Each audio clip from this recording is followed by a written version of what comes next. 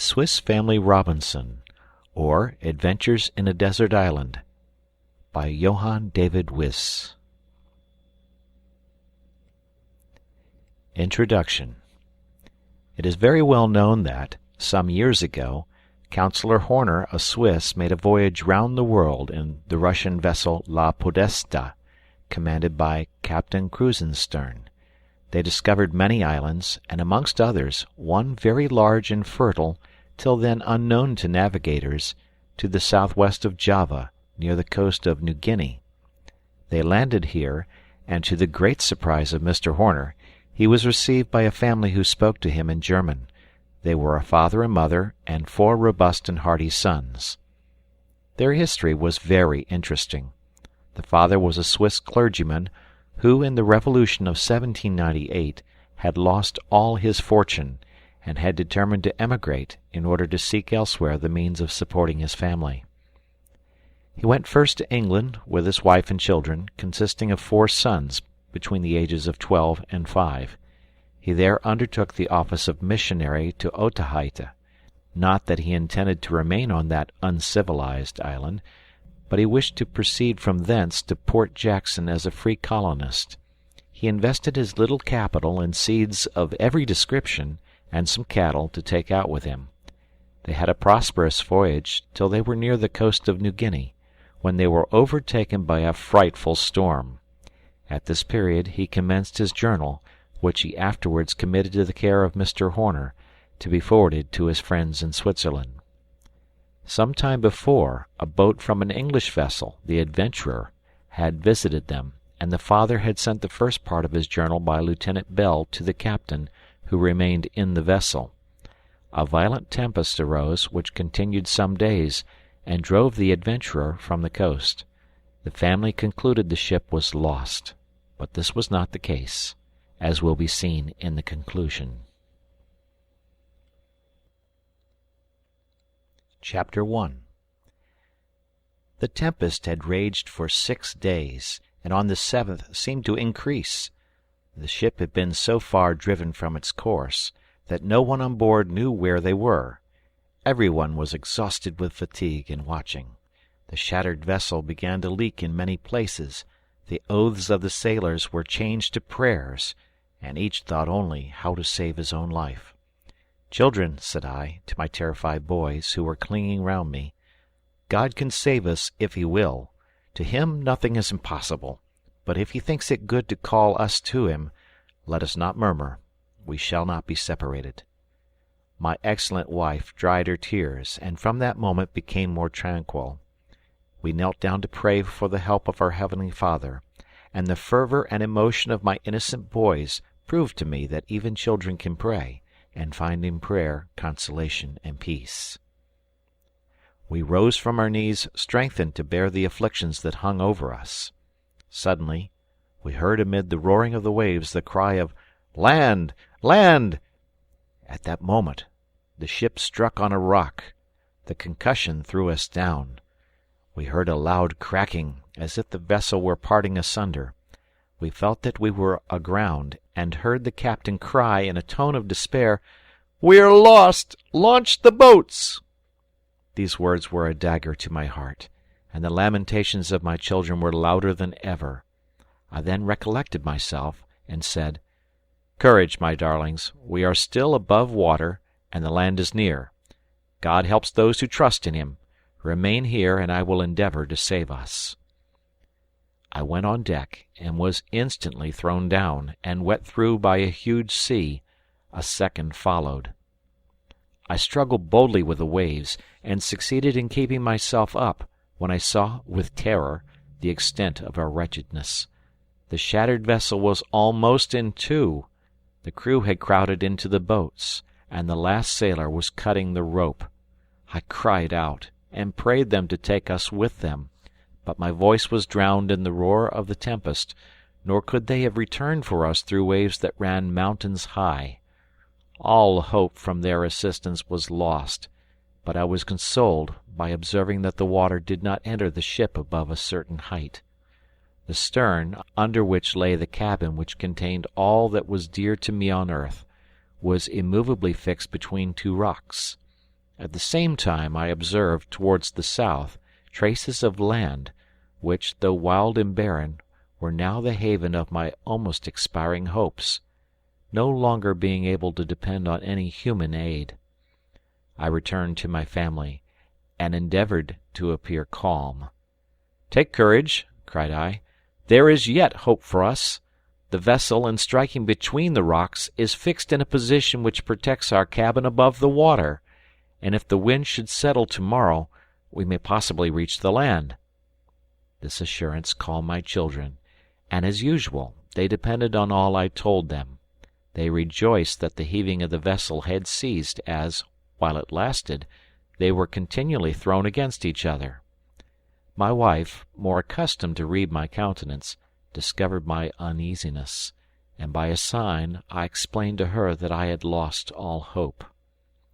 I felt great consolation in seeing that she supported our misfortune with truly Christian resignation. "Let us take some food," said she. "With the body, the mind is strengthened. This must be a night of trial." Night came, and the tempest continued its fury, tearing away the planks from the devoted vessel with a fearful crashing. It appeared absolutely impossible that the boats could have outlived the storm. My wife had prepared some refreshment, of which the children partook with an appetite that we would not feel. The 3 younger ones retired to their beds, and soon slept soundly. Fritz, the eldest, watched with me. "I have been considering," said he, "how we could save ourselves. If we only had some cork jackets, or bladders, for Mamma and my brothers, you and I don't need them, we could then swim to land." "A good thought," said I. "I will try during the night to contrive some expedient to secure our safety." We found some small empty barrels in the cabin, which we tied 2 together with our handkerchiefs, leaving a space between for each child, and fastened this new swimming apparatus under our arms. My wife prepared the same for herself. We then collected some knives, string, tinder box, and such little necessaries as we could put in our pockets. Thus, in case the vessel should fall to pieces during the night, we hoped we might be enabled to reach land. At length Fritz, overcome with fatigue, lay down and slept with his brothers. My wife and I, too anxious to rest, spent that dreadful night in prayer and in arranging various plans. How gladly we welcomed the light of day shining through an opening! The wind was subsiding, the sky serene, and I watched the sun rise with renewed hope. I called my wife and children on deck. The younger ones were surprised to find we were alone. They inquired what had become of the sailors, and how we should manage the ship alone.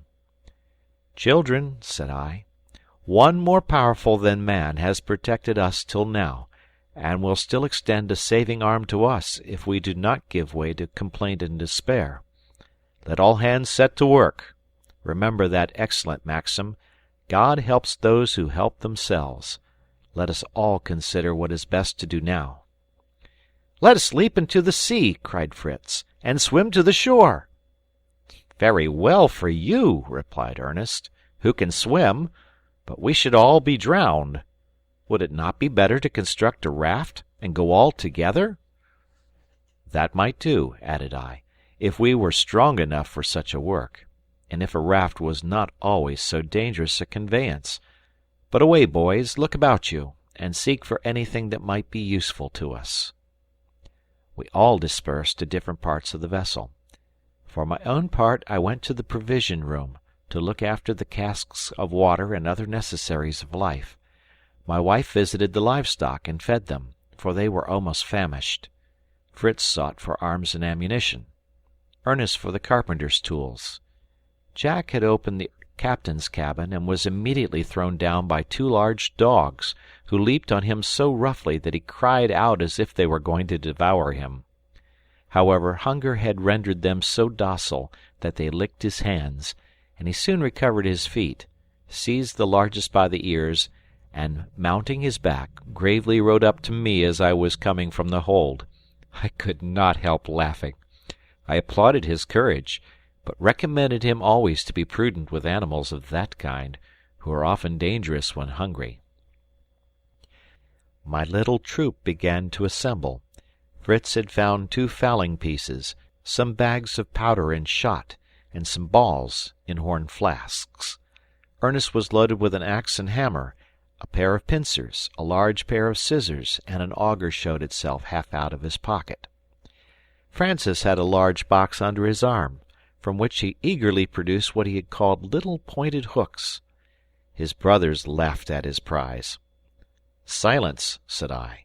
"The youngest has made the most valuable addition to our stores. These are fish hooks, and may be more useful for the preservation of our lives than anything this ship contains. However, Fritz and Ernest have not done amiss." "For my part," said my wife, "I only contribute good news. I have found a cow, an ass, 2 goats, 6 sheep, and a sow with young. I have fed them and hope we may preserve them." "Very well," said I to my little workman. "I am satisfied with all but Master Jack, who, instead of anything useful, has contributed 2 great eaters, who will do us more harm than good." "They can help us to hunt when we get to land," said Jack. "Yes," replied I, "but can you devise any means of our getting there?" "It does not seem at all difficult," said the spirited little fellow. "Put us each into a great tub, and let us float to shore. I remember sailing capitally that way on Godpapa's great pond at... A very good idea, Jack. Good counsel may sometimes be given even by a child. Be quick, boys. Give me the saw and auger with some nails. We will see what we can do." I remembered seeing some empty casks in the hold. We went down and found them floating. This gave us less difficulty in getting them upon the lower deck, which was just above the water. They were of strong wood, bound with iron hoops, and exactly suited my purpose. My sons and I therefore began to saw them through the middle. After long labor we had 8 tubs all the same height. We refreshed ourselves with wine and biscuit, which we had found in some of the casks. I then contemplated with delight my little squadron of boats ranged in a line, and was surprised that my wife still continued depressed. She looked mournfully on them. "I can never venture in one of those tubs," she said. "Wait a little till my work is finished," replied I, "and you will see it is more to be depended on than this broken vessel." I sought out a long, flexible plank, and arranged 8 tubs on it, close to each other, leaving a piece at each end to form a curve upwards, like the keel of a vessel. We then nailed them firmly to the plank, and to each other. We nailed a plank at each side, of the same length as the first, and succeeded in producing a sort of boat, divided into 8 compartments, in which it did not appear difficult to make a short voyage over a calm sea. But, unluckily, our wonderful vessel proved so heavy that our united efforts could not move it an inch. I sent Fritz to bring me the jack-screw, and in the meantime sawed a thick round pole into pieces. Then, raising the forepart of our work by means of the powerful machine, Fritz placed one of these rollers under it. Ernest was very anxious to know how this small machine could accomplish more than our united strength. I explained to him, as well as I could, the power of the lever of Archimedes, with which he had declared he could move the world if he had but a point to rest it on, and I promised my son to take the machine to pieces when we were on shore, and explain the mode of operation. I then told them that God, to compensate for the weakness of man, had bestowed on him reason, invention, and skill in workmanship. The result of these had produced a science which, under the name of mechanics, taught us to increase and extend our limited powers incredibly by the aid of instruments.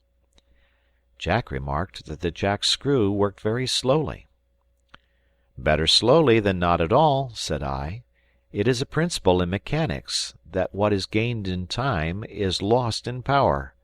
The jack is not meant to work rapidly, but to raise heavy weights, and the heavier the weight, the slower the operation.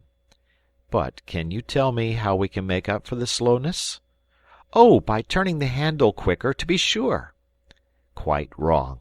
That would not aid us at all. Patience and reason are the two fairies by whose potent help I hope to get our boat afloat." I quickly proceeded to tie a strong cord to the after part of it, and the other end to a beam in the ship, which was still firm, leaving it long enough for security. Then, introducing 2 more rollers underneath, and working with a jack, we succeeded in launching our bark, which passed into the water with such velocity that but for our rope it would have gone out to sea. Unfortunately, it leaned so much on one side that none of the boys would venture into it. I was in despair, when I suddenly remembered it only wanted ballast to keep it in equilibrium. I hastily threw in anything I got hold of that was heavy, and soon had my boat level and ready for occupation. They now contended who should enter first, but I stopped them, reflecting that these restless children might easily capsize our vessel. I remembered that savage nations made use of an outrigger to prevent their canoe oversetting, and this I determined to add to my work. I fixed 2 portions of a topsail yard, one over the prow, the other across the stern, in such a manner that they should not be in the way in pushing off our boat from the wreck. I forced the end of each yard into the bunghole of an empty brandy cask to keep them steady during our progress. It was now necessary to clear the way for our departure. I got into the first tub, and managed to get the boat into the cleft in the ship's side by way of a haven. I then returned, and with the axe and saw cut away right and left all that could obstruct our passage. Then we secured some oars, to be ready for our voyage next day. The day had passed in toil, and we were compelled to spend another night on the wreck, though we knew it might not remain until morning. We took a regular meal, for during the day we had scarcely had time to snatch a morsel of bread and a glass of wine. More composed than on the preceding night, we retired to rest. I took the precaution to fasten the swimming apparatus across the shoulders of my 3 younger children and my wife, for fear another storm might destroy the vessel and cast us into the sea. I also advised my wife to put on a sailor's dress, as more convenient for her expected toils and trials. She reluctantly consented, and after a short absence appeared in the dress of a youth who had served as a volunteer in the vessel. She felt very timid and awkward in her new dress, but I showed her the advantage of the change, and at last she was reconciled, and joined in the laughter of the children at her strange disguise. She then got into her hammock, and we enjoyed a pleasant sleep to prepare us for new labors. End of chapter 1.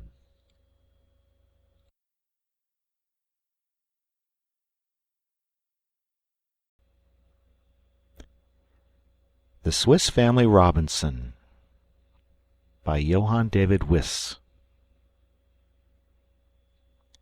Chapter 2.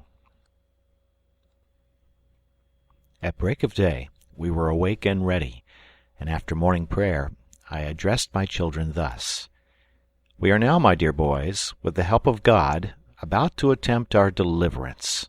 Before we go, provide our poor animals with food for some days. We cannot take them with us, but if our voyage succeeds, we may return for them. Are you ready?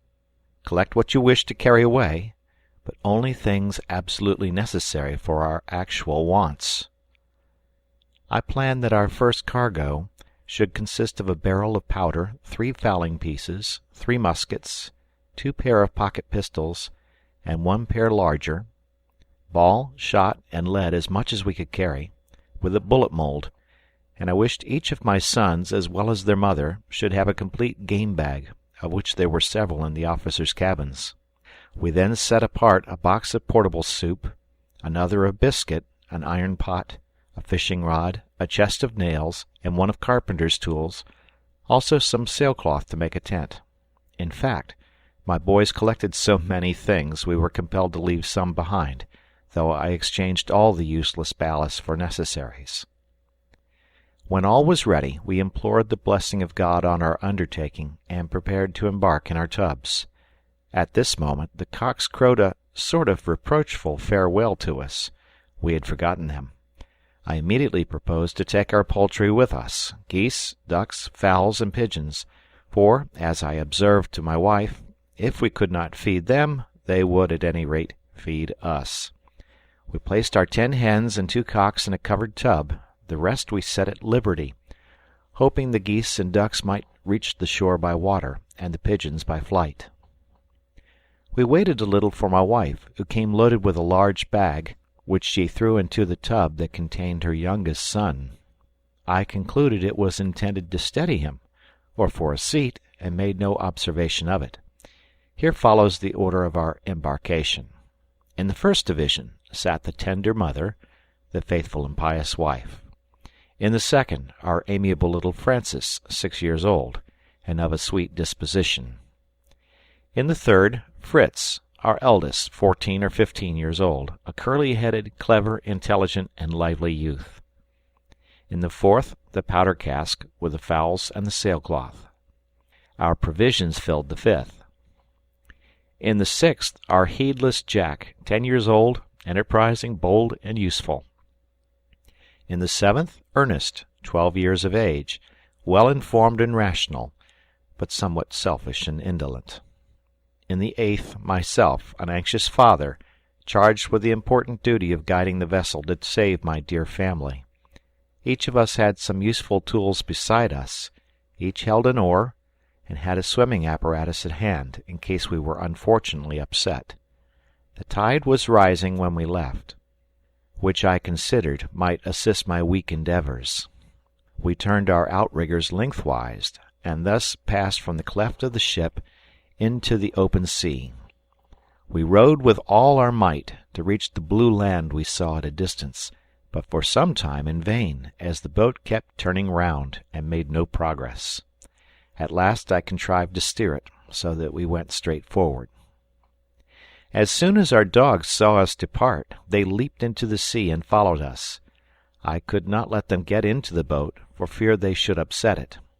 I was very sorry, for I hardly expected they would be able to swim to land, but by occasionally resting their forepaws on our outriggers, they managed to keep up with us. Turk was an English dog, and Flora of a Danish breed. We proceeded slowly, but safely. The nearer we approached the land, the more dreary and unpromising it appeared. The rocky coast seemed to announce to us nothing but famine and misery. The waves, gently rippling against the shore, were scattered over with barrels, bales, and chests from the wreck. Hoping to secure some good provisions, I called on Fritz for assistance. He held a cord, hammer, and nails, and we managed to seize 2 hogsheads in passing, and fastening them with cords to our vessel, drew them safely after us to the shore. As we approached, the coast seemed to improve. The chain of rock was not entire, and Fritz's hawk eye made out some trees, which he declared were the cocoanut tree. Ernest was delighted at the prospect of eating these nuts, so much larger and better than any grown in Europe. I was regretting not having brought the large telescope from the captain's cabin, when Jack produced from his pocket a smaller one, which he offered me with no little pride. This was a valuable acquisition, as I was now enabled to make the requisite observations and direct my course. The coast before us had a wild and desert appearance. It looked better towards the left, but I could not approach that part, for a current which drove us towards the rocky and barren shore. At length we saw, near the mouth of a rivulet, a little creek between the rocks, towards which our geese and ducks made, serving us for guides. This opening formed a little bay of smooth water, just deep enough for our boat. I cautiously entered it, and landed at a place where the coast was about the height of our tubs, and the water deep enough to let us approach. The shore spread inland, forming a gentle declivity of a triangular form, the point lost among the rocks, and the base to the sea. All that were able leaped on shore in a moment.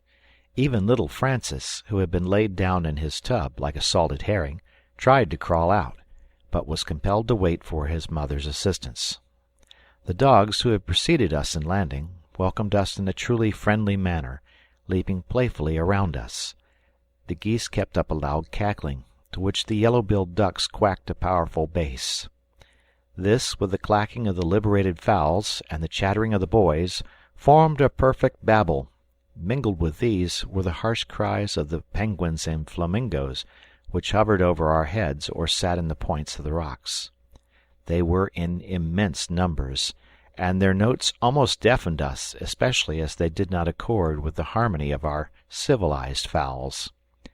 However, I rejoiced to see these feathered creatures, already fancying them on my table, if we were obliged to remain in this desert region. Our first care, when we stepped in safety on land, was to kneel down and thank God, to whom we owed our lives, and to resign ourselves wholly to his fatherly kindness. We then began to unload our vessel. How rich we thought ourselves with the little we had saved! We sought a convenient place for our tent, under the shade of the rocks. We then inserted a pole in a fissure in the rock. This, resting firmly on another pole fixed in the ground, formed the frame of the tent. The sailcloth was then stretched over it, and fastened down at proper distances by pegs, to which, for greater security, we added some boxes of provision. We fixed some hooks to the canvas at the opening in front, that we might close the entrance during the night. I sent my sons to seek some moss and withered grass, and spread it in the sun to dry, to form our beds. And while all, even little Francis, were busy with this, I constructed a sort of cooking place, at some distance from the tent, near the river which was to supply us with fresh water. It was merely a hearth of flat stones from the bed of the stream, fenced round with some thick branches. I kindled a cheerful fire with some dry twigs, put on the pot, filled with water and some squares of portable soup, and left my wife, with Francis for assistant, to prepare dinner. He took the portable soup for glue, and could not conceive how Mamma could make soup, as we had no meat, and there were no butcher shops here. Fritz, in the meantime, had loaded our guns. He took one to the side of the river. Ernest declined accompanying him, as the rugged road was not to his taste. He preferred the seashore. Jack proceeded to a ridge of rocks on the left, which ran towards the sea, to get some mussels. I went to try and draw the 2 floating hogsheads on shore, but could not succeed, for our landing place was too steep to get them up. Whilst I was vainly trying to find a more favourable place, I heard my dear Jack uttering most alarming cries. I seized my hatchet and ran to his assistance. I found him up to the knees in a shallow pool, with a large lobster holding his leg in its sharp claws. It made off at my approach, but I was determined it should pay for the fright it had given me. Cautiously taking it up, I brought it out, followed by Jack, who, now very triumphant, wished to present it himself to his mother, after watching how I held it. But he had hardly got it into his hands when it gave him such a violent blow on the cheek with its tail that he let it fall and began to cry again. I could not help laughing at him, and in his rage he seized a stone and put an end to his adversary. I was grieved at this, and recommended him never to act in a moment of anger, showing him that it was unjust in being so revengeful, for if he had been bitten by the lobster, it was plain he would have eaten his foe if he had conquered him. Jack promised to be more discreet and merciful in future, and obtained leave to bear the prize to his mother. "Mamma," said he proudly, "a lobster! A lobster, Ernest! Where's Fritz? Take care it doesn't bite you, Francis." They all crowded round in astonishment. "Yes," added he, triumphantly, "here is the impertinent claw that seized me, but I repaid the knave." "You are a boaster," said I. "You would have got indifferently on with the lobster if I had not come up. And have you forgotten the slap on the cheek which compelled you to release him? Besides, he only defended himself with his natural arms, but you had to take a great stone. You have no reason to be proud, Jack." Ernest wished to have the lobster added to the soup to improve it, but his mother, with a spirit of economy, reserved it for another day. I then walked to the spot where Jack's lobster was caught, and finding it favorable for my purpose, drew my 2 hogsheads on shore there, and secured them by turning them on end. On returning, I congratulated Jack on being the first to have been successful in foraging. Ernest remarked that he had seen some oysters attached to a rock, but could not get at them without wetting his feet, which he did not like. "Indeed, my delicate gentleman," said I, laughing, "I must trouble you to return and procure us some. We must all unite in working for the public good, regardless of wet feet. The sun will soon dry us." "I might as well bring some salt at the same time," said he. "I saw plenty in the fissures of the rocks left by the sea, I should think, Papa." "Doubtless, Mr. Reasoner," replied I. "Where else could it have come from? The fact was so obvious that you had better have brought a bagful than delayed to reflect about it. But if you wish to escape insipid soup, be quick and procure some." He went, and returned with some salt, so mixed with sand and earth that I should have thrown it away as useless, but my wife dissolved it in fresh water, and, filtering it through a piece of canvas, managed to flavor our soup with it. Jack asked why we could not have used sea water, and I explained to him that the bitter and nauseous taste of sea water would have spoiled our dinner. My wife stirred the soup with a little stick, and, tasting it, pronounced it very good, but added, "We must wait for Fritz, and how shall we eat our soup without plates or spoons? We cannot possibly raise this large boiling pot to our heads and drink out of it." It was too true. We gazed stupefied at our pot, and at last all burst into laughter at our destitution and our folly in forgetting such useful necessaries. "If we only had coconuts," said Ernest, "we might split them and make basins and spoons." "If," replied I, "but we have none. We might as well wish for a dozen handsome silver spoons at once, if wishes were of any use." "But," observed he, "we can use oyster shells." "A useful thought, Ernest. Go directly and get the oysters. And remember, gentlemen, no complaints, though the spoons are without handles, and you should dip your fingers into the bowl." Off ran Jack, and was mid-leg in the water before Ernest got to him. He tore down the oysters and threw them to his idle brother, who filled his handkerchief, taking care to put a large one into his pocket for his own use, and they returned with their spoil. Fritz had not yet appeared, and his mother was becoming uneasy, when we heard him cheerfully hailing us at a distance. He soon came up, with a feigned air of disappointment, and his hands behind him, but Jack, who had glided around him, cried out, "A sucking pig! A sucking pig!" And he then, with great pride and satisfaction, produced his booty, which I recognized, from the description of travellers, to be the agouti, common in these regions, a swift animal, which burrows in the earth, and lives on fruits and nuts. Its flesh, something like that of the rabbit, has an unpleasant flavour to Europeans. All were anxious to know the particulars of the chase, but I seriously reproved my son for his little fiction, and warned him never to use the least deceit, even in jest. I then inquired where he had met with the agouti. He told me he had been on the other side of the river. "A very different place to this," continued he. "The shore lies low, and you can have no idea of the number of casks, chests, planks, and all sorts of things the sea has thrown up. Shall we go and take possession of them? And tomorrow, father, we ought to make another trip to the vessel to look after our cattle. We might at least bring away the cow. Our biscuit would not be so hard dipped in milk." "And very much nicer," added the greedy Ernest. "Then," continued Fritz, "beyond the river there is rich grass for pasturage, and a shady wood. Why should we remain in this barren wilderness?" "Softly," replied I. "There is a time for all things. Tomorrow and the day after tomorrow will have their work. But first tell me, did you see anything of our shipmates?" "Not a trace of man, living or dead, on land or sea.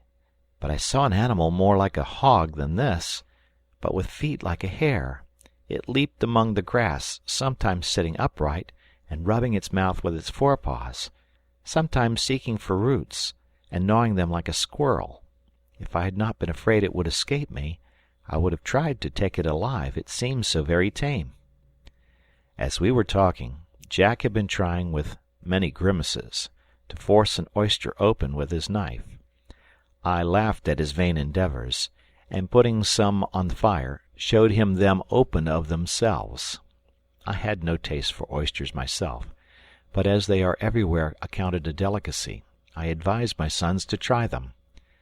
They all at first declined the unattractive repast, except Jack, who, with great courage, closed his eyes and desperately swallowed one as if it had been medicine. The rest followed his example, and then all agreed with me that oysters were not good. The shells were soon plunged into the pot to bring out some of the good soup, but, scalding their fingers, it was who could cry out the loudest. Ernest took his large shell from his pocket, cautiously filled it with a good portion of soup, and set it down to cool, exulting in his own prudence. "You have been very thoughtful, my dear Ernest," said I. "But why are your thoughts always for yourself, so seldom for others? As a punishment for your egotism, that portion must be given to our faithful dogs. We can all dip our shells into the pot. The dogs cannot. Therefore they shall have your soup, and you must wait and eat as we do." My reproach struck his heart, and he placed his shell obediently on the ground, which the dogs emptied immediately. We were almost as hungry as they were, and were watching anxiously till the soup began to cool, when we perceived that the dogs were tearing and gnawing Fritz's agouti. The boys all cried out. Fritz was in a fury, took his gun, struck the dogs, called them names, threw stones at them, and would have killed them if I had not held him. He had actually bent his gun with striking them. As soon as he would listen to me, I reproached him seriously for his violence, and represented to him how much he had distressed us and terrified his mother, that he had spoiled his gun, which might have been so useful to us, and had almost killed the poor animals, who might be more so. "Anger," said I, "leads to every crime. Remember Cain, who killed his brother in a fit of passion." "Oh, father!" said he in a voice of terror, and, acknowledging his error, he asked pardon and shed bitter tears. Soon after our repast the sun set, and the fowls gathered round us, and picked up the scattered crumbs of biscuit. My wife then took out her mysterious bag and drew from it some handfuls of grain, to feed her flock. She showed me also many other seeds of useful vegetables. I praised her prudence, and begged her to be very economical, as these seeds were of great value, and we could bring from the vessel some spoiled biscuit for the fowls. Our pigeons now flew among the rocks, the cocks and hens perched on the frame of the tent, and the geese and ducks chose to roost in a marsh covered with bushes near the sea. We prepared for our rest. We loaded all our arms, then offered up our prayers together, thanking God for his signal mercy to us, and commending ourselves to his care. When the last ray of light departed, we closed our tent, and lay down on our beds close together. The children had remarked how suddenly the darkness came on, from which I concluded we were not far from the equator, for I explained to them, the more perpendicularly the rays of the sun fall, the less their refraction, and consequently night comes on suddenly when the sun is below the horizon. Once more I looked out to see if all was quiet, then carefully closing the entrance, I lay down. Warm as the day had been, the night was so cold that we were obliged to crowd together for warmth. The children soon slept, and when I saw their mother in her first peaceful sleep, my own eyes closed, and our first night on the island passed comfortably. End of chapter.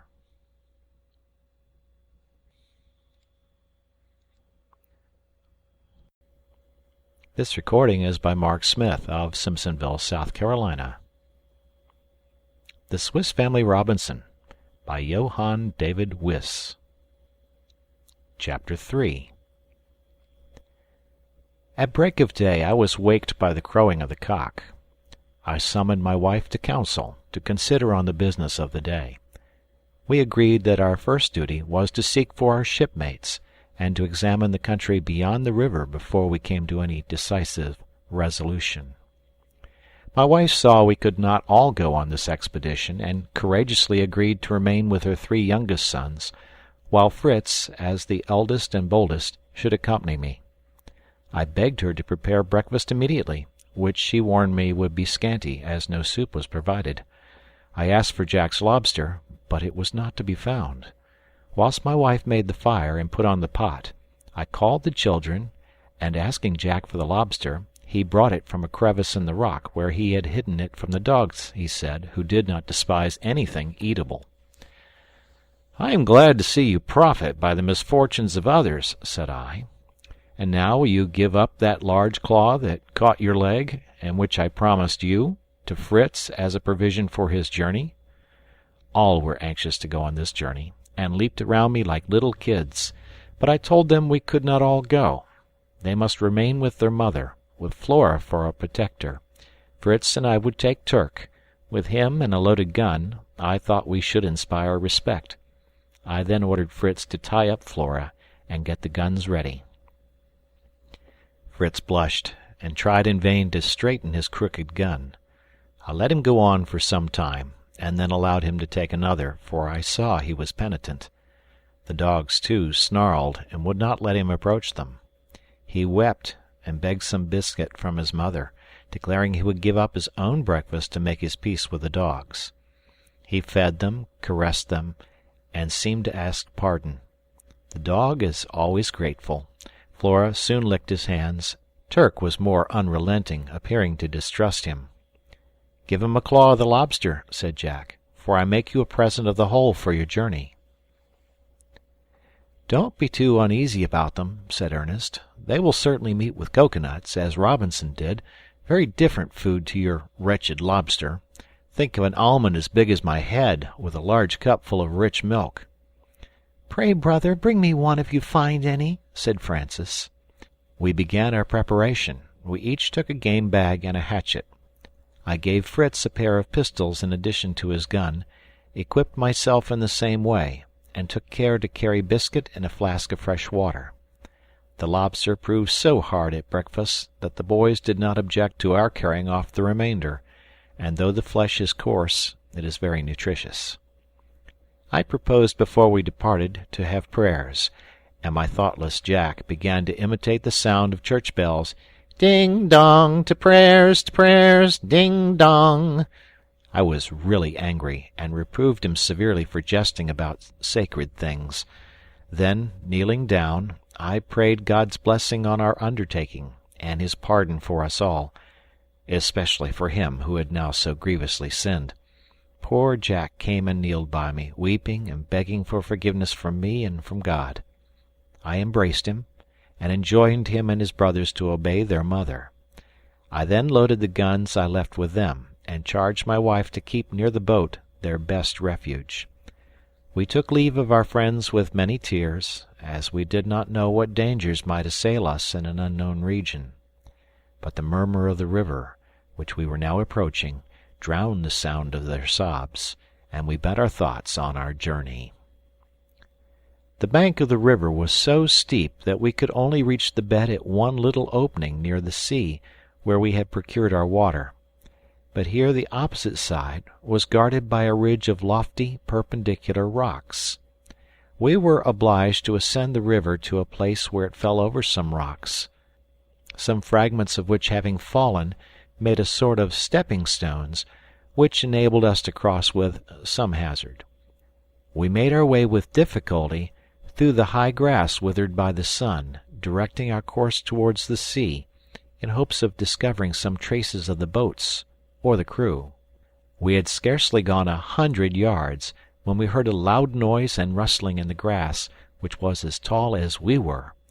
We imagined we were pursued by some wild beast, and I was gratified to observe the courage of Fritz, who, instead of running away, calmly turned round and presented its peace.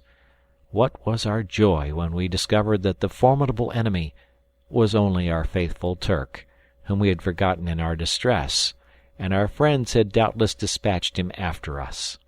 I applauded my son's presence of mind. A rash act might have deprived us of this valuable friend. We continued our way. The sea lay to our left. On our right, at a short distance, ran the chain of rocks, which were continued from our landing place, in a line parallel to the sea, the summits clothed with verdure and various trees. Between the rocks and the sea, several little woods extended, even to the shore, to which we kept as close as possible, vainly looking out on land or sea for any trace of our crew. Fritz proposed to fire his gun as a signal to them if they should be near us, but I reminded him that this signal might bring the savages round us instead of our friends. He then inquired why we should search after these persons at all, who so unfeelingly abandoned us on the wreck. "First," said I, "we must not return evil for evil. Besides, they may assist us, or be in need of our assistance. Above all, remember, they could save nothing but themselves. We have got many useful things which they have as much right to as we." "But we might be saving the lives of our cattle," said he. "We should do our duty better by saving the life of a man," answered I. "Besides, our cattle have food for some days, and the sea is so calm there is no immediate danger." We proceeded, and entering a little wood that extended to the sea, we rested in the shade, near a clear stream, and took some refreshment. We were surrounded by unknown birds, more remarkable for brilliant plumage than for the charm of their voice. Fritz thought he saw some monkeys among the leaves, and Turk began to be restless, smelling about, and barking very loud.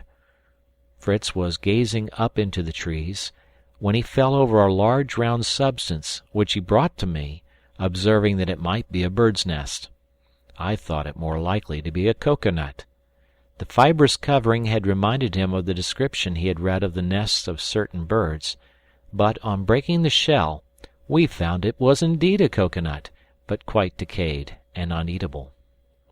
Fritz was astonished. Where was the sweet milk that Ernest had talked of? I told him the milk was only in the half-ripe nuts, that it thickened and hardened as the nut ripened, becoming a kernel. This nut had perished from remaining above ground. If it had been in the earth, it would have vegetated and burst the shell. I advised my son to try if he could not find a perfect nut. After some search, we found one and sat down to eat it, keeping our own provision for dinner. The nut was somewhat rancid, but we enjoyed it, and then continued our journey. We were some time before we got through the wood, being frequently obliged to clear a road for ourselves through the entangled brushwood with our hatchets. At last we entered the open plain again, and had a clear view before us. The forest still extended about a stone's throw to our right, and Fritz, who was always on the lookout for discoveries, observed a remarkable tree here and there, which he approached to examine, and he soon called me to see this wonderful tree with wens growing on the trunk. On coming up, I was overjoyed to find this tree, of which there were a great number. It was the gourd tree which bears fruit on the trunk. Fritz asked if these were sponges. I told him to bring me one, and I would explain the mystery. "There's one," said he, "very like a pumpkin, only harder outside." "Of this shell," said I, "we can make plates, dishes, basins, and flasks. We call it the gourd tree." Fritz leaped for joy. "Now my dear mother will be able to serve her soup properly." I asked him if he knew why the tree bore the fruit on its trunk, or on the thick branches only. He immediately replied that the smaller branches would not bear the weight of the fruit. He asked me if this fruit was eatable. "Harmless, I believe," said I, "but by no means delicate. Its great value to savage nations consists in the shell, which they use to contain their food, and drink, and even cook in it." Fritz could not comprehend how they could cook in the shell without burning it. I told him the shell was not placed on the fire, but being filled with cold water, and the fish or meat placed in it, red-hot stones are, by degrees, introduced into the water till it attains sufficient heat to cook the food, without injuring the vessel. We then set about making our dishes and plates. I showed Fritz a better plan for dividing the gourd than with a knife. I tied a string tightly round the nut, struck it with the handle of my knife till an incision was made, then tightened it till the nut was separated into 2 equally sized bowls. Fritz had spoiled his gourd by cutting it irregularly with his knife. I advised him to try and make spoons of it, as it would not do for basins now. I told him I had learnt my plan from books of travels. It is the practice of the savages, who have no knives, to use a sort of string made from the bark of trees for this purpose. "But how can they make bottles?" said he. "That requires some preparation," replied I. "They tie a bandage round the young gourd near the stalk, so that the part at liberty expands in a round form, and the compressed part remains narrow. They then open the top and extract the contents by putting in pebbles and shaking it. By this means they have a complete bottle." We worked on. Fritz completed a dish and some plates, to his great satisfaction. But we considered that, being so frail, we could not carry them with us. We therefore filled them with sand, that the sun might not warp them, and left them to dry till we returned. As we went on, Fritz amused himself with cutting spoons from the rind of the gourd, and I tried to do the same with the fragments of the cocoanut, but I must confess my performances were inferior to those I had seen in the museum in London, the work of the South Sea Islanders. We laughed at our spoons, which would have required mouths from ear to ear to eat with them. Fritz declared that the curve of the rind was the cause of that defect. If the spoons had been smaller, they would have been flat, and you might as well eat soup with an oyster shell as with a shovel. While we talked, we did not neglect looking about for our lost companions, but in vain.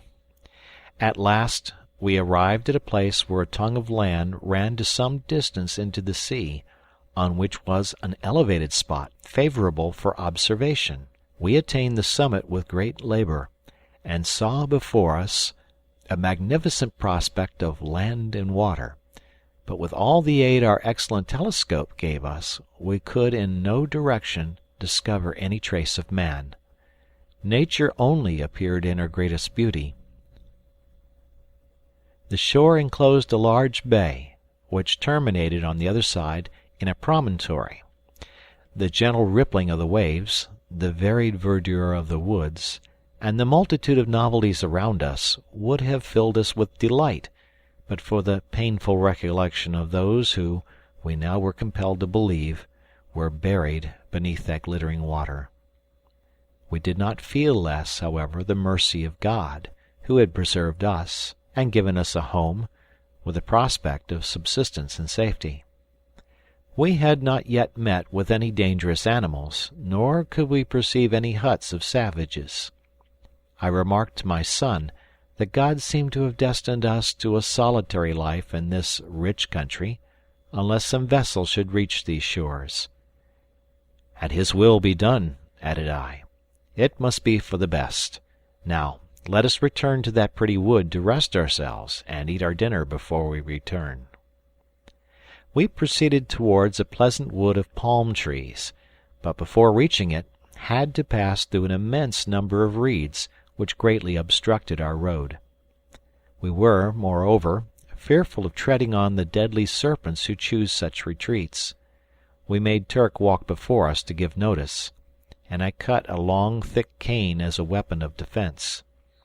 I was surprised to see a glutinous juice oozing from the end of the cut cane. I tasted it, and was convinced that we had met with a plantation of sugar canes. I sucked more of it, and found myself singularly refreshed. I said nothing to Fritz, that he might have the pleasure of making the discovery himself. He was walking a few paces before me, and I called to him to cut himself a cane like mine, which he did, and soon found out the riches it contained. He cried out in ecstasy, "Oh, papa, papa, syrup of sugar cane! Delicious! How delighted will dear mamma and my brothers be when I carry some to them!" He went on, sucking pieces of cane so greedily that I checked him, recommending moderation. He was then content to take some pieces to regale himself as he walked home, loading himself with a huge burden for his mother and brothers. We now entered the wood of palms to eat our dinner, when suddenly a number of monkeys, alarmed by our approach and the barking of the dog, fled like lightning to the tops of the trees, and then grinned frightfully at us, with loud cries of defiance. As I saw the trees were cocoa palms, I hoped to obtain, by means of the monkeys, a supply of the nuts in the half-ripe state, when filled with milk. I held Fritz's arm, who was preparing to shoot at them, to his great vexation, as he was irritated against the poor monkeys for their derisive gestures. But I told him, though no patron of monkeys myself, I could not allow it. We had no right to kill any animal except in defense, or as a means of supporting life. Besides, the monkeys would be of more use to us living than dead, as I would show him. I began to throw stones at the monkeys, not being able, of course, to reach the place of their retreat, and they, in their anger and in the spirit of imitation, gathered the nuts and hurled them on us in such quantities that we had some difficulty in escaping from them. We had soon a large stock of coconuts. Fritz enjoyed the success of the stratagem, and when the shower subsided, he collected as many as he wished. We then sat down and tasted some of the milk through the 3 small holes which we opened with our knives. We then divided some with our hatchets, and quenched our thirst with the liquor, which is not, however, a very agreeable flavour. We liked best a sort of thick cream which adheres to the shells, from which we scraped it with our spoons, and mixing it with the juice of the sugar cane, we produced a delicious dish. Turk had the rest of the lobster, which we now despised, with some biscuit. We then got up. I tied some nuts together by their stems, and threw them over my shoulder. Fritz took his bundle of canes, and we set out homewards. End of chapter.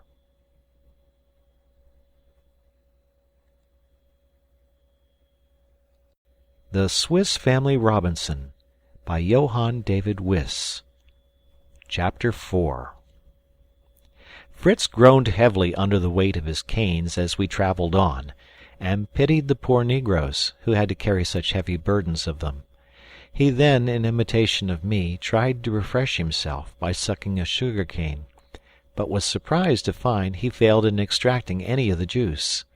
At last, after some reflection, he said, "Ah, I remember.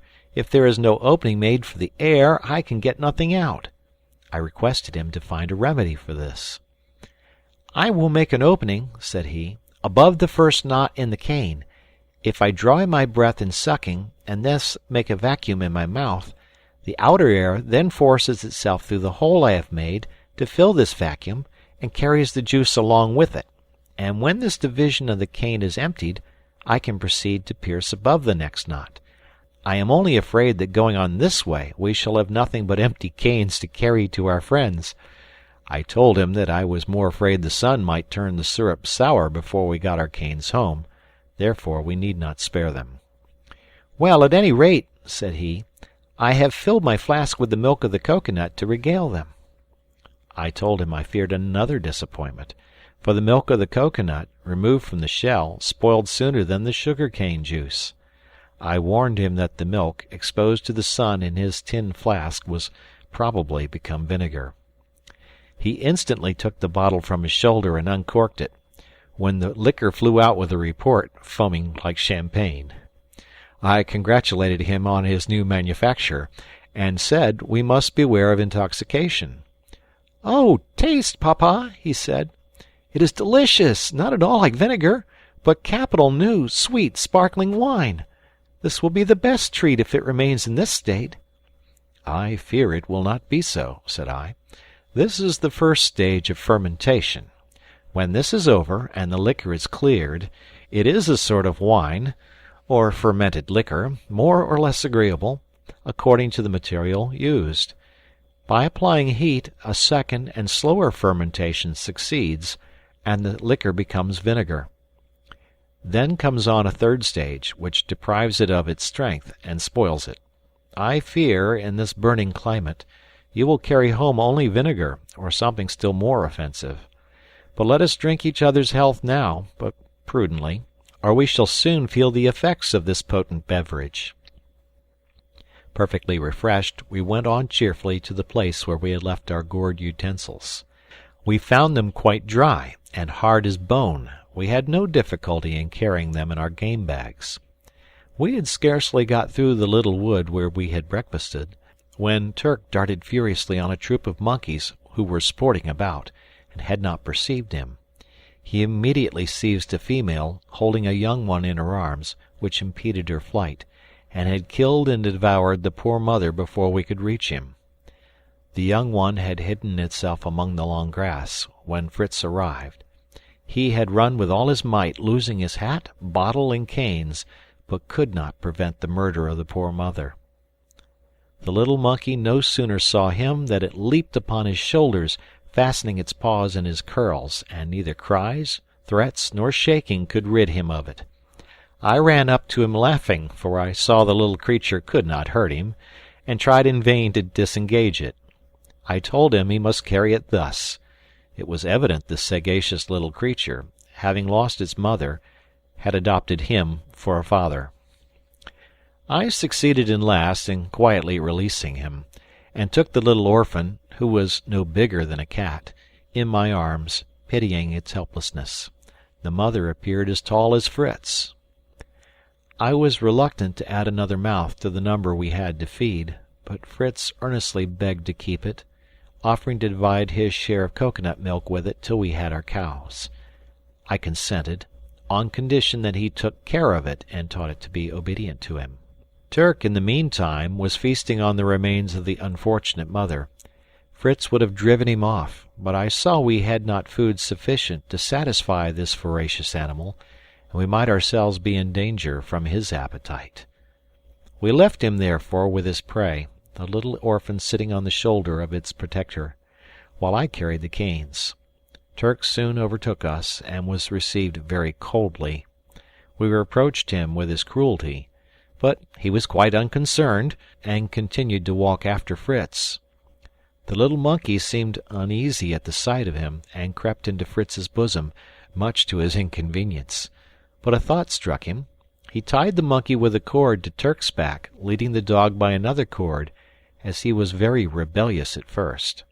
But our threats and caresses at last induced him to submit to his burden. We proceeded slowly, and I could not help anticipating the mirth of my little ones when they saw us approach like a pair of showmen. I advised Fritz not to correct the dogs for attacking and killing unknown animals. Heaven bestows the dog on man, as well as the horse, for a friend and protector. Fritz thought we were very fortunate, then, in having two such faithful dogs. He only regretted that our horses had died on the passage, and only left us the ass. "Let us not disdain the ass," said I. "I wish we had him here. He is of a very fine breed, and would be as useful as a horse to us." In such conversations, we arrived at the banks of our river before we were aware. Flora barked to announce our approach, and Turk answered so loudly that the terrified little monkey leaped from his back to the shoulder of its protector, and would not come down. Turk ran off to meet his companion, and our dear family soon appeared on the opposite shore, shouting with joy at our happy return. We crossed at the same place as we had done in the morning, and embraced each other. Then began such a noise of exclamations. "A monkey! A real live monkey! Oh, how delightful! How glad we are! How did you catch him?" "He's very ugly," said little Francis, who was almost afraid of him. "He's prettier than you are," said Jack. "See how he laughs! How I should like to see him eat!"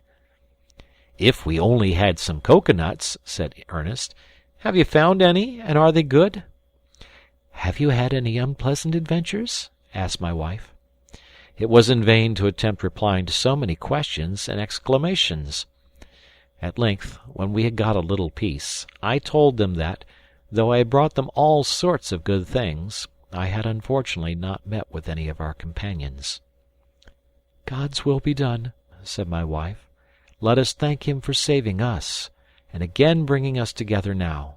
This day has seemed an age. But put down your loads, and let us hear your adventures. We have not been idle, but we are less fatigued than you. Boys, assist your father and brother." Jack took my gun, Ernest the coconuts, Francis the gourd rinds, and my wife the game bag. Fritz distributed his sugar canes and placed the monkey on Turk's back, to the amusement of the children. He begged Ernest to carry his gun, but he complained of being overloaded with the great bowls. His indulgent mother took them from him, and we proceeded to the tent. Fritz thought Ernest would not have relinquished the bowls, if he had known what they contained, and called out to tell him they were coconuts. "Give them to me," cried Ernest. "I will carry them, Mamma, and the gun too." His mother declined giving them. "I can throw away these sticks," said he, "and carry the gun in my hand." "I would advise you not," observed Fritz, "for the sticks are sugar canes." "Sugar canes!" cried they all, surrounding Fritz, who had to give them the history and teach them the art of sucking the canes. My wife, who had a proper respect for sugar in her housekeeping, was much pleased with this discovery, and the history of all our acquisitions, which I displayed to her. Nothing gave her so much pleasure as our plates and dishes, which were actual necessaries. We went to our kitchen, and were gratified to see preparations going on for a good supper. My wife had planted a forked stick on each side of the hearth. On these rested a long, thin wand, on which all sorts of fish were roasting, Francis being entrusted to turn the spit. On the other side was impaled a goose on another spit, and a row of oyster shells formed the dripping pan. Besides this, the iron pot was on the fire, from which arose the savoury odour of a good soup. Behind the hearth stood one of the hogsheads, opened, and containing the finest Dutch cheeses, enclosed in cases of lead. All this was very tempting to hungry travellers, and very unlike a supper on a desert island. I could not think my family had been idle when I saw such a result of their labours. I was only sorry that they had killed the goose, as I wished to be economical with our poultry. "Have no uneasiness," said my wife. "This is not from our poultry yard. It is a wild goose killed by Ernest." "It is a sort of penguin, I believe," said Ernest, "distinguished by the name of Booby, and so stupid that I knocked it down with a stick. It is web-footed, has a long narrow beak, a little curved downwards. I have preserved the head and neck for you to examine. It exactly resembles the penguin of my book of natural history." I pointed out to him the advantages of study, and was making more inquiries about the form and habits of the bird, when my wife requested me to defer my catechism of natural history. "Ernest has killed the bird," added she. "I received it. We shall eat it. What more would you have? Let the poor child have the pleasure of examining and tasting the coconuts." "Very well," replied I. "Fritz must teach them how to open them, and we must not forget the little monkey who has lost his mother's milk." "I've tried him," cried Jack. "He will eat nothing." I had told them he had not yet learnt to eat, and we must feed him with coconut milk till we could get something better. Jack generously offered all his share, but Ernest and Francis were anxious to taste the milk themselves. "But the monkey must live," said Jack petulantly. "And so must we all," said Mother. "Supper is ready, and we will reserve the coconuts for dessert." We sat down on the ground, and the supper was served on our gourd rind service, which answered the purpose admirably. My impatient boys had broken the nuts, which they found excellent, and they made themselves spoons of the shell.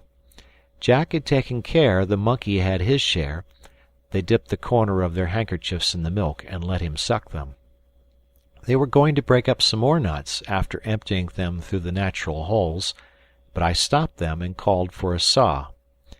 I carefully divided the nuts with this instrument, and soon provided us each with a neat basin for our soup, to the great comfort of my dear wife, who was gratified by seeing us able to eat like civilized beings.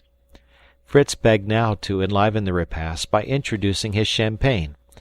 I consented, requesting him, however, to taste it himself before he served it. What was his mortification to find it vinegar! But we consoled ourselves by using it as sauce to our goose, a great improvement also to the fish. We had now to hear the history of our supper. Jack and Francis had caught the fish at the edge of the sea. My active wife had performed the most laborious duty in rolling the hogshead to the place and breaking open the head. The sun was going down as we finished supper, and recollecting how rapidly night succeeded, we hastened to our tent, where we found our beds much more comfortable from the kind attention of the good mother, who had collected a large edition of dried grass. After prayers, we all lay down, the monkey between Jack and Fritz, carefully covered with moss to keep him warm. The fowls went to their roost, as on the previous night, and after our fatigue, we were all soon in a profound sleep. We had not slept long when a great commotion among the dogs and fowls announced the presence of an enemy. My wife, Fritz, and I, each seizing a gun, rushed out. By the light of the moon, we saw a terrible battle going on. Our brave dogs were surrounded by a dozen jackals. 3 or 4 were extended dead, but our faithful animals were nearly overpowered by numbers when we arrived. I was glad to find nothing worse than jackals. Fritz and I fired on them. 2 fell dead, and the others fled slowly, evidently wounded. Turk and Flora pursued and completed the business, and then, like true dogs, devoured their fallen foes, regardless of the bonds of relationship. All being quiet again, we retired to our beds, Fritz obtaining leave to drag the jackal he had killed towards the tent to save it from the dogs, and to show to his brothers next morning. This he accomplished with difficulty, for it was as big as a large dog. We all slept peacefully the remainder of the night, till the crowing of the cock awoke my wife and myself to a consultation on the business of the day. End of chapter 4.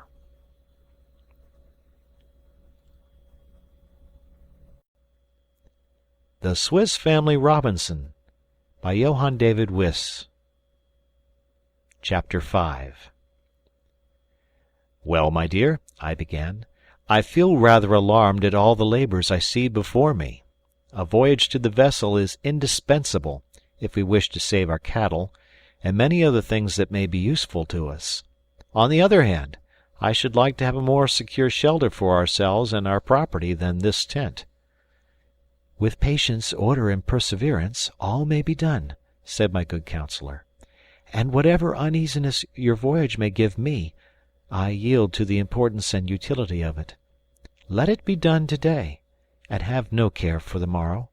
Sufficient unto the day is the evil thereof, as our blessed Lord has said. It was then agreed that the 3 youngest children should remain with my wife, and Fritz, the strongest and most active, should accompany me. I then arose and woke my children for the important duties of the day. Fritz jumped up the first and ran for his jackal, which had stiffened in the cold of the night. He placed it on all 4 legs at the entrance of the tent to surprise his brothers, but no sooner did the dogs see it erect than they flew at it and would have torn it to pieces if he had not soothed them and called them off. However, their barking effectually roused the boys, who rushed out to see the cause. Jack issued first with the monkey on his shoulder, but no sooner did the little creature see the jackal than he sprang into the tent and hid himself among the moss, till only the tip of his nose was visible. All were astonished to see this large yellow animal standing. Francis thought it was a wolf. Jack said it was only a dead dog, and Ernest, in a pompous tone, pronounced it to be a golden fox. Fritz laughed at the learned professor, who knew the agouti immediately, and now called a jackal a golden fox. I judged by the peculiar characteristics, said Ernest, examining it carefully. Oh, the characteristics, said Fritz ironically. Don't you think it may be a golden wolf? Pray don't be so cross, brother, said Ernest, with tears in his eyes. Perhaps you would not have known the name if papa had not told you. I reproved Fritz for his ridicule of his brother, and Ernest for so easily taking offence. And to reconcile all, I told them that the jackal partook of the nature of the wolf, the fox, and the dog. This discussion terminated, I summoned them to prayers, after which we thought of breakfast. We had nothing but biscuit, which was certainly dry and hard. Fritz begged for a little cheese with it, and Ernest, who was never satisfied like other people, took a survey of the unopened hogshead. He soon returned, crying, "If we only had a little butter with our biscuit, it would be so good, Papa!" I allowed it would be good, but it was no use thinking of such a thing. "Let us open the other cask," said he, displaying a piece of butter he had extracted through a small crack in the side. "Your instinct for good things has been fortunate for us," said I. "Come, boys, who wants bread and butter?" We began to consider how we should come at the contents of the hogshead, without exposing the perishable matter to the heat of the sun. Finally, I pierced a hole in the lower part of the cask, large enough for us to draw out the butter as we wanted it, by means of a little wooden shovel, which I soon made. We then sat down to breakfast with a coconut basin filled with good salt Dutch butter. We toasted our biscuit, buttered it hot, and agreed it was excellent. Our dogs were sleeping by us as we breakfasted, and I remarked that they had bloody marks of the last night's fray, and some deep and dangerous wounds, especially about the neck. My wife instantly dressed the wounds with butter, well washed in cold water, and the poor animals seemed grateful for the ease it gave them.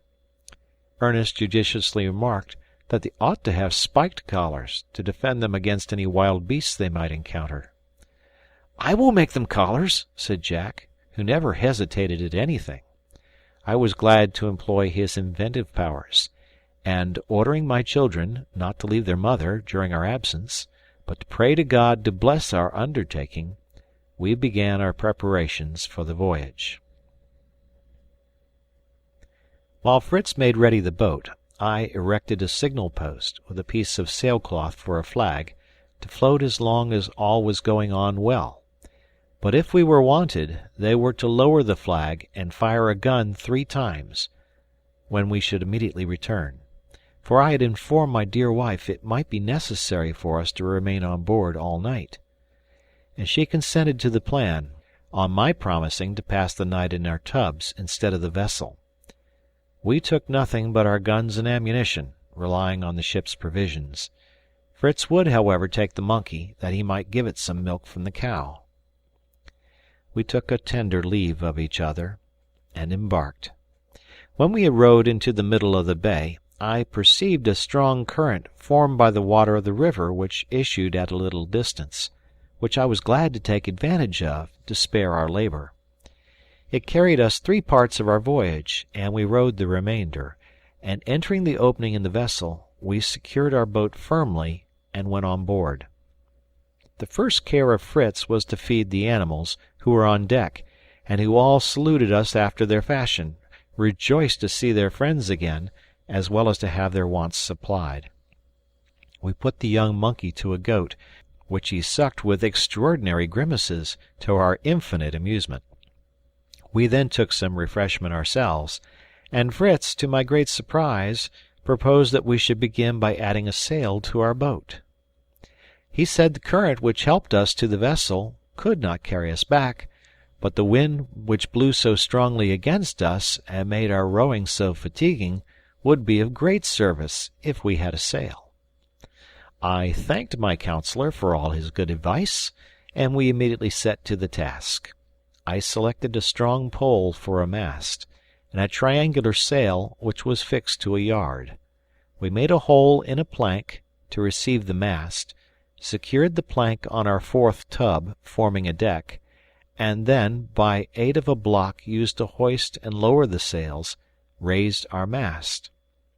Finally, 2 ropes fastened by one end to the yard and by the other to each extremity of the boat enabled us to direct the sail at pleasure. Fritz next ornamented the top of the mast with a little red streamer. He then gave our boat the name of Deliverance, and requested it might henceforward be called the Little Vessel. To complete its equipment I contrived a rudder, so that I could direct the boat from either end. After signaling to our friends that we should not return that night, we spent the rest of the day in emptying the tubs of the stones that we had used for ballast, and replacing them with useful things: powder and shot, nails and tools of all kinds, pieces of cloth. Above all, we did not forget knives, forks, spoons, and kitchen utensils, including a roasting jack. In the captain's cabin we found some services of silver, pewter plates and dishes, and a small chest filled with bottles of choice wines. All these we took, as well as a chest of eatables intended for the officers' table, portable soup, Westphalian hams, Bologna sausages, etc., also some bags of maize, wheat, and other seeds, and some potatoes. We collected all the implements of husbandry we could spare room for, and at the request of Fritz, some hammocks and blankets, 2 or 3 handsome guns, and an armful of sabres, swords, and hunting knives. Lastly, I embarked a barrel of sulphur, all the cord and string I could lay my hands on, and a large roll of sailcloth. The sulphur was intended to produce matches with. Our tubs were loaded to the edge. There was barely room left for us to sit, and it would have been dangerous to attempt our return if the sea had not been so calm. Night arrived. We exchanged signals, to announce security on sea and land, and after prayers for the dear islanders, we sought our tubs, not the most luxurious of dormitories, but safer than the ship. Fritz slept soundly, but I could not close my eyes thinking of the jackals. I was, however, thankful for the protection they had in the dogs. End of chapter 5.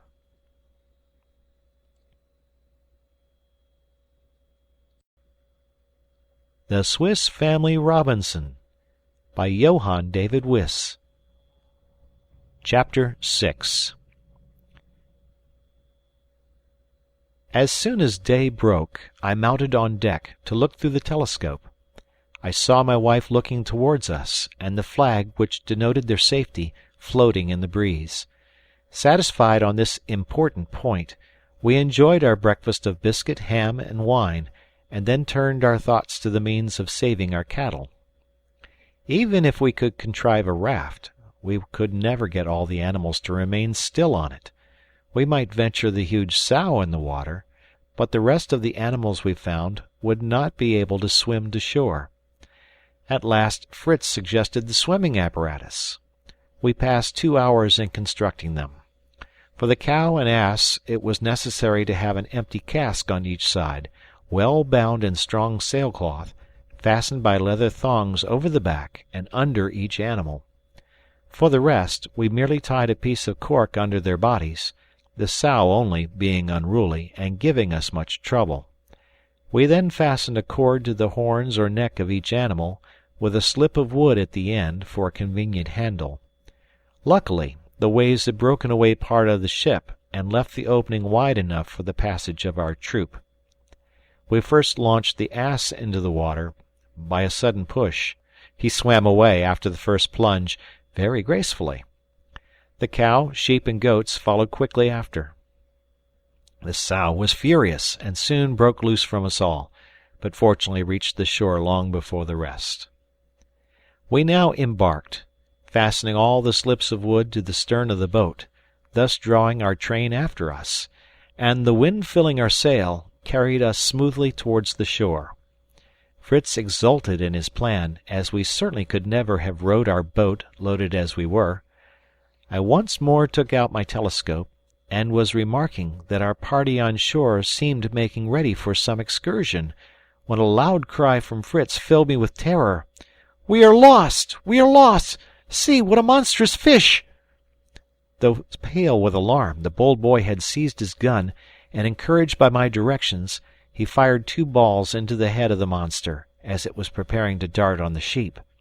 It immediately made its escape, leaving a long red track to prove it was severely wounded. Being freed from our enemy, I now resumed the rudder, and we lowered the sail and rowed to shore. The animals, as soon as the water became low enough, walked out at their own discretion, after we had relieved them from their swimming girdles. We then secured our boat as before, and landed ourselves, anxiously looking round for our friends. We had not long to wait. They came joyfully to greet us, and after our first burst of pleasure, we sat down to tell our adventures in a regular form. My wife was overjoyed to see herself surrounded by these valuable animals, and especially pleased that her son Fritz had suggested so many useful plans. We next proceeded to disembark all our treasures. I noticed that Jack wore a belt of yellow skin, in which were placed a pair of pistols, and inquired where he had got his brigand costume. "I manufactured it myself," said he, "and this is not all. Look at the dogs." The dogs wore each a collar of the same skin as his belt, bristling with long nails, the points outwards, a formidable defence. "It is my own invention," said he, "only Mamma helped me in the sewing." "But where did you get the leather, the needle, and thread?" inquired I. "Fritz's jackal supplied the skin," said my wife, "and my wonderful bag the rest. There is still more to come from it. Only say what you want." Fritz evidently felt a little vexation at his brother's unceremonious appropriation of the skin of the jackal, which displayed itself in the tone in which he exclaimed, holding his nose, "Keep at a distance, Mr. Skinner. You carry an intolerable smell about with you." I gave him a gentle hint of his duty in the position of eldest son, and he soon recovered his good humour. However, as the body as well as the skin of the jackal was becoming offensive, they united in dragging it down to the sea, while Jack placed his belt in the sun to dry. As I saw no preparation for supper, I told Fritz to bring the ham, and to the astonishment and joy of all, he returned with a fine Westphalian ham, which we had cut into in the morning. "I will tell you," said my wife, "why we have no supper prepared, but first I will make you an omelette," and she produced from a basket a dozen turtles' eggs. "You see," said Ernest, "they have all the characteristics of those Robinson Crusoe had in his island. They are white balls, the skin of which resembles moistened parchment." My wife promised to relate the history of the discovery after supper, and set about preparing her ham and omelette, while Fritz and I proceeded in unloading our cargo, assisted by the useful ass. Supper was now ready. A tablecloth was laid over the butter cask, and spread with the plates and spoons from the ship. The ham was in the middle, and the omelette and cheese at each end, and we made a good meal, surrounded by our subjects, the dogs, the fowls, the pigeons, the sheep, and the goats, waiting for our notice. The geese and ducks were more independent, remaining in their marsh, where they lived in plenty on the small crabs which abounded there. After supper, I sent Fritz for a bottle of the captain's canary wine, and then requested my wife to give us her recital. End of chapter 6.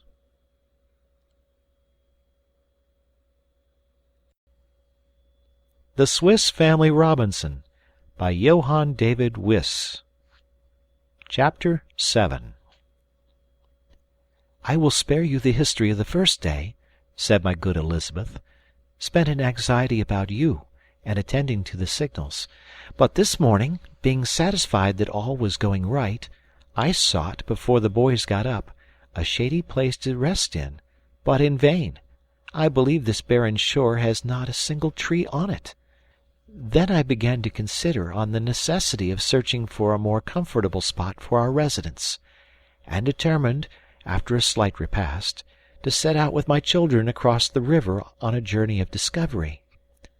The day before, Jack had busied himself in skinning the jackal with his knife, sharpened on the rock, Ernest declining to assist him in his dirty work, for which I reproved him, sorry that any fastidiousness should deter him from a labor of benefit to society. Jack proceeded to clean the skin as well as he was able, then procured from the nail chest some long flat-headed nails, and inserted them closely through the long pieces of skin he had cut for collars. He then cut some sailcloth, and made a double lining over the heads of the nails, and finished by giving me the delicate office of sewing them together, which I could not but comply with. His belt he first stretched on a plank, nailing it down, and exposing it to the sun, lest it should shrink in drying. Now, for our journey, we took our game bags and some hunting knives. The boys carried provisions, and I had a large flask of water. I took a small hatchet, and gave Ernest a carbine, which might be loaded with ball, keeping his light gun for myself. I carefully secured the opening of the tent with the hooks. Turk went before, evidently considering himself our guide, and we crossed the river with some difficulty.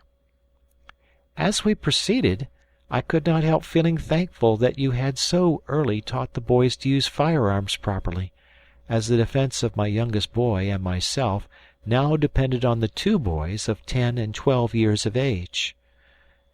When we attained the hill you described to us, I was charmed with the smiling prospect, and for the first time since our shipwreck ventured to hope for better things. I had remarked a beautiful wood, to which I determined to make our way, for a little shade, and a most painful progress it was, through grass that was higher than the children's heads. As we were struggling through it, we heard a strange rustling sound among the grass, and at the same moment a bird of prodigious size arose and flew away before the poor boys could get their guns ready. They were much mortified, and I recommended them always to have their guns in readiness, for the birds would not be likely to wait till they loaded them. Francis thought the bird was so large it must be an eagle, but Ernest ridiculed the idea, and added that he thought it must be of the bustard tribe. We went forward to the spot from which it had arisen, when suddenly another bird of the same kind, though still larger, sprung up close to our feet, and was soon soaring above our heads. I could not help laughing to see the look of astonishment and confusion with which the boys looked upwards after it. At last Jack took off his hat, and making a low bow, said, "Pray, Mr. Bird, be kind enough to pay us another visit. You will find us very good children." We found the large nest they had left. It was rudely formed of dry grass, and empty, but some fragments of eggshells were scattered near, as if the young had just been recently hatched. We therefore concluded that they had escaped among the grass. Dr. Ernest immediately began a lecture. "You observe, Francis, these birds could not be eagles, which do not form their nests on the ground. Neither do their young run as soon as they are hatched. These must be of the gallinaceous tribe, an order of birds such as quails, partridges, turkeys, etc. And from the sort of feathered mustache which I observed at the corner of the beak, I should pronounce that these were bustards." And we had now reached the little wood, and our learned friend had sufficient employment in scrutinizing and endeavoring to classify the immense number of beautiful unknown birds which sung and fluttered about us, apparently regardless of our intrusion. We found that what we thought a wood was merely a group of a dozen trees, of a height far beyond any I had ever seen, and apparently belonging rather to the air than the earth, the trunks springing from roots which formed a series of supporting arches. Jack climbed one of the arches, and measured the trunk of the wood with a piece of pack-thread. He found it to be 34 feet. I made 32 steps round the roots. Between the roots and the lowest branches it seemed about 40 or 50 feet. The branches are thick and strong, and the leaves are of a moderate size, and resemble our walnut tree. A thick, short, smooth turf clothed the ground beneath and around the detached roots of the trees, and everything combined to render this one of the most delicious spots the mind could conceive. Here we rested, and made our noonday repast. A clear rivulet ran near us, and offered its agreeable waters for our refreshment. Our dogs soon joined us, but I was astonished to find they did not crave for food, but laid down to sleep at our feet. For myself, so safe and happy did I feel, that I could not but think that if we could contrive a dwelling on the branches of one of these trees, we should be in perfect peace and safety. we set out on our return, taking the road by the seashore, in case the waves had cast up anything from the wreck of the vessel. We found a quantity of timber, chests, and casks, but all too heavy to bring. We succeeded in dragging them as well as we could out of the reach of the tide, our dogs, in the meantime, fishing for crabs, with which they regaled themselves, much to their own satisfaction and to mine, as I now saw they would be able to provide their own food. As we rested from our rough labor, I saw Flora scratching in the sand and swallowing something with great relish. Ernest watched, and then said very quietly, "They are turtles' eggs." We drove away the dog and collected about 2 dozen, leaving her the rest as a reward for her discovery. While we carefully deposited our spoil in the game bags, we were astonished at the sight of a sail.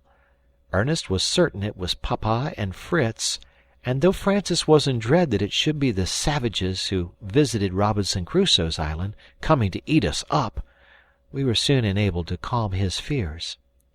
We crossed the river by leaping from stone to stone, and hastening to the landing place, arrived to greet you on your happy return. "And I understand, my dear," said I, "that you have discovered a tree 60 feet high, where you wish we should perch like fowls. But how are we to get up?" "Oh, you must remember," answered she, "the large lime tree near our native town, in which was a ballroom. We used to ascend to it by wooden staircase. Could you not contrive something of the sort in one of these gigantic trees, where we might sleep in peace, fearing neither jackals nor any other terrible nocturnal enemy?" I promised to consider this plan, hoping at least that we might make a commodious and shady dwelling among the roots. Tomorrow we were to examine it. We then performed our evening devotions and retired to rest. End of chapter 7.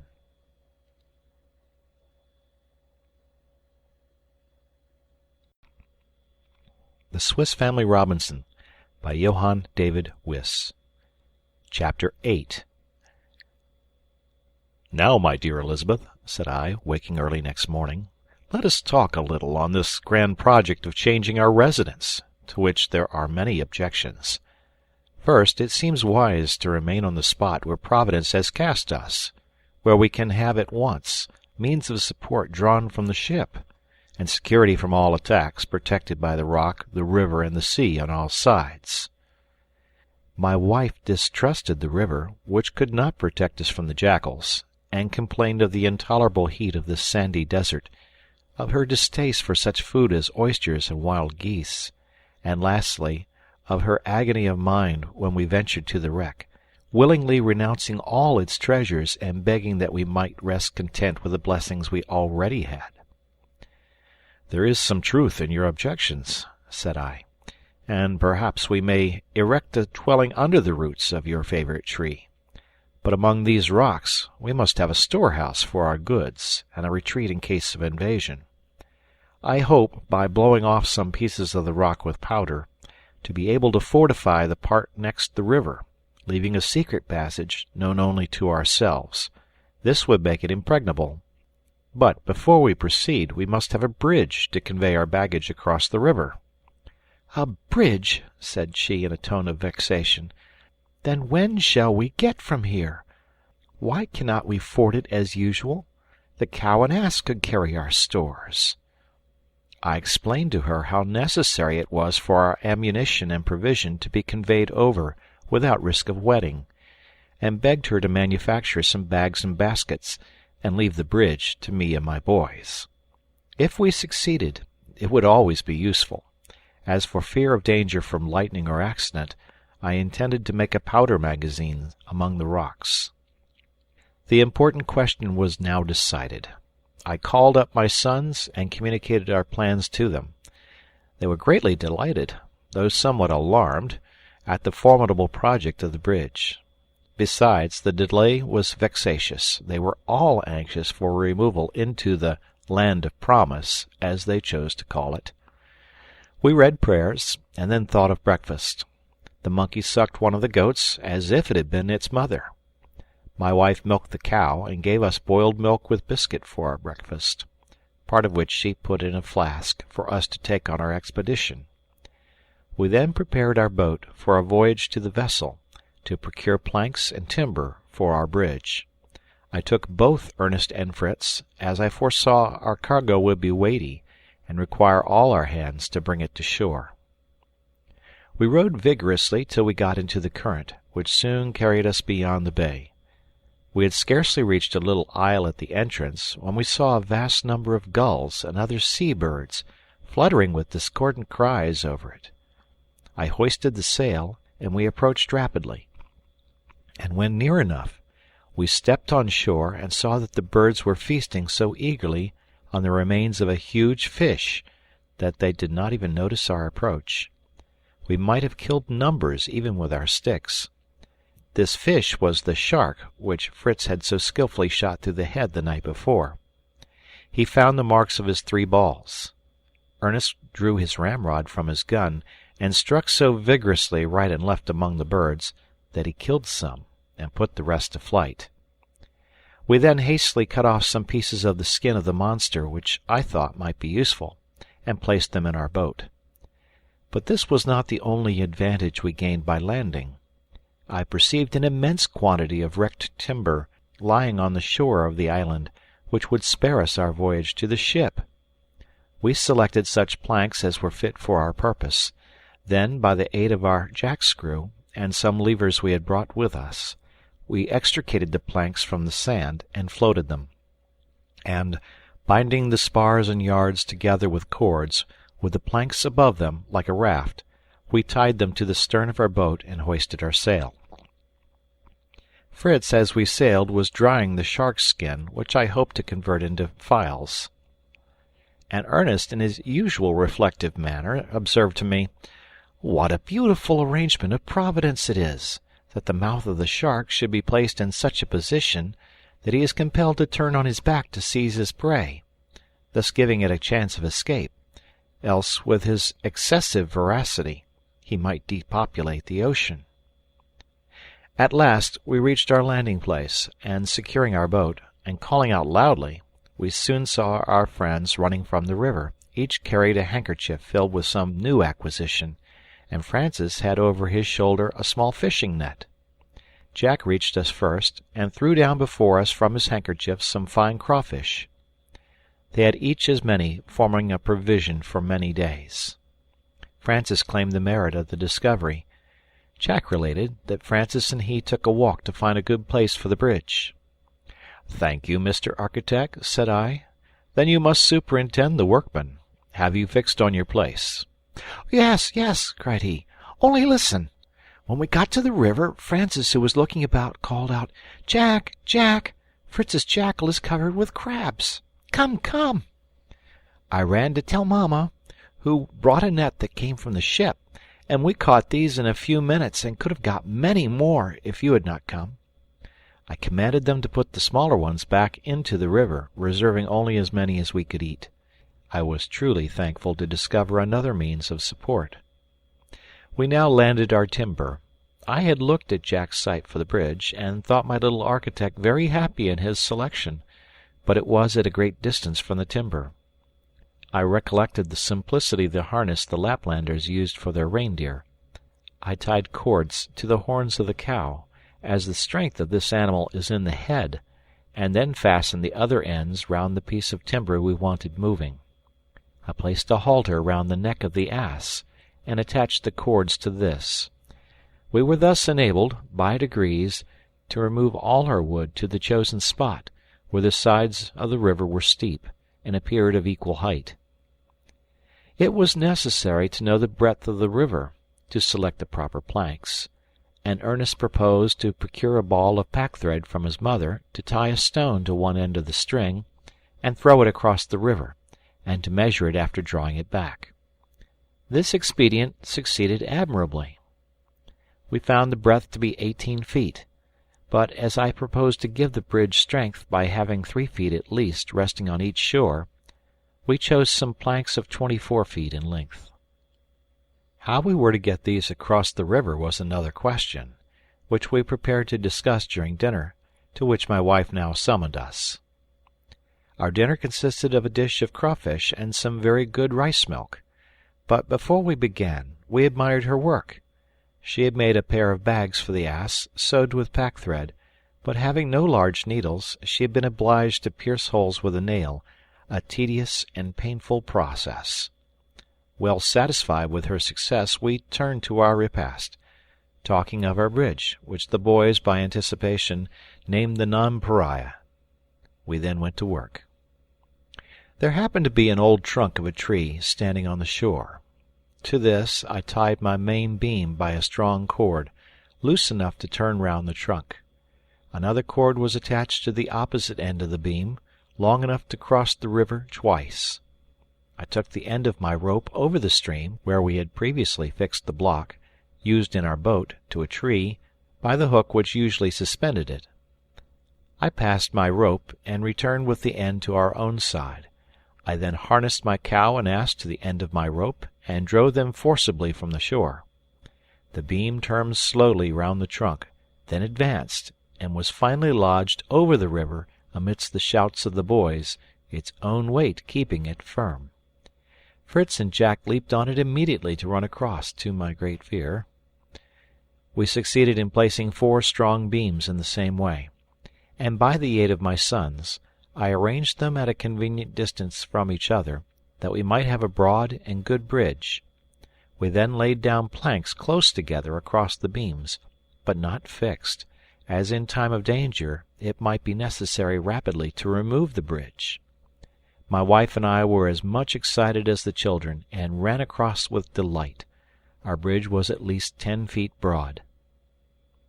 Thoroughly fatigued with our day of labor, we returned home, supped, and offered thanks to God, and went to rest.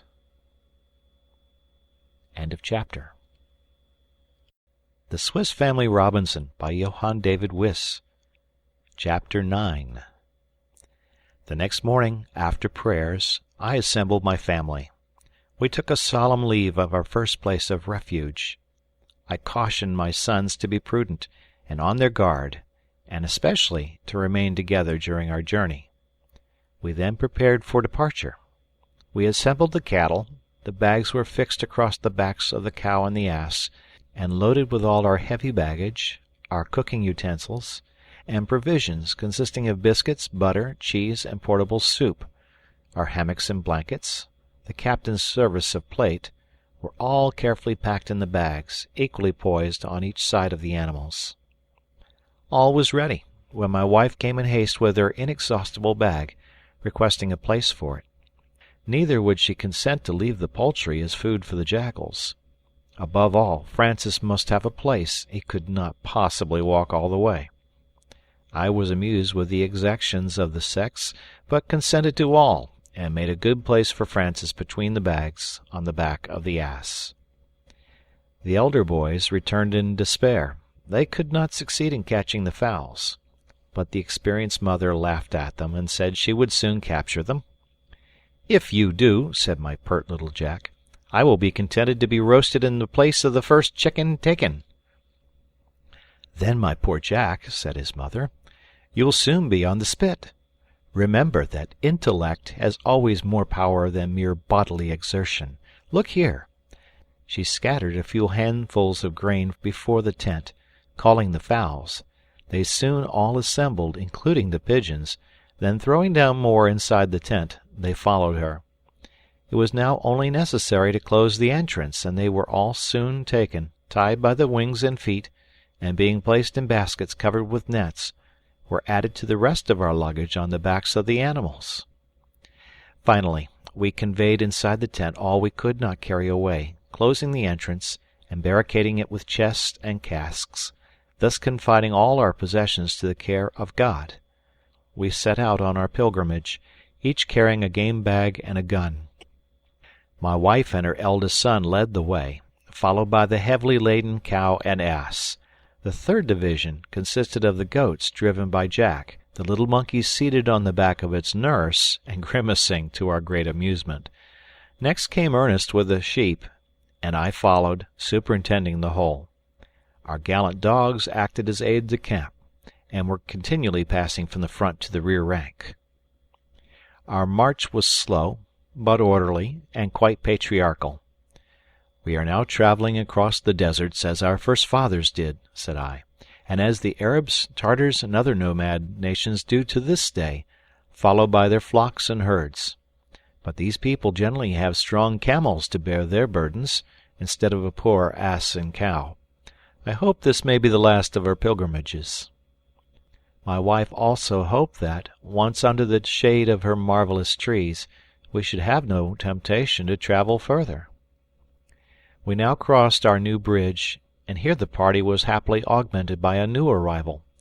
The sow had proved very mutinous at setting out, and we had been compelled to leave her. She now voluntarily joined us, seeing we were actually departing, but continued to grunt loudly her disapprobation of our proceedings. After we had crossed the river, we had another embarrassment. The rich grass tempted our animals to stray off to feed, and but for our dogs, we should never have been able to master them again. But for fear of further accident, I commanded my advance guard to take the road by the coast, which offered no temptation to our troops. We had scarcely left the high grass when our dogs rushed back into it, barking furiously, and howling as if in combat. Fritz immediately prepared for action. Ernest drew near his mother. Jack rushed forward with his gun over his shoulder, and I cautiously advanced, commanding them to be discreet and cool. But Jack, with his usual impetuosity, leaped among the high grass to the dogs, and immediately returned clapping his hands and crying out, "Be quick, Papa! A huge porcupine with quills as long as my arm!" When I got up, I really found a porcupine, whom the dogs were warmly attacking.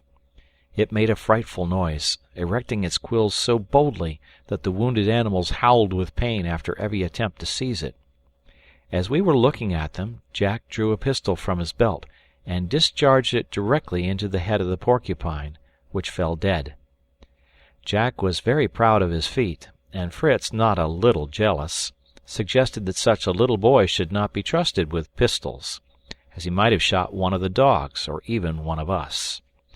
I forbade any envy or jealousy among the brothers, and declared that all did well who acted for the public good. Mamma was now summoned to see the curious animal her son's valor had destroyed. Her first thought was to dress the wounds made by the quills which had stuck in the noses of the dogs during their attack. In the meantime, I corrected my son's notions on the power of this animal to lance its darts when in danger. Nature has given it a sufficient protection in its defensive and offensive armor. As Jack earnestly desired to carry his booty with him, I carefully embedded the body in soft grass to preserve the quills, then packed it in strong cloth, and placed it on the ass behind Francis. At last we arrived at the end of our journey, and certainly the size of the trees surpassed anything I could have imagined. Jack was certain they were gigantic walnut trees. For my own part, I believed them to be a species of fig tree, probably the Antilles fig. But all thanks were given to the kind mother who had sought out such a pleasant home for us. At all events, we could find a convenient shelter among the roots. And if we should ever succeed in perching on the branches, I told her we should be safe from all wild beasts. I would defy even the bears of our native mountains to climb these immense trunks, totally destitute of branches. We released our animals from their loads, tying their forelegs together, that they might not stray, except the cow, who, as usual, did her own way. The fowls and pigeons we released, and left to their own discretion. We then sat down on the grass, to consider where we should establish ourselves. I wished to mount the tree that very night. Suddenly we heard, to our no slight alarm, the report of a gun. But the next moment the voice of Fritz reassured us. He had stolen out unnoticed and shot a beautiful tiger cat, which he displayed in great triumph. "Well done, noble hunter," said I. "You deserve the thanks of the fowls and pigeons. They would most probably have all fallen to sacrifice tonight, if you had not slain their deadly foe. Pray wage war with all his kind, or we shall not have a chicken left for the pot." Ernest then examined the animal with his customary attention, and declared that the proper name was the margay, a fact Fritz did not dispute, only requesting that Jack might not meddle with the skin, as he wished to preserve it for a belt. I recommended them to skin it immediately and give the flesh to the dogs. Jack at the same time determined to skin his porcupine to make dog collars. Part of its flesh went into the soup kettle, and the rest was salted for the next day. We then sought for some flat stones in the bed of the charming little river that ran at a little distance from us, and set about constructing a cooking place. Francis collected dry wood for the fire, and while my wife was occupied in preparing our supper, I amused myself by making some packing needles for her rude work from the quills of the porcupine. I held a large nail in the fire till it was red hot, then holding the head in wet linen, I pierced the quills, and made several needles, of various sizes, to the great contentment of our indefatigable workwoman. Still occupied with the idea of our castle in the air, I thought of making a ladder of ropes, but this would be useless if we did not succeed in getting a cord over the lower branches to draw it up. Neither my sons nor myself could throw a stone, to which I had fastened a cord, over these branches, which were 30 feet above us. It was necessary to think of some other expedient. In the meantime, dinner was ready. The porcupine made excellent soup, and the flesh was well tasted, though rather hard. My wife could not make up her mind to taste it, but contented herself with a slice of ham and some cheese. End of chapter. The Swiss Family Robinson, by Johann David Wyss. Chapter 10. After dinner, as I found we could not ascend at present, I suspended our hammocks under the arched roots of our tree, and, covering the whole with sailcloth, we had a shelter from the dew and the insects. While my wife was employed making harness for the cow and ass, I went with my sons to the shore to look for wood fit for our use next day. We saw a great quantity of wreck, but none fit for our purpose, till Ernest met with a heap of bamboo canes half buried in sand and mud. These were exactly what I wanted. I drew them out of the sand, stripped them of their leaves, and cut them in pieces of about 4 or 5 feet long, and my sons each made up a bundle to carry home. I then set out to make some slender stalks to make arrows, which I should need in my project. We went towards a thick grove, which appeared likely to contain something for my purpose. We were very cautious, for fear of reptiles or other dangerous animals, allowing Flora to precede us. When we got near, she darted furiously among the bushes, and out flew a troop of beautiful flamingoes, and soared into the air. Fritz, always ready, fired at them. 2 fell, one quite dead, the other slightly wounded in the wing, made use of its long legs so well that it would have escaped if Flora had not seized it and held it till I came up to take possession. The joy of Fritz was extreme to have this beautiful creature alive. He thought at once of curing its wound, and domesticating it with our own poultry. "What splendid plumage!" said Ernest. "And you see he is web-footed, like the goose, and has long legs like the stork. Thus he can run as fast on land as he can swim in the water." "Yes," said I, "and fly as quickly in the air. These birds are remarkable for the power and strength of their wings. Few birds have so many advantages." My boys occupied themselves in binding their captive and dressing his wound, while I sought some of the canes which had done flowering, to cut off the hard ends, to point my arrows. These are used by the savages of the Antilles. I then selected the highest canes I could meet with, to assist me in measuring, by a geometrical process, the height of the tree. Ernest took the canes, I had the wounded flamingo, and Fritz carried his own game. Very loud were the cries of joy and astonishment at our approach. The boys all hoped the flamingo might be tamed, of which I felt no doubt, but my wife was uneasy lest it should require more food than she could spare. However, I assured her our new guest would need no attention, as he would provide for himself at the riverside, feeding on small fishes, worms, and insects. His wounds I dressed, and found they would soon be healed. I then tied him to a stake near the river, by a cord long enough to allow him to fish at his pleasure, and in fact, in a few days, he learned to know us, and was quite domesticated. Meantime, my boys had been trying to measure the tree with the long canes I had brought, and came laughing to report to me that I ought to have got them 10 times as long to reach even the lowest branches. "There is a simpler mode than that," said I, "which geometry teaches us, and by which the highest mountains can be measured." I then showed the method of measuring heights by triangles and imaginary lines, using canes of different lengths and cords instead of mathematical instruments. My result was 30 feet to the lowest branches.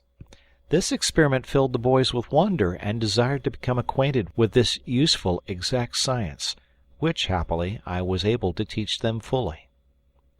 I now ordered Fritz to measure our strong cord, and the little ones to collect all the small string and wind it. I then took a strong bamboo, and made a bow of it, and some arrows of the slender canes, filling them with wet sand to give them weight, and feathering them from the dead flamingo.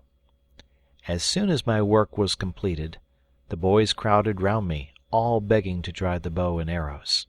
I begged them to be patient, and asked my wife to supply me with a ball of thick, strong thread.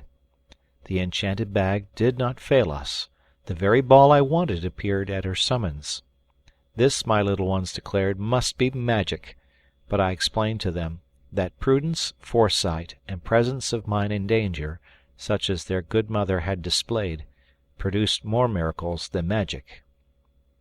I then tied the end of the ball of thread to one of my arrows, fixed it in my bow, and sent it directly over one of the thickest of the lower branches of the tree, and, falling to the ground, it drew the thread after it. Charmed with this result, I hastened to complete my ladder. Fritz had measured our ropes, and found 2 of 40 feet each, exactly what I wanted. These I stretched on the ground at about 1 foot distance from each other. Fritz cut pieces of cane 2 feet long, which Ernest passed to me. I placed these in knots which I had made in the cords, at about a foot distance from each other, and Jack fastened each end with a long nail, to prevent its slipping. In a very short time our ladder was completed, and, tying it to the end of the cord which went over the branch, we drew it up without difficulty. All the boys were anxious to ascend, but I chose Jack as the lightest and most active. Accordingly, he ascended, while his brothers and myself held the ladder firm by the end of the cord. Fritz followed him, conveying a bag with nails and hammer. They were soon perched on the branches, huzzaing to us. Fritz secured the ladder so firmly to the branch that I had no hesitation in ascending myself. I carried with me a large pulley fixed to the end of a rope, which I attached to a branch above us, to enable us to raise the planks necessary to form the groundwork of our habitation. I smoothed the branches a little by aid of my axe, sending the boys down to be out of my way. After completing my day's work, I descended by the light of the moon, and was alarmed to find that Fritz and Jack were not below, and still more so, when I heard their clear, sweet voices at the summit of the tree, singing the evening hymn, as if to sanctify our future abode. They had climbed the tree instead of descending, and, filled with wonder and reverence at the sublime view below, had burst out into the hymn of thanksgiving to God. I could not scold my dear boys when they descended, but directed them to assemble the animals, and to collect wood to keep up fires during the night, in order to drive away any wild beasts that might be near. My wife then displayed her work, complete harness for her 2 beasts of burden, and in return I promised her we would establish ourselves next day in the tree. Supper was now ready. 1 piece of the porcupine was roasted by the fire, smelling deliciously. Another piece formed a rich soup. A cloth was spread on the turf. The ham, cheese, butter, and biscuits were placed upon it. My wife first assembled the fowls by throwing some grain to them, to accustom them to the place. We soon saw the pigeons fly to roost on the higher branches of the trees, while the fowls perched on the latter, the beasts we tied to the roots close to us. Now that our cares were over, we sat down to a merry and excellent repast by moonlight. Then, after the prayers of the evening, I kindled our watch-fires, and we all lay down to rest in our hammocks. The boys were rather discontented, and complained of their cramped position, longing for the freedom of their beds of moss. But I instructed them to lie, as sailors do, diagonally, and swinging the hammock, and told them that brave Swiss boys might sleep as the sailors of all nations were compelled to sleep. After some stifled sighs and groans, all sank to rest except myself, kept awake by anxiety for the safety of the rest. End of chapter. The Swiss Family Robinson by Johann David Wyss. Chapter 11. My anxiety kept me awake till near morning, when, after a short sleep, I rose, and we were soon all at work. My wife, after milking the cow and goats, harnessed the cow and ass, and set out to search for driftwood for our use. In the meantime, I mounted the ladder with Fritz, and we set to work stoutly, with axe and saw, to rid ourselves of all useless branches. Some about 6 feet above our foundation I left, to suspend our hammocks from, and others, a little higher, to support the roof, which, at present, was to be merely sailcloth. My wife succeeded in collecting us some boards and planks, which, with her assistance, and the aid of the pulley, we hoisted up. We then arranged them on the level branches close to each other, in such a manner as to form a smooth and solid floor. I made a sort of parapet round, to prevent accidents. By degrees our dwelling began to assume a distinct form. The sailcloth was raised over the high branches, forming a roof, and being brought down on each side, was nailed to the parapet. The immense trunk protected the back of our apartment, and the front was open to admit the breeze from the sea, which was visible from this elevation. We hoisted our hammocks and blankets by the pulley, and suspended them. My son and I then descended, and as our day was not yet exhausted, we set about constructing a rude table and some benches from the remainder of our wood, which we placed beneath the roots of the tree, henceforward to be our dining-room. The little boys collected the chips and pieces of wood for firewood, while their mamma prepared supper, which we needed much after the extraordinary fatigues of this day. The next day, however, being Sunday, we looked forward to as a day of rest, of recreation, and thanksgiving to the great God who had preserved us. Supper was now ready. My wife took a large earthen pot from the fire, which contained a good stew made of the flamingo, which Ernest had told her was an old bird and would not be eatable if dressed any other way. His brothers laughed heartily and called him the cook. He was, however, quite right. The stew, well seasoned, was excellent, and we picked the very bones. Whilst we were thus occupied, the living flamingo, accompanying the rest of the fowls, and free from bonds, came in quite tame to claim his share of the repast, evidently quite unsuspicious that we were devouring his mate. He did not seem at all inclined to quit us. The little monkey, too, was quite at home with the boys, leaping from one to another for food, which he took in his forepaws and ate with such absurd mimicry of their actions that he kept us in continual convulsions of laughter. To augment our satisfaction, our great sow, who had deserted us for 2 days, returned of her own accord, grunting her joy at our reunion. My wife welcomed her with particular distinction, treating her with all the milk we had to spare, for as she had no dairy utensils to make cheese and butter, it was best thus to dispose of our superfluity. I promised her, on our next voyage to the ship, to procure all these necessaries. This she could not, however, hear of without shuddering. The boys now lighted the fires for the night.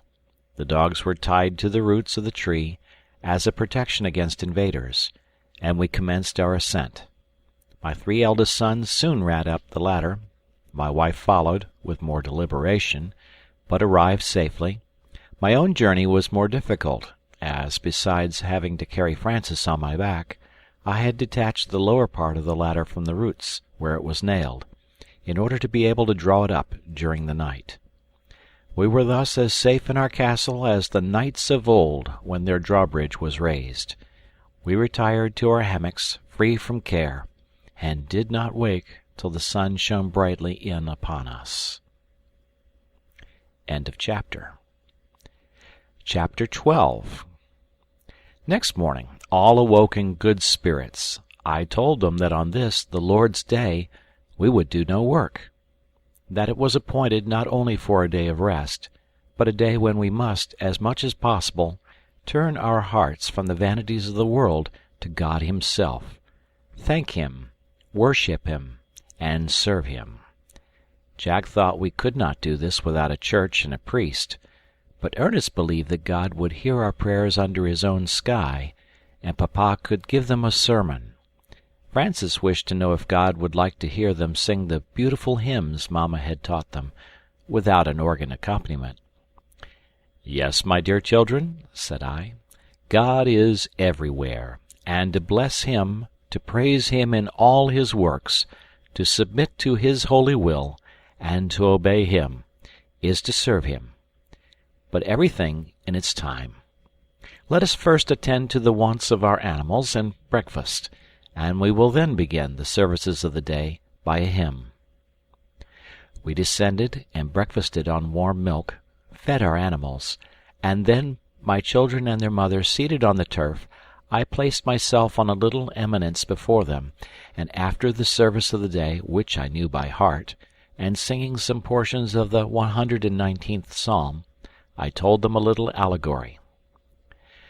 There was once on a time a great king, whose kingdom was called the land of light and reality, because there reigned there constant light and incessant activity. On the most remote frontier of this kingdom, towards the north, there was another large kingdom, equally subject to his rule, and of which none but himself knew the immense extent. From time immemorial, an exact plan of this kingdom had been preserved in the archives. It was called the land of obscurity, or night, because everything in it was dark and inactive. In the most fertile and agreeable part of the empire of reality, the king had a magnificent residence called the Heavenly City, where he held his brilliant court. Millions of servants executed his wishes, still more were ready to receive his orders. The first were clothed in glittering robes, whiter than snow, for white was the color of the great king, as the emblem of purity. Others were clothed in armor, shining like the colors of the rainbow, and carried flaming swords in their hands. Each, at his master's nod, flew like lightning to accomplish his will. All his servants, faithful, vigilant, bold, and ardent, were united in friendship, and could imagine no happiness greater than the favor of their master.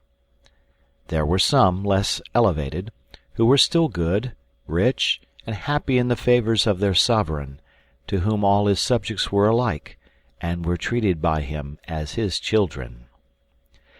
Not far from the frontiers, the great king possessed a desert island, which he desired to people and cultivate, in order to make it, for a time, the abode of those of his subjects whom he intended to admit by degrees into his heavenly city, a favor he wished to bestow on the greatest number possible.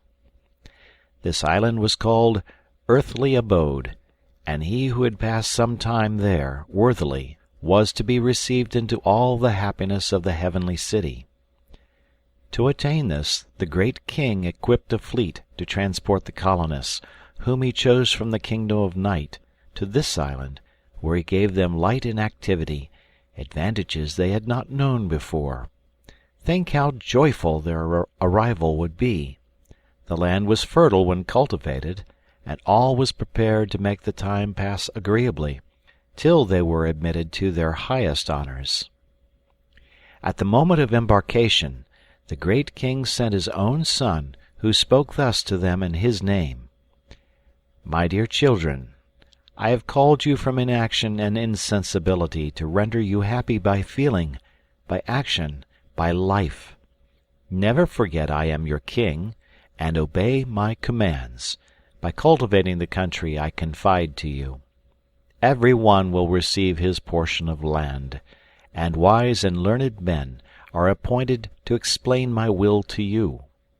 I wish you all to acquire the knowledge of my laws, and that every father should keep a copy to read daily to his children, that they may never be forgotten. And on the first day of the week you must all assemble as brothers in one place, to hear these laws read and explained. Thus it will be easy for every one to learn the best method of improving his land, what to plant, and how to cleanse it from the tares that might choke the good seed. All may ask what they desire, and every reasonable demand will be granted, if it be conformable to the great end. If you feel grateful for these benefits, and testify it by increased activity, and by occupying yourself on this day in expressing your gratitude to me, I will take care this day of rest shall be a benefit, and not a loss. I wish that all your useful animals, and even the wild beasts of the plains, should on this day repose in peace. He who obeys my commands in earthly abode shall receive a rich reward in the heavenly city. But the idle, the negligent, and the evil-disposed shall be condemned to perpetual slavery or to labor in mines in the bowels of the earth. From time to time I shall send ships to bring away individuals to be rewarded or punished as they have fulfilled my commands. None can deceive me. A magic mirror will show me the actions and thoughts of all. The colonists were satisfied and eager to begin their labor. The portions of land and instruments of labor were distributed to them, with seeds and useful plants and fruit trees. They were then left to turn these good gifts to profit. But what followed? Everyone did as he wished. Some planted their ground with groves and gardens, pretty and useless. Others planted wild fruit, instead of the good fruit the great king had commanded. A third had sowed good seed, but not knowing the tares from the wheat, he had torn up all before they reached maturity. But the most part left their land uncultivated. They had lost their seeds, or spoiled their implements. Many would not understand the orders of the great king, and others tried by subtlety to evade them. A few labored with courage, as they had been taught, rejoicing in the hope of the promise given them. Their greatest danger was in the disbelief of their teachers. Though every one had a copy of the law, few read it. All were ready, by some excuse, to avoid this duty. Some asserted they knew it, yet never thought on it. Some called these the laws of past times, not of the present. Others said the great king did not regard the action of his subjects, that he had neither mines nor dungeons, and that all would certainly be taken to the heavenly city. They began to neglect the duties of the day dedicated to the great king. Few assembled, and of these the most part were inattentive, and did not profit by the instruction given them. But the great king was faithful to his word. From time to time frigates appeared, bearing the name of some disease. These were followed by a large vessel called the Grave, bearing the terrible flag of the Admiral Death. This flag was of two colors, green and black, and appeared to the colonists, according to their state, the smiling color of hope or the gloomy hue of despair. This fleet always arrived unexpectedly, and was usually unwelcome. The officers were sent out by the admiral to seize those he pointed out. Many who were unwilling were compelled to go, and others whose land was prepared, and even the harvest ripening, were summoned. But these went joyfully, sure that they went to happiness. The fleet being ready, sailed for the heavenly city. Then the great king in his justice awarded the punishments and recompenses. Excuses were now too late. The negligent and disobedient were sent to labor in the dark mines, while the faithful and obedient, arrayed in bright robes, were received into their glorious abodes of happiness. I have finished my parable, my dear children. Reflect on it, and profit by it. Fritz, what do you think of it? I am considering the goodness of the great king, and the ingratitude of his people, answered he. And how foolish they were, said Ernest. With a little prudence they might have kept their land in good condition, and secured a pleasant life afterwards. Away with them to the mines, cried Jack. They richly deserve such a doom. How much I should like, said Francis, to see those soldiers in their shining armor. I hope you will see them some day, my dear boy, if you continue to be good and obedient. I then explained my parable fully, and applied the moral to each of my sons directly. You, Fritz, should take warning from the people who planted wild fruit, and wish to make them pass for good fruit, such as those who are proud of natural virtues, easy to exercise, such as bodily strength or physical courage, and place these above the qualities which are only attained by labor and patience. You, Ernest, must remember the subjects who laid out their land in flowery gardens, like those who seek the pleasures of life rather than the duties. And you, my thoughtless Jack, and little Francis, think of the fate of those who left their land untilled, or heedlessly sold tares for wheat. These are God's people who neither study nor reflect, who cast to the winds all instruction, and leave room in their minds for evil. Then let us all be, like the good laborers of the parable, constantly cultivating our ground, that when death comes for us, we may willingly follow him to the feet of the great King, to hear these blessed words, "Good and faithful servants, enter into the joy of your Lord." This made a great impression on my children. We concluded by singing a hymn. Then my good wife produced from her unfailing bag a copy of the Holy Scripture, from which I selected such passages as applied to our situation, and explained them to my best ability. My boys remained for some time thoughtful and serious, and though they followed their innocent recreations during the day, they did not lose sight of the useful lesson of the morning, but by a more gentle and amiable manner showed that my words had taken effect. The next morning Ernest had used my bow, which I had given him, very skilfully, bringing down some dozens of small birds, a sort of ortolan, from the branches of our tree, where they assembled to feed on the figs. This induced them all to wish for such a weapon. I was glad to comply with their wishes, as I wished them to become skilful in the use of these arms of our forefathers, which might be of great value to us when our ammunition failed.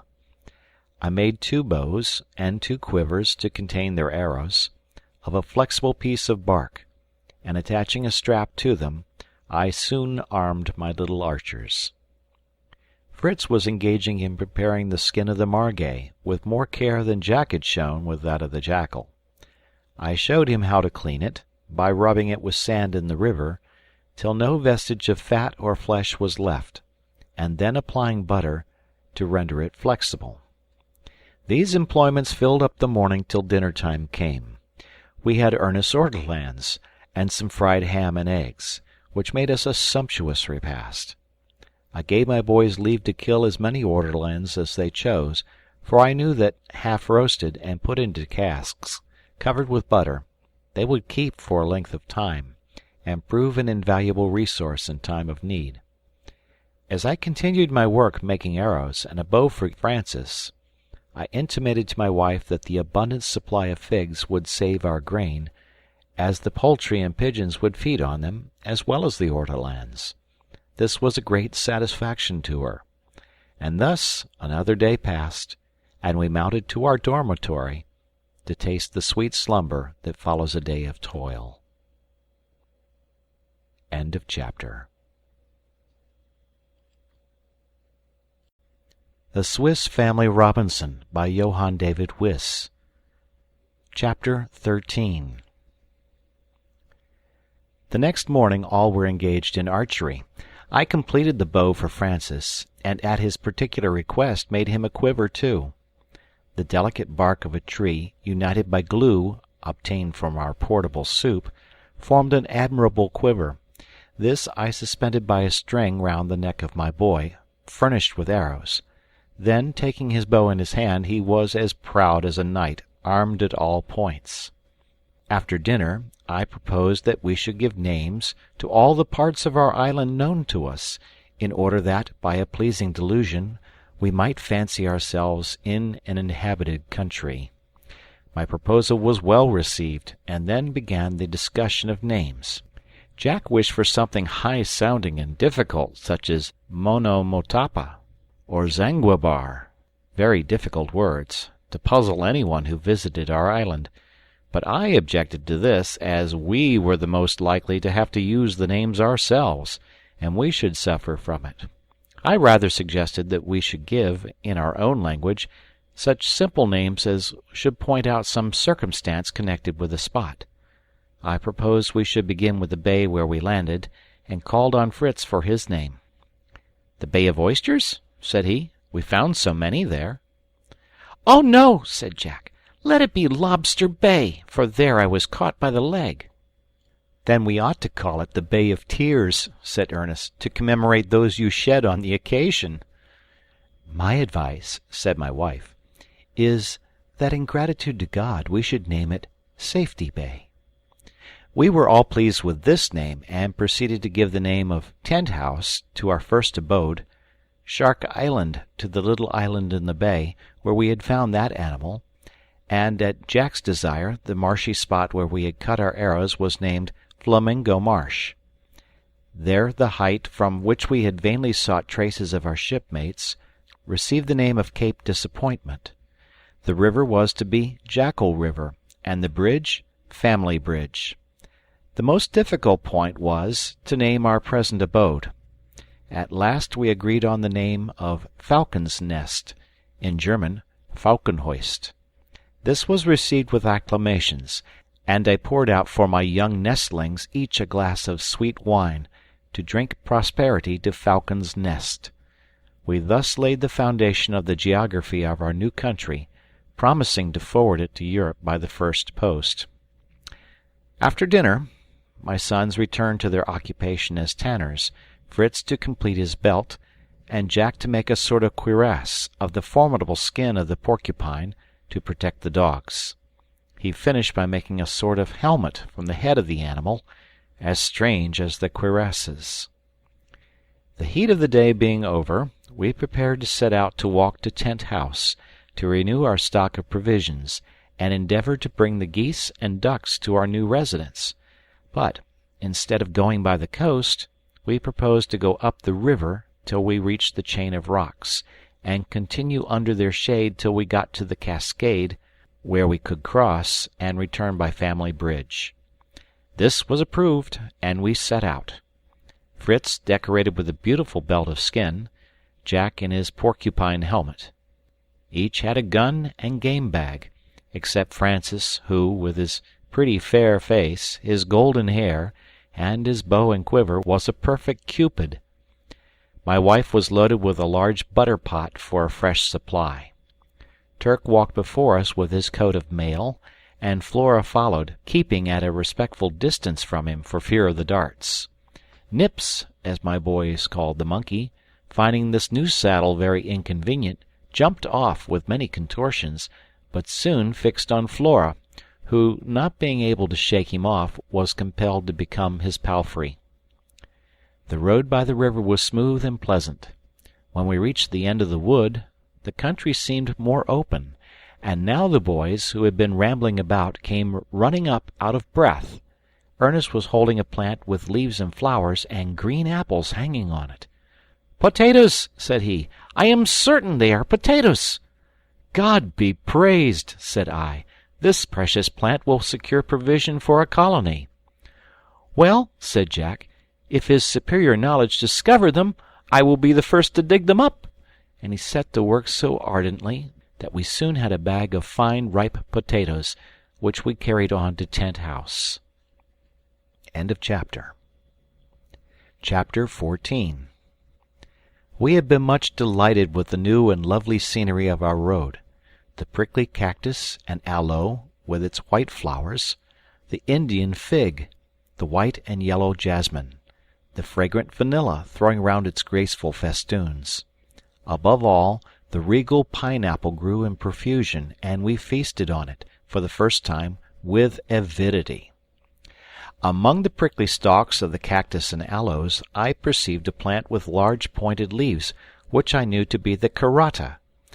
I pointed out to the boys its beautiful red flowers. The leaves are an excellent application to wounds, and thread is made from the filaments, and the pith of the stem is used by the savage tribes for tinder.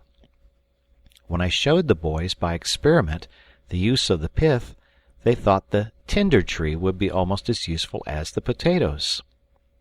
At all events, I said, it will be more useful than the pineapples. Your mother will be thankful for thread when her enchanted bag is exhausted. How happy it is for us, said she, that you have devoted yourself to reading and study. In our ignorance we might have passed this treasure without suspecting its value. Fritz inquired of what use in the world all the rest of these prickly plants could be, which wounded every one that came near. All these have their use, Fritz, said I. Some contain juices and gums, which are daily made use of in medicine. Others are useful in the arts or in manufactures. The Indian fig, for instance, is a most interesting tree. It grows in the most arid soil. The fruit is said to be sweet and wholesome. In a moment my little active Jack was climbing the rocks to gather some of these figs, but he had not remarked that they were covered with thousands of slender thorns, finer than the finest needles, which terribly wounded his fingers. He returned, weeping bitterly and dancing with pain. Having rallied him a little for his greediness, I extracted the thorns, and then showed him how to open the fruit, by first cutting off the pointed end, as it lay on the ground. Into this I fixed a piece of stick, and then pared it with my knife. The novelty of the expedient recommended it, and they were soon all engaged eating the fruit, which they declared was very good. In the meantime I saw Ernest examining one of the figs very attentively. "Oh, papa," said he, "what a singular sight! The fig is covered with a small red insect. I cannot shake them off. Can they be the cochineal?" I recognized at once the precious insect, of which I explained to my sons the nature and use.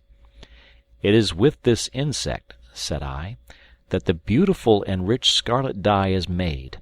It is found in America, and the Europeans give its weight in gold for it." Thus discoursing on the wonders of nature, and the necessity of increasing our knowledge by observation and study, we arrived at Tent House, and found it in the same state as we left it. We all began to collect necessaries. Fritz loaded himself with powder and shot. I opened the butter cask, and my wife and little Francis filled the pot. Ernest and Jack went to try and secure the geese and ducks, but they had become so wild that it would have been impossible, if Ernest had not thought of an expedient. He tied pieces of cheese, for bait, to threads, which he floated on the water. The voracious creatures immediately swallowed the cheese and were drawn out by the thread. They were then securely tied, and fastened to the game bags to be carried home on our backs. As the bait could not be recovered, the boys contented themselves with cutting off the string close to the beak, leaving them to digest the rest. Our bags were already loaded with potatoes, but we filled up the spaces between them with salt, and having relieved Turk of his armor, we placed the heaviest on his back. I took the butter pot, and after replacing everything and closing our tent, we resumed our march with our ludicrous encumbrances. The geese and ducks were very noisy in their adieu to their old marsh. The dogs barked, and we all laughed so excessively that we forgot our burdens till we sat down again under our tree. My wife soon had her pot of potatoes on the fire. She then milked the cow and goat, while I set the fowls at liberty on the banks of the river. We then sat down to a smoking dish of potatoes, a jug of milk, and butter and cheese. After supper we had prayers, thanking God especially for his new benefits, and we then sought our repose amongst the leaves. End of chapter.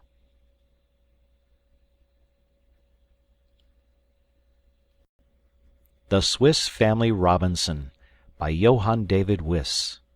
Chapter 15.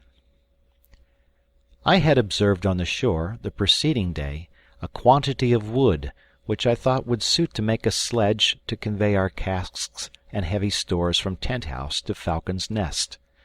At dawn of day I woke Ernest, whose inclination to indolence I wished to overcome, and, leaving the rest asleep, we descended, and harnessing the ass to a strong branch of the tree that was lying near, we proceeded to the shore.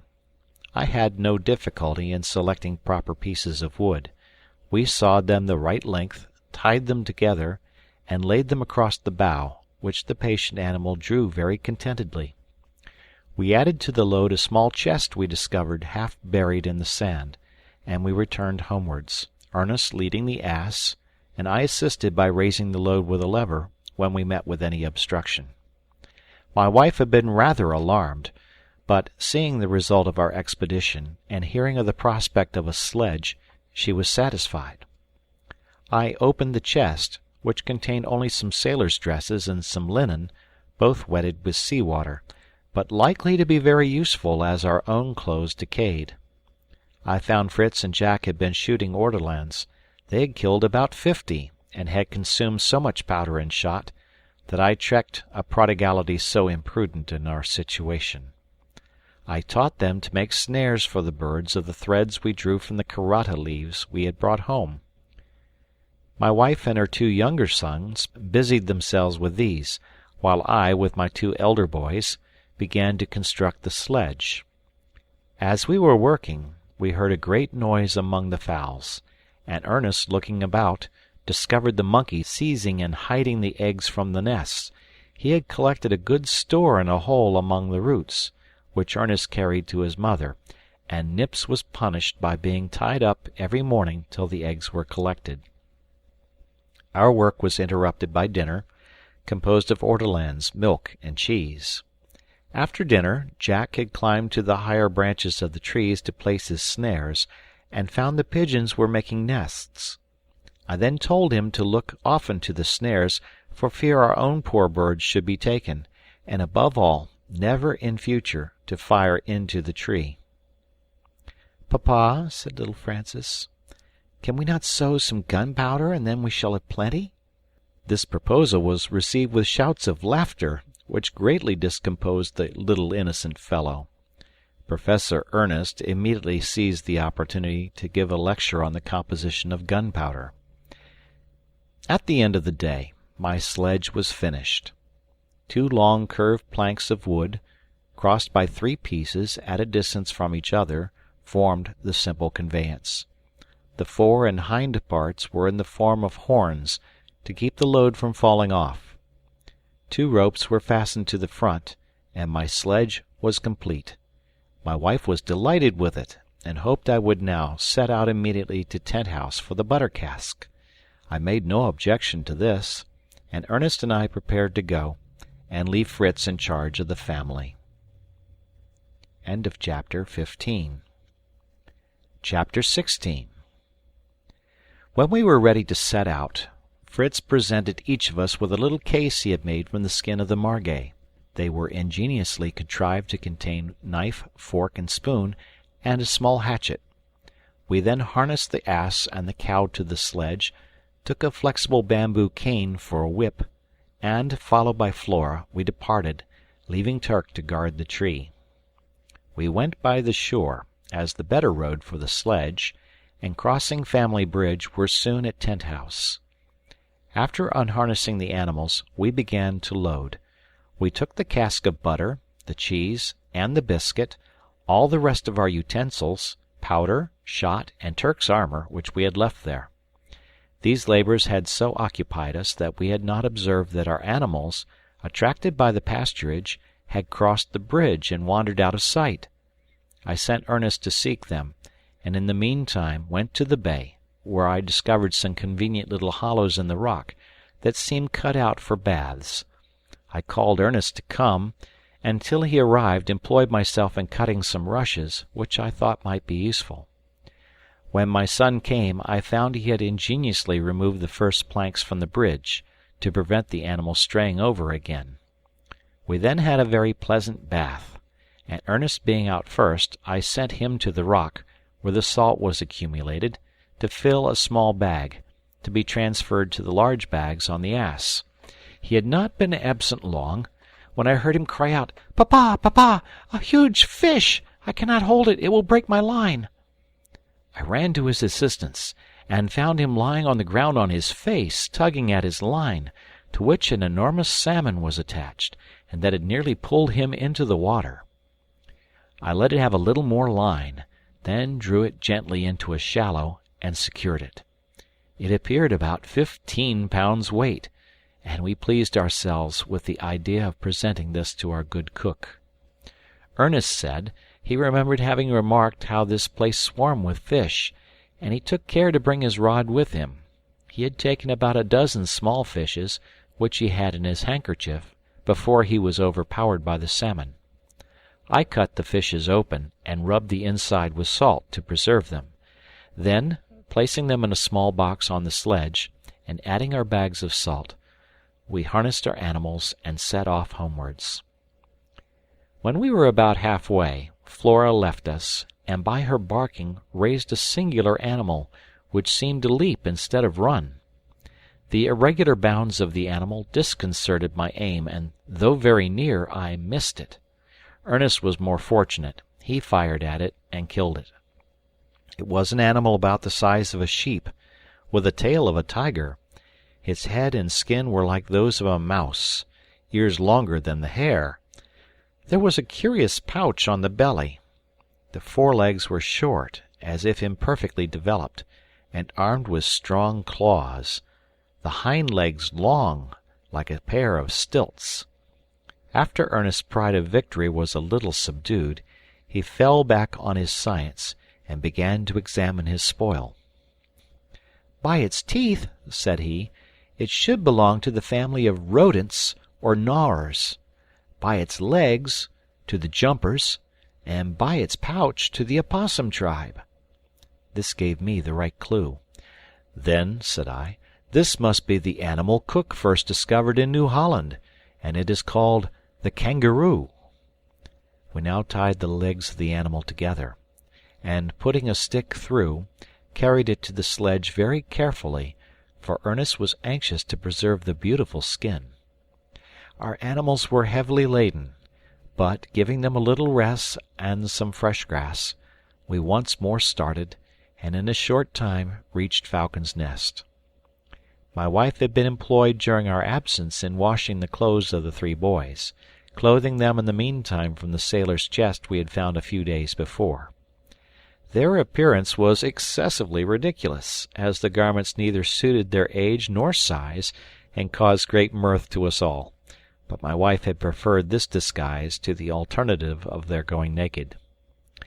We now began to display our riches and relate our adventures. The butter and the rest of the provisions were very welcome, and the salmon still more so, but the sight of the kangaroo produced screams of admiration. Fritz displayed a little jealousy, but soon surmounted it by an exertion of his nobler feelings, and only the keen eye of a father could have discovered it. He congratulated Ernest warmly, but could not help begging to accompany me next time. "I promise you that," said I, "as a reward for the conquest you have achieved over your jealousy of your brother. But remember, I could not have given you a greater proof of my confidence than in leaving you to protect your mother and brothers.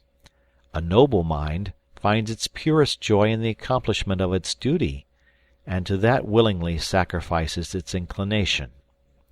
But," I added in a low tone, lest I should distress my wife, I propose another expedition to the vessel, and you must accompany me."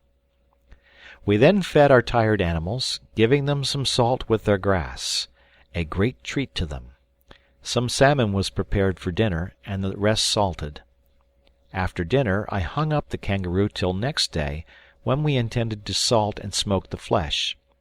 Evening arrived, and an excellent supper of fish, ortolans, and potatoes refreshed us, and, after thanks to God, we retired to rest. End of chapter.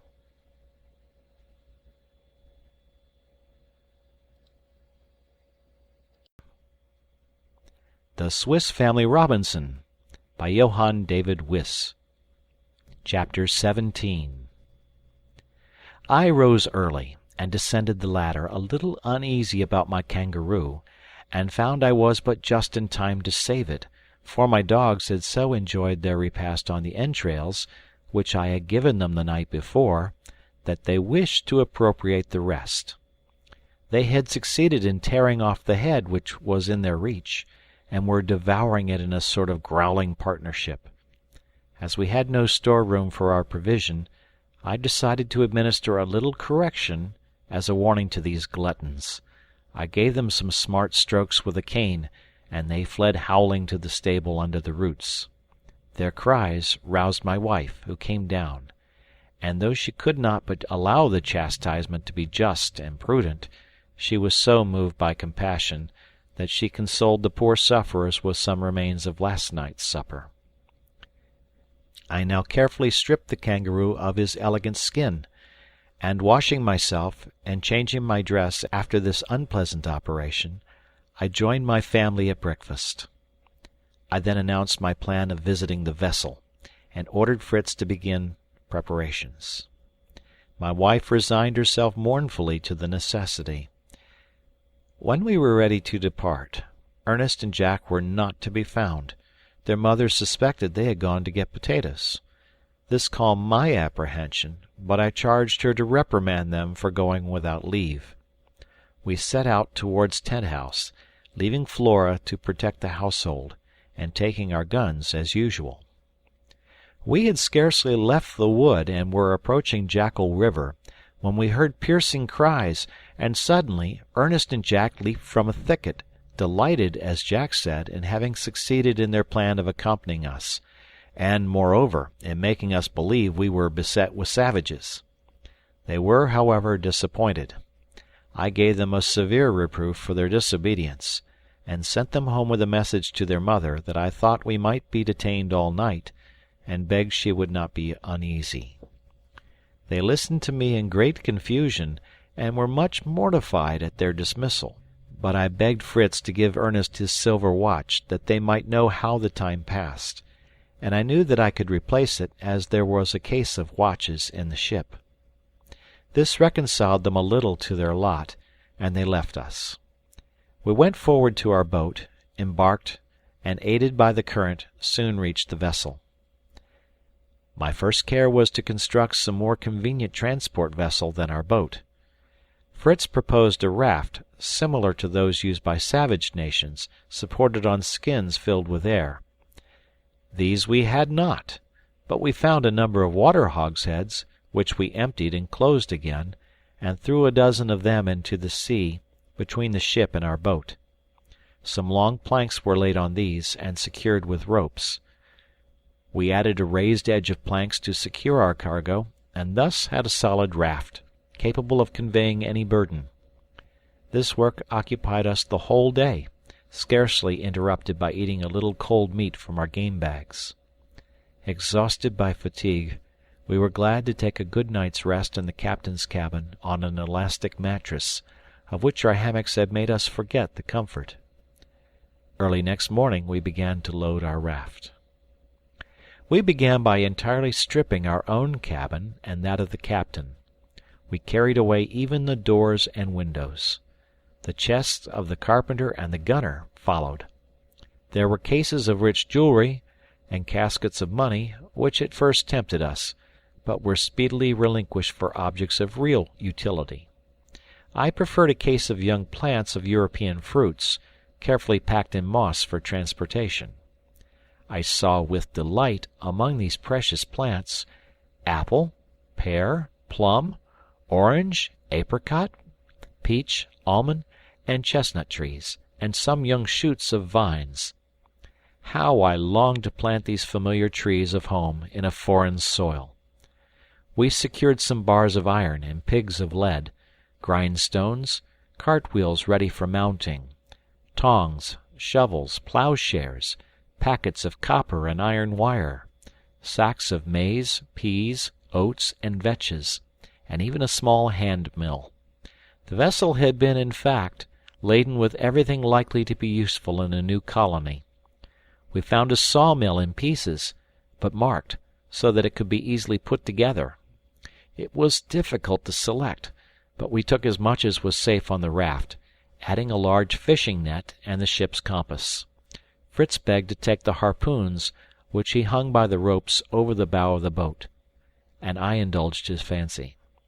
We were now loaded as far as prudence would allow us, so, attaching our raft firmly to the boat, we hoisted our sail, and made slowly to the shore. End of chapter 17. Chapter 18. The wind was favorable, but we advanced slowly, the floating mass that we had to tug retarding us. Fritz had been some time regarding a large object in the water. He called me to steer a little towards it, that he might see what it was. I went to the rudder and made the movement. Immediately I heard the whistling of the cord, and felt a shock, then a second, which was followed by a rapid motion of the boat. "We're going to founder!" cried I. "What's the matter?" "I've caught it!" shouted Fritz. "I've harpooned it in the neck. It is a turtle." I saw the harpoon shining at a distance, and the turtle was rapidly drawing us along by the line. I lowered the sail, and rushed forward to cut the line, but Fritz besought me not to do it.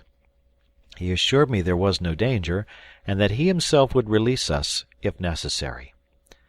I reluctantly consented, and saw our whole convoy drawn by an animal whose agony increased its strength.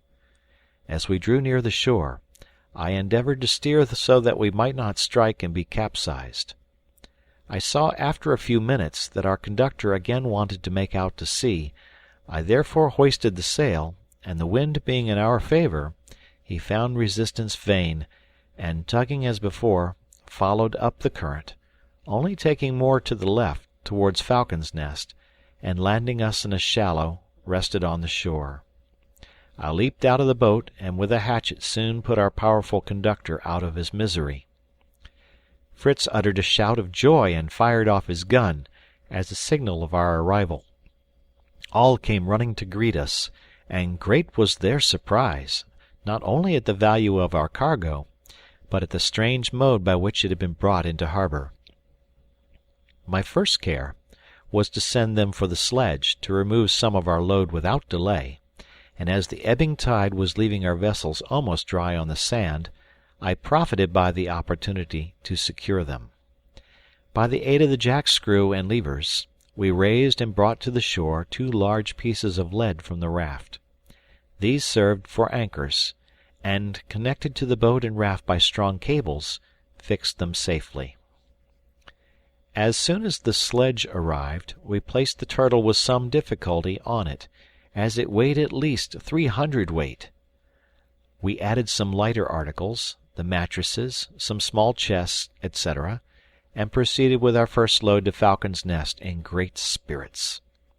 As we walked on, Fritz told them of the wondrous cases of jewelry we had abandoned for things of use. Jack wished Fritz had brought him a gold snuff-box to hold curious seeds, and Francis wished for some of the money to buy gingerbread at the fair. Everybody laughed at the little simpleton, who could not help laughing himself when he remembered his distance from fairs. Arrived at home, our first care was to turn the turtle on his back, to get the excellent meat out of the shell. With my hatchet I separated the cartilages that unite the shells. The upper shell is convex, the lower one nearly flat. We had some of the turtle prepared for dinner, though my wife felt great repugnance in touching the green fat, notwithstanding my assurance of it being the chief delicacy to an epicure. We salted the remainder of the flesh, and gave the offal to the dogs. The boys were all clamorous to possess the shell, but I said it belonged to Fritz, by right of conquest, and he must dispose of it as he thought best. "Then," said he, "I will make a basin of it and place it near the river, that my mother may always keep it full of fresh water." "Very good," said I, "and we will fill our basin as soon as we find some clay to make a solid foundation." "I found some this morning," said Jack, "a whole bed of clay, and I brought these balls home to show you." "And I have made a discovery too," said Ernest. "Look at these roots, like radishes. I have not eaten any, but the sow enjoys them very much." "A most valuable discovery indeed," said I. "If I am not mistaken, this is the root of the manioc, which, with the potatoes, would insure us from famine. Of this root they make in the West Indies a sort of bread, called cassava bread. In its natural state it contains a violent poison, but by a process of heating it becomes wholesome. The nutritious tapioca is a preparation from this root." By this time we had unloaded, and proceeded to the shore to bring a second load before night came on. We brought up 2 chests of our own clothes and property, some chests of tools, the cart wheels, and the hand mill, likely now to be of use for the cassava. After unloading, we sat down to an excellent supper of turtle, with potatoes instead of bread. After supper my wife said, smiling, "After such a hard day, I think I can give you something to restore you." She then brought a bottle and glasses, and filled us each a glass of clear amber-colored wine. I found it excellent Malaga. She had been down to the shore the previous day, and there found a small cask thrown up by the waves. This, with the assistance of her sons, she had rolled up to the foot of our tree, and there covered it with leaves to keep it cool till our arrival. We were so invigorated by this cordial that we set briskly to work to hoist up our mattresses to our dormitory, which we accomplished by the aid of ropes and pulleys. My wife received and arranged them, and after our usual evening devotions, we gladly lay down on them to enjoy a night of sweet repose. End of chapter.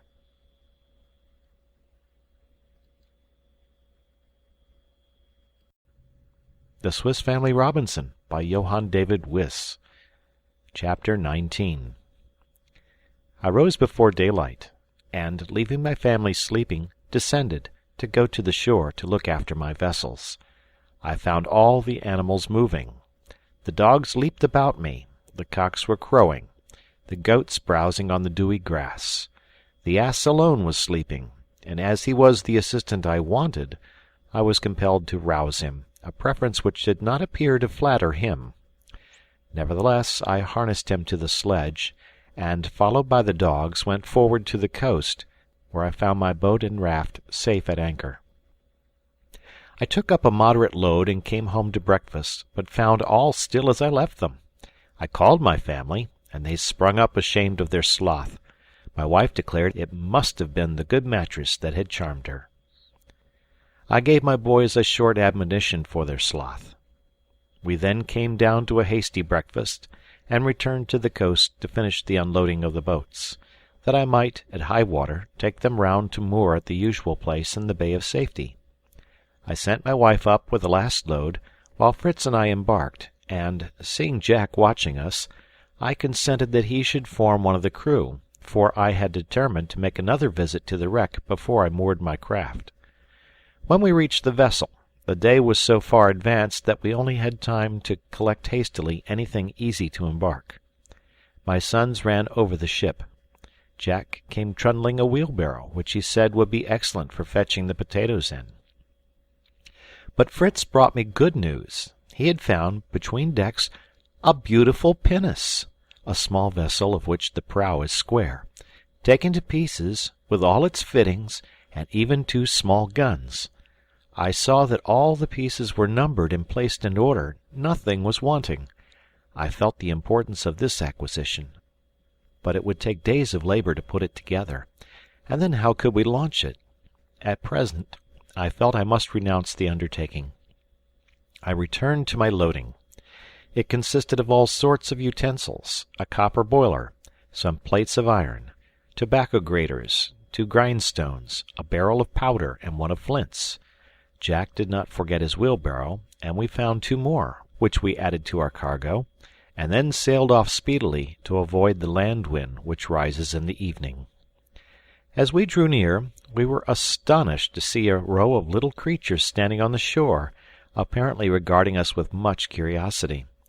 They were dressed in black, with white waistcoats and thick cravats. Their arms hung down carelessly, but from time to time they raised them as if they wished to bestow on us a fraternal embrace. "I believe," said I, laughing, "this must be the country of pygmies, and they are coming to welcome us." "They are the Lilliputians, father," said Jack. "I've read of them, but I thought they had been less." "As if Gulliver's Travels were true," said Fritz in a tone of derision. "Then there are no pygmies?" asked he. "No, my dear boy," said I. "All these stories are either the invention or the mistakes of ancient navigators, who have taken troops of monkeys for men, or who have wished to repeat something marvelous. But the romance of Gulliver is an allegory intended to convey great truths." "And now," said Fritz, "I begin to see our pygmies have beaks and wings." "You're right," said I. "They are penguins, as Ernest explained to us some time since. They are good swimmers, but, unable to fly, are very helpless on land." I steered gently to the shore, that I might not disturb them, but Jack leaped into the water up to his knees, and dashing among the penguins with a stick struck right and left, knocking down 6 of the poor stupid birds before they were aware. Some of these we brought away alive. The rest, not liking such a reception, took to the water and were soon out of sight. I scolded Jack for his useless rashness, for the flesh of the penguin is by no means a delicacy. We now filled our 3 wheelbarrows with such things as we could carry, not forgetting the sheets of iron and the graters, and trudged home. Our dogs announced our approach, and all rushed out to greet us. A curious and merry examination commenced. They laughed at my graters, but I let them laugh, for I had a project in my head. The penguins I intended for our poultry yard, and for the present I ordered the boys to tie each of them by a leg to one of our geese or ducks, who opposed the bondage very clamorously, but necessity made them submissive. My wife showed me a large store of potatoes and manioc roots, which she and her children had dug up the evening before. We then went to supper, and talked of all we had seen in the vessel, especially of the pinnace, which we had been obliged to leave. My wife did not feel much regret on this account, as she dreaded maritime expeditions, though she agreed she might have felt less uneasiness if we had had a vessel of this description. I gave my sons a charge to rise early next morning, as we had an important business on hand, and curiosity roused them all in very good time. After our usual preparations for the day, I addressed them thus: "Gentlemen, I am going to teach you all a new business, that of a baker. Give me the plates of iron and the graters we brought yesterday." My wife was astonished, but I requested her to wait patiently, and she should have bread, not perhaps light buns, but eatable flat cakes. But first she was to make me 2 small bags of sailcloth. She obeyed me, but at the same time I observed she put the potatoes on the fire, a proof she had not much faith in my bread-making. I then spread a cloth over the ground, and giving each of the boys a grater, we began to grate the carefully washed manioc roots, resting the end on the cloth. In a short time we had a heap of what appeared to be moist white sawdust, certainly not tempting to the appetite, but the little workmen were amused with their labor and jested no little about the cakes made of scraped radishes. "Laugh now, boys," said I. "We shall see after a while. But you, Ernest, ought to know that manioc is one of the most precious of alimentary roots, forming the principal sustenance of many nations of America, and often preferred by Europeans who inhabit those countries to wheaten bread. When all the roots were grated, I filled the 2 bags closely with the pollard, and my wife sewed the ends up firmly. It was now necessary to apply strong pressure to extract the juice from the root, as this juice is a deadly poison. I selected an oak beam, one end of which we fixed between the roots of our tree. Beneath this I placed our bags on a row of little blocks of wood. I then took a large bough, which I had cut from a tree, and prepared for the purpose, and laid it across them. We all united then in drawing down the opposite end of the plank over the bough, till we got it to a certain point, when we suspended to it the heaviest substances we possessed, hammers, bars of iron, and masses of lead. This acting upon the manioc, the sap burst through the cloth, and flowed on the ground copiously. When I thought the pressure was complete, we relieved the bags from the lever, and opening one, drew out a handful of the pollard, still rather moist, resembling coarse maize flour. "It only wants a little heat to complete our success," said I in great delight. I ordered a fire to be lighted, and fixing one of our iron plates, which was round in form, and rather concave, on 2 stones placed on each side of the fire, I covered it with the flour which we took from the bag with a small wooden shovel. It soon formed a solid cake, which we turned, that it might be equally baked. It smelled so good that we all wished to commence eating immediately, and I had some difficulty in convincing them that this was only a trial, and that our baking was still imperfect. Besides, as I had told them that there were 3 kinds of manioc, of which one contained more poison than the rest, I thought it prudent to try whether we had perfectly extracted it, by giving a small quantity to our fowls.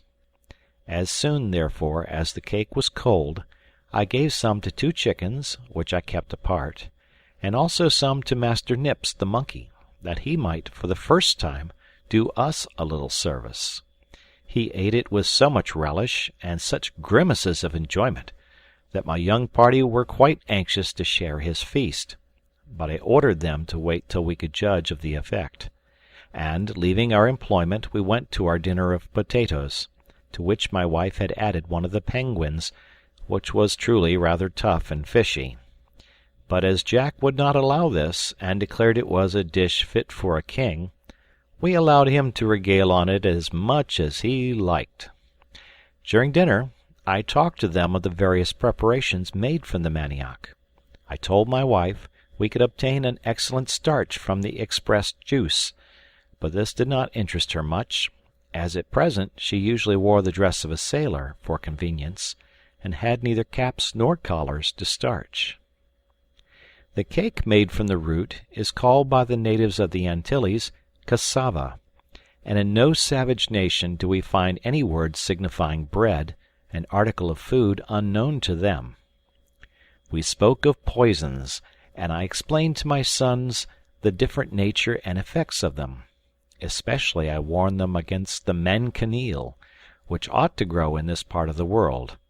I described the fruit to them as resembling a tempting yellow apple, with red spots, which is one of the most deadly poisons. It is said that even to sleep under the tree is dangerous. I forbade them to taste any unknown fruit, and they promised to obey me. On leaving the table, we went to visit the victims of our experiment. Jack whistled for Nips, who came in 3 bounds from the summit of a high tree, where he had doubtless been plundering some nest, and his vivacity, and the peaceful cackling of the fowls, assured us our preparation was harmless. "Now, gentlemen," said I, laughing, "to the bakehouse, and let us see what we can do."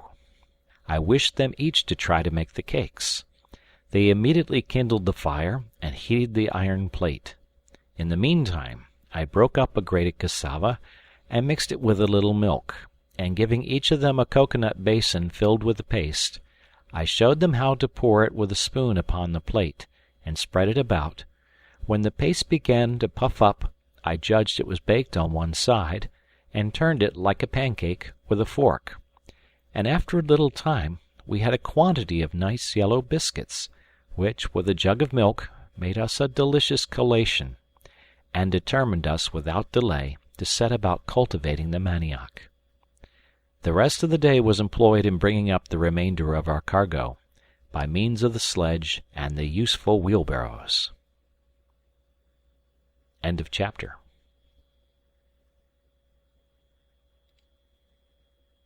The Swiss Family Robinson by Johann David Wyss.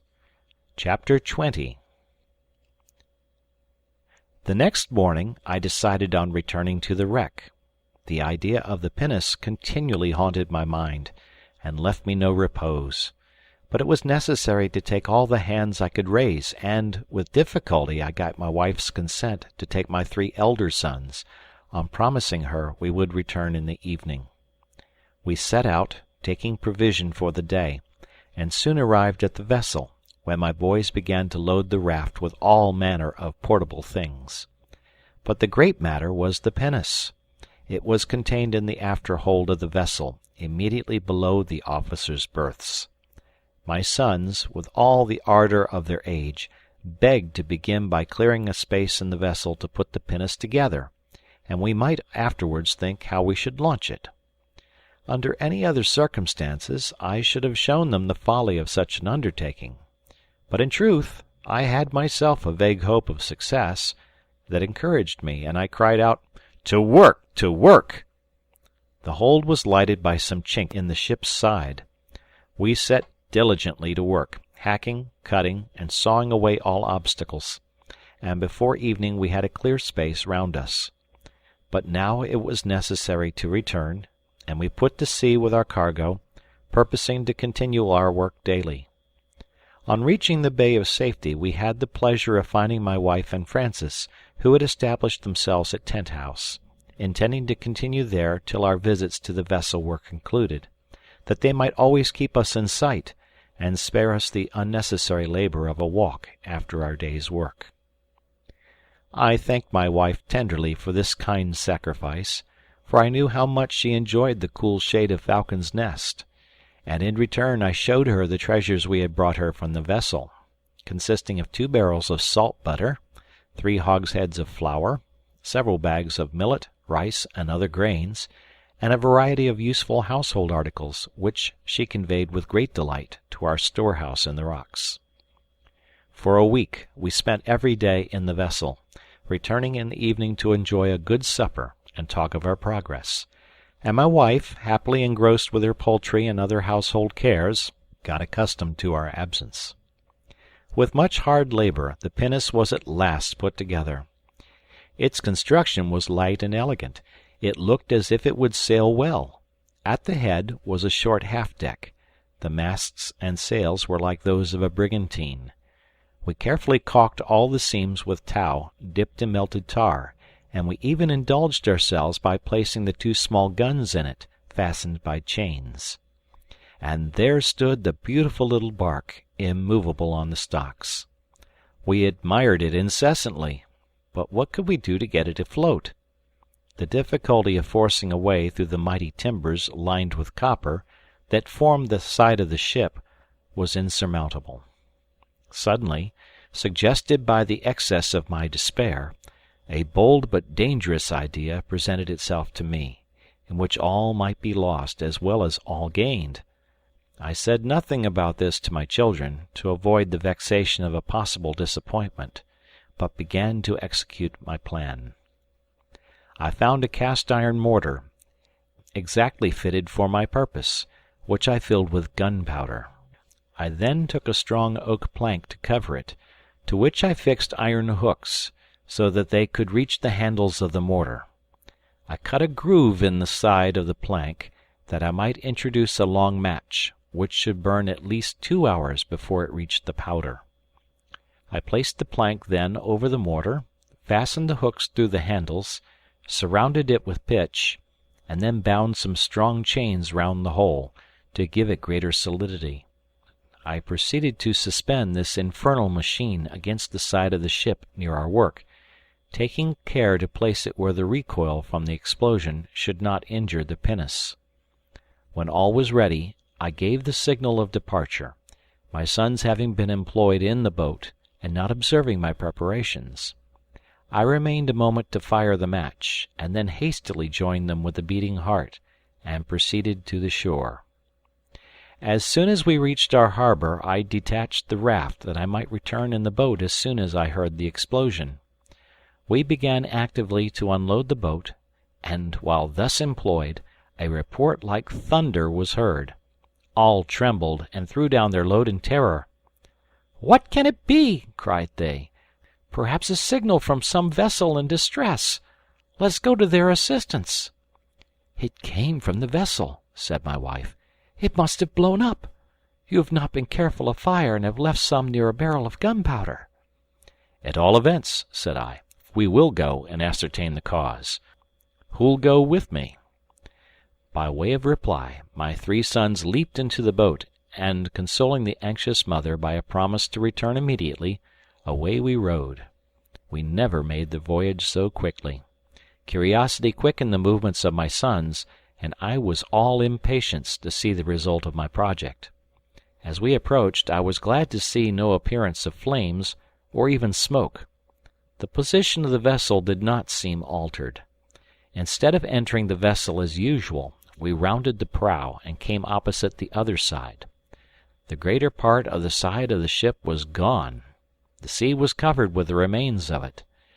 In its place stood our beautiful pinnace, quite uninjured, only leaning a little over the stocks. At the sight I cried out, in a transport that amazed my sons, "Victory! Victory! The charming vessel is our own. It will be easy now to launch her." "Ah, I comprehend now," said Fritz. "Papa has blown up the ship. But how could you manage to do it so exactly?" I explained all to him, as we entered through the broken side of the devoted vessel. I soon ascertained that no fire remained, and that the pinnace had escaped any injury. We set to work to clear away all the broken timbers in our way, and, by the aid of the jackscrew and levers, we moved the pinnace, which we had taken care to build on rollers, to the opening. Then, attaching a strong cable to her head, and fixing the other end to the most solid part of the ship, we easily launched her. It was too late to do any more now, except carefully securing our prize. And we returned to the good mother, to whom, wishing to give her an agreeable surprise, we merely said that the side of the vessel was blown out with powder, but we were still able to obtain more from it, at which she sighed, and, in her heart I have no doubt, wished the vessel and all it contained at the bottom of the sea. We had 2 days of incessant labor in fitting and loading the pinnace. Finally, after putting up our masts, ropes, and sails, we selected a cargo of things our boats could not bring. When all was ready, my boys obtained permission, as a reward for their industry, to salute their mamma, as we entered the bay, by firing our 2 guns.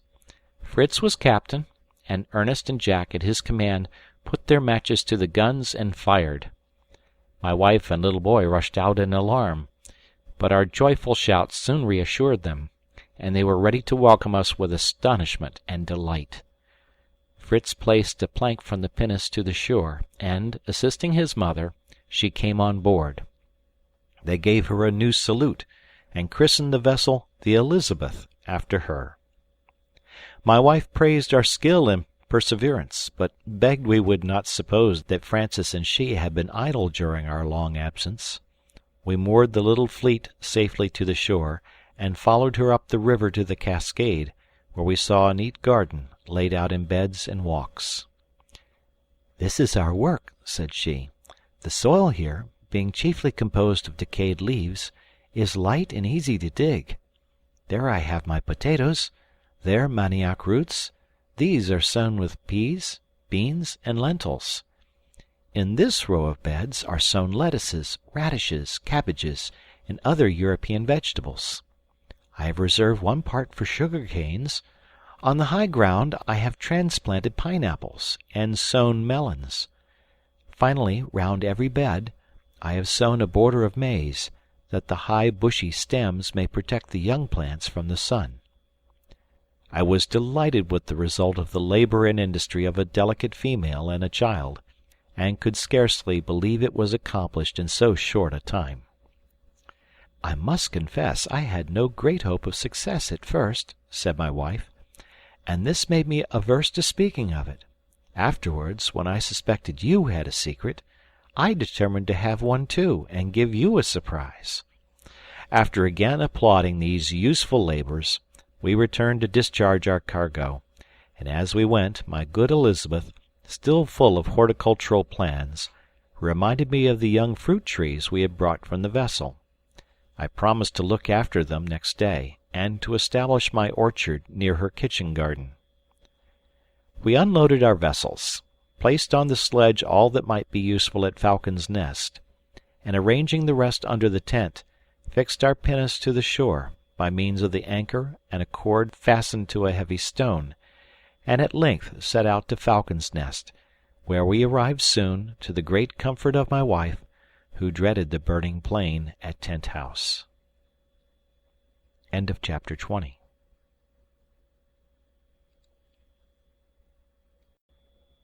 The Swiss Family Robinson by Johann David Wyss. Chapter 21. After our return to Falcon's Nest, I requested my sons to continue their exercises and gymnastics. I wished to develop all the vigor and energy that nature had given them, and which, in our situation, were especially necessary. I added to archery, racing, leaping, wrestling, and climbing trees, either by the trunks or by a rope suspended from the branches, as sailors climb. I next taught them to use the lasso, a powerful weapon, by aid of which the people of South America capture savage animals. I fixed 2 balls of lead to the end of a cord of about a fathom in length. The Patagonians, I told them, use this weapon with wonderful dexterity. Having no leaden balls, they attach a heavy stone to each end of a cord about 30 yards long. If they wish to capture an animal, they hurl one of the stones at it with singular address. By the peculiar art with which the ball is thrown, the rope makes a turn or two around the neck of the animal, which remains entangled without the power of escaping. In order to show the power of this weapon, I took aim at the trunk of a tree which they pointed out. My throw was quite successful. The end of the rope passed 2 or 3 times round the trunk of the tree, and remained firmly fixed to it. If the tree had been the neck of a tiger, I should have been absolute master of it. This experiment decided them all to learn the use of the lasso. Fritz was soon skilful in throwing it, and I encouraged the rest to persevere in acquiring the same facility, as the weapon might be invaluable to us when our ammunition failed. The next morning I saw, on looking out, that the sea was too much agitated for any expedition in the boats. I therefore turned to some home employments. We looked over our stores for winter provision. My wife showed me a cask of ortolans she had preserved in butter, and a quantity of loaves of cassava bread, carefully prepared. She pointed out that the pigeons had built in the tree, and were sitting on their eggs. We then looked over the young fruit trees brought from Europe, and my sons and I immediately laid out a piece of ground, and planted them. The day passed in these employments, and as we had lived only on potatoes, cassava bread, and milk for this day, we determined to go off next morning in pursuit of game to recruit our larder. At dawn of day we all started, including little Francis and his mother, who wished to take this opportunity of seeing a little more of the country. My sons and I took our arms. I harnessed the ass to the sledge, which contained our provision for the day, and was destined to bring back the products of the chase. Turk, accoutred in his coat of mail, formed the advance guard. My sons followed with their guns. Then came my wife with Francis leading the ass, and at a little distance I closed the procession, with Master Nips mounted on the patient Flora. We crossed Flamingo Marsh, and there my wife was charmed with the richness of the vegetation and the lofty trees. Fritz left us, thinking this a favorable spot for game. We soon heard the report of his gun, and an enormous bird fell a few paces from us. I ran to assist him, as he had much difficulty in securing his prize, which was only wounded in the wing, and was defending itself vigorously with its beak and claws. I threw a handkerchief over its head, and, confused by the darkness, I had no difficulty in binding it and conveying it in triumph to the sledge. We were all in raptures at the sight of this beautiful creature, which Ernest pronounced to be a female of the bustard tribe. My wife hoped that the bird might be domesticated among our poultry, and, attracting some more of its species, might enlarge our stock of useful fowls. We soon arrived at the wood of monkeys, as we called it, where we had obtained our coconuts, and Fritz related the laughable scene of the stratagem to his mother and brothers. Ernest looked up wistfully at the nuts, but there were no monkeys to throw them down.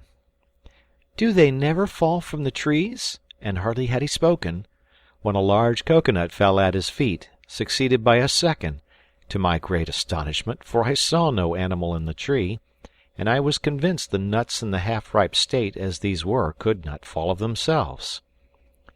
"It is exactly like a fairy tale," said Ernest.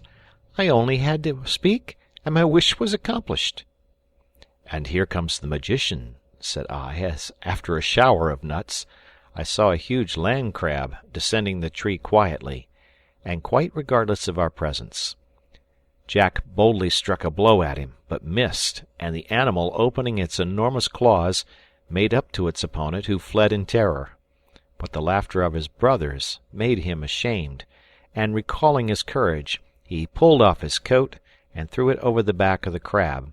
This checked its movements, and going to his assistance, I killed it with a blow of my hatchet. They all crowded round the frightful animal, anxious to know what it was. I told them it was a land crab, which we might call the coconut crab, as we owed such a store to it. Being unable to break the shell of the nut, of which they are very fond, they climb the tree and break them off in the unripe state. They then descend to enjoy their feast, which they obtain by inserting their claw through the small holes in the end, and abstracting the contents. They sometimes find them broken by the fall, when they can eat them at pleasure. The hideousness of the animal, and the mingled terror and bravery of Jack, gave us subject of conversation for some time. We placed our booty on the sledge, and continued to go on through the wood. Our path became every instant more intricate, from the amazing quantity of creeping plants which choked the way, and obliged us to use the axe continually. The heat was excessive, and we got on slowly, when Ernest, always observing, and who was a little behind us, cried out, "Halt! A new and important discovery!" We returned, and he showed us that from the stalk of one of the creepers we had cut with our axe there was issuing clear, pure water. It was the liane rouge, which in America furnishes the hunter such a precious resource against thirst. Ernest was much pleased. He filled a coconut cup with the water, which flowed from the cut stalks like a fountain, and carried it to his mother, assuring her she might drink fearlessly, and we all had the comfort of allaying our thirst, and blessing the gracious hand, who has placed this refreshing plant in the midst of the dry wilderness for the benefit of man. We now marched on with more vigor, and soon arrived at the gourd wood, where my wife and younger sons beheld with wonder the growth of this remarkable fruit. Fritz repeated all the history of our former attempts, and cut some gourds to make his mother some egg baskets, and a large spoon to cream the milk. But we first sat down under the shade, and took some refreshment, and afterwards, while we all worked at making baskets, bowls, and flasks, Ernest, who had no taste for such labor, explored the wood. Suddenly we saw him running to us in great terror, crying, "A wild boar! Papa, a great wild boar!" Fritz and I seized our guns, and ran to the spot he pointed out, the dogs preceding us. We soon heard barking and loud grunting, which proved the combat had begun, and hoping for a good prize, we hastened forward, when what was our vexation, when we found the dogs holding by the ears not a wild boar, but our own great sow, whose wild and intractable disposition had induced her to leave us and live in the woods. We could not but laugh at our disappointment, after a while, and I made the dogs release the poor sow, who immediately resumed her feast on a small fruit, which had fallen from the trees and scattered on the ground, and had evidently tempted the voracious beast to this part. I took up one of these apples, which somewhat resembled a medlar, and, opening it, I found the contents of a rich and juicy nature, but did not venture to taste it till we had put it to the usual test. We collected a quantity. I even broke a loaded branch from the tree, and we returned to our party. Master Nips no sooner saw them than he seized on some and crunched them up with great enjoyment. This satisfied me that the fruit was wholesome, and we regaled ourselves with some. My wife was especially delighted when I told her that this must be the guava, from which the delicious jelly is obtained, so much prized in America. "But with all this," said Fritz, "we have a poor show of game. Do let us leave Mamma with the young ones and set off to see what we can meet with." I consented, and we left Ernest with his mother and Francis, Jack wishing to accompany us. We made towards the rocks at the right hand, and Jack preceded us a little, when he startled us by crying out, "A crocodile, Papa! A crocodile!" "You simpleton," said I. "A crocodile in a place where there's not a drop of water." "Papa, I see it," said the poor child, his eyes fixed on one spot. "It is there on this rock, sleeping. I am sure it is a crocodile." As soon as I was near enough to distinguish it, I assured him his crocodile was a very harmless lizard called the iguana, whose eggs and flesh were excellent food. Fritz would immediately have shot at this frightful creature, which was about 5 feet in length. I showed him that his scaly coat rendered such an attempt useless. I then cut a strong stick and a light wand. To the end of the former I attached a cord with a noose. This I held in my right hand, keeping the wand in my left. I approached softly, whistling. The animal awoke, apparently listening with pleasure. I drew nearer, tickling him gently with the wand. He lifted up his head, and opened his formidable jaws. I then dexterously threw the noose around his neck, drew it, and jumping on his back, by the aid of my sons, held him down, though he succeeded in giving Jack a desperate blow with his tail. Then, plunging my wand up his nostrils, a few drops of blood came, and he died apparently without pain. We now carried off our game. I took him on my back, holding him by the foreclaws, while my boys carried the tail behind me, and with shouts of laughter the procession returned to the sledge. Poor little Francis was in great dismay when he saw the terrible monster we brought, and began to cry. But we rallied him out of his cowardice, and his mother, satisfied with our exploits, begged to return home. As the sledge was heavily laden, we decided to leave it till the next day, placing on the ass the iguana, the crab, our gourd vessels, and a bag of the guavas, little Francis also being mounted. The bustard we loosed, and, securing it by a string tied to one of its legs, led it with us. We arrived at home in good time. My wife prepared part of the iguana for supper, which was pronounced excellent. The crab was rejected as tough and tasteless. Our new utensils were then tried, the egg baskets and the milk bowls, and Fritz was charged to dig a hole in the earth, to be covered with boards, and serve as a dairy, till something better was thought of. Finally we ascended our leafy abode, and slept in peace. End of chapter.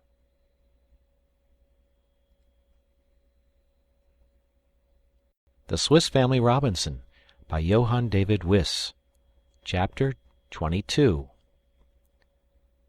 I projected an excursion with my eldest son to explore the limits of our country and satisfy ourselves that it was an island and not a part of a continent.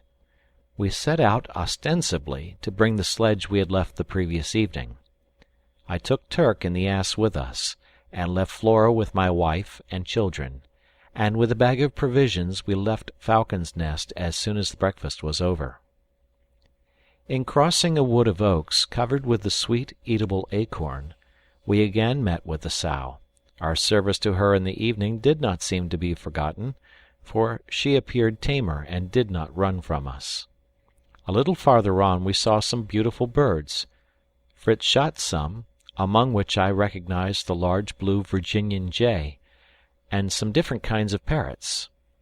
As he was reloading his gun, we heard at a distance a singular noise, like a muffled drum, mingled with the sound made in sharpening a saw.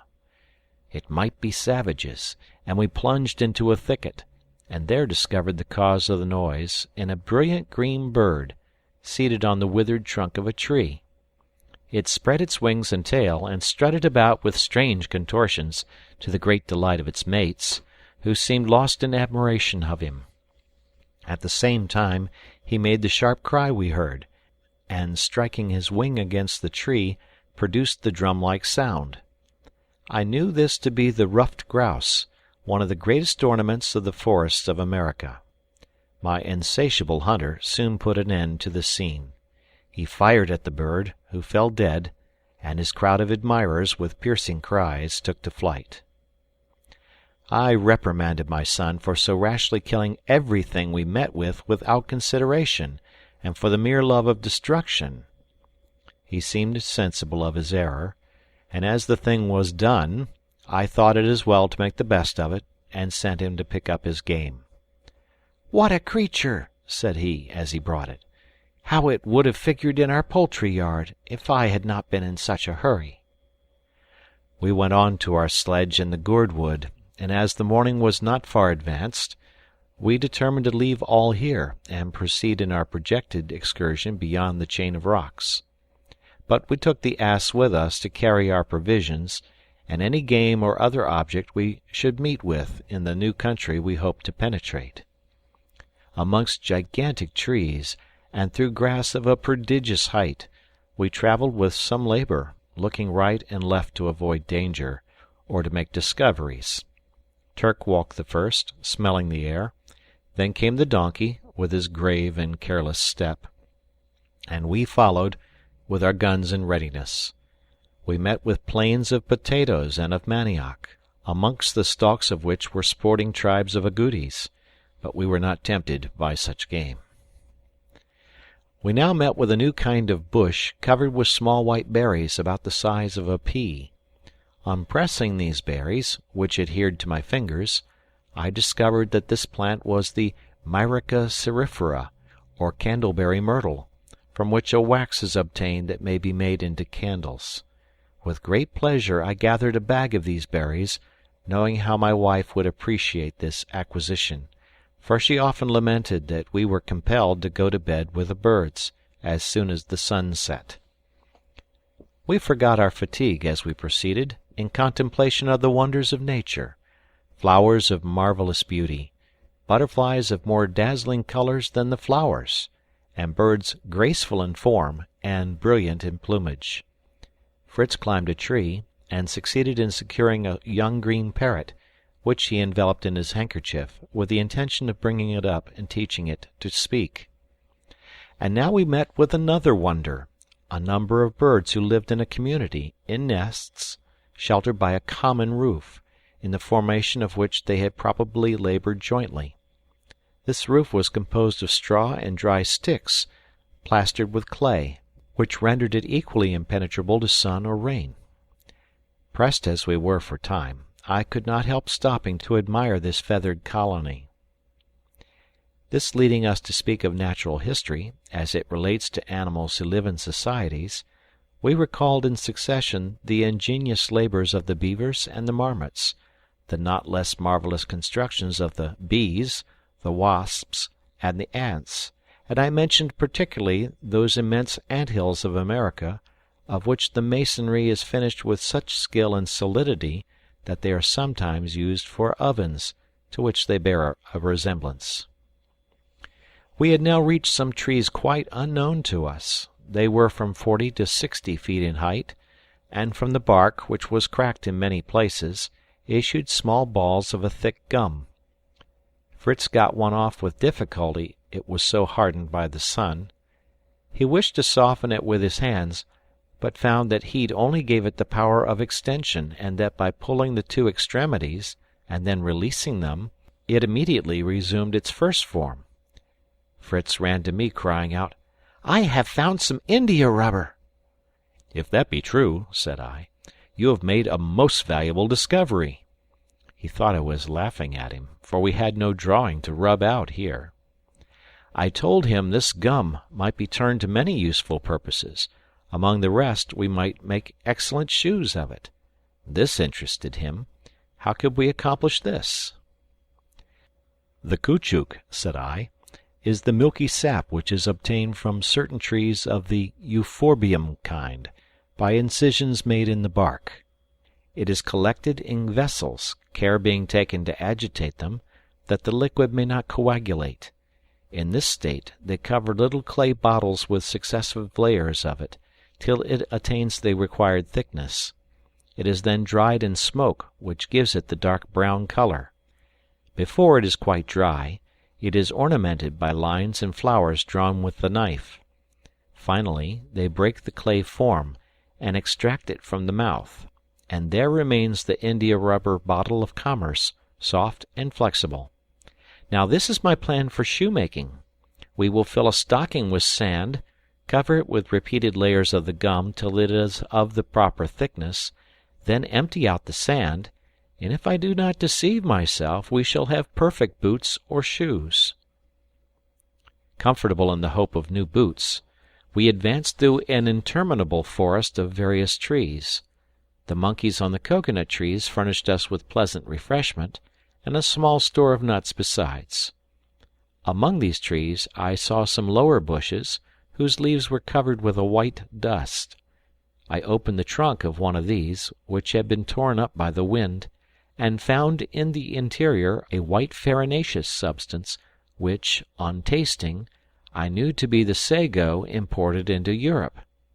This, as connected with our subsistence, was a most important affair, and my son and I, with our hatchets, laid open the tree, and obtained from it 25 pounds of the valuable sago. This occupied us an hour, and, weary and hungry, I thought it prudent not to push our discoveries farther this day. We therefore returned to the gourd wood, placed all our treasures on the sledge, and took our way home. We arrived without more adventures, and were warmly greeted, and our various offerings gratefully welcomed, especially the green parrot. We talked of the caoutchouc and new boots with great delight during supper, and afterwards my wife looked with exceeding content at her bag of candleberries, anticipating the time when we should not have to go to bed, as we did now, as soon as the sun set. End of chapter.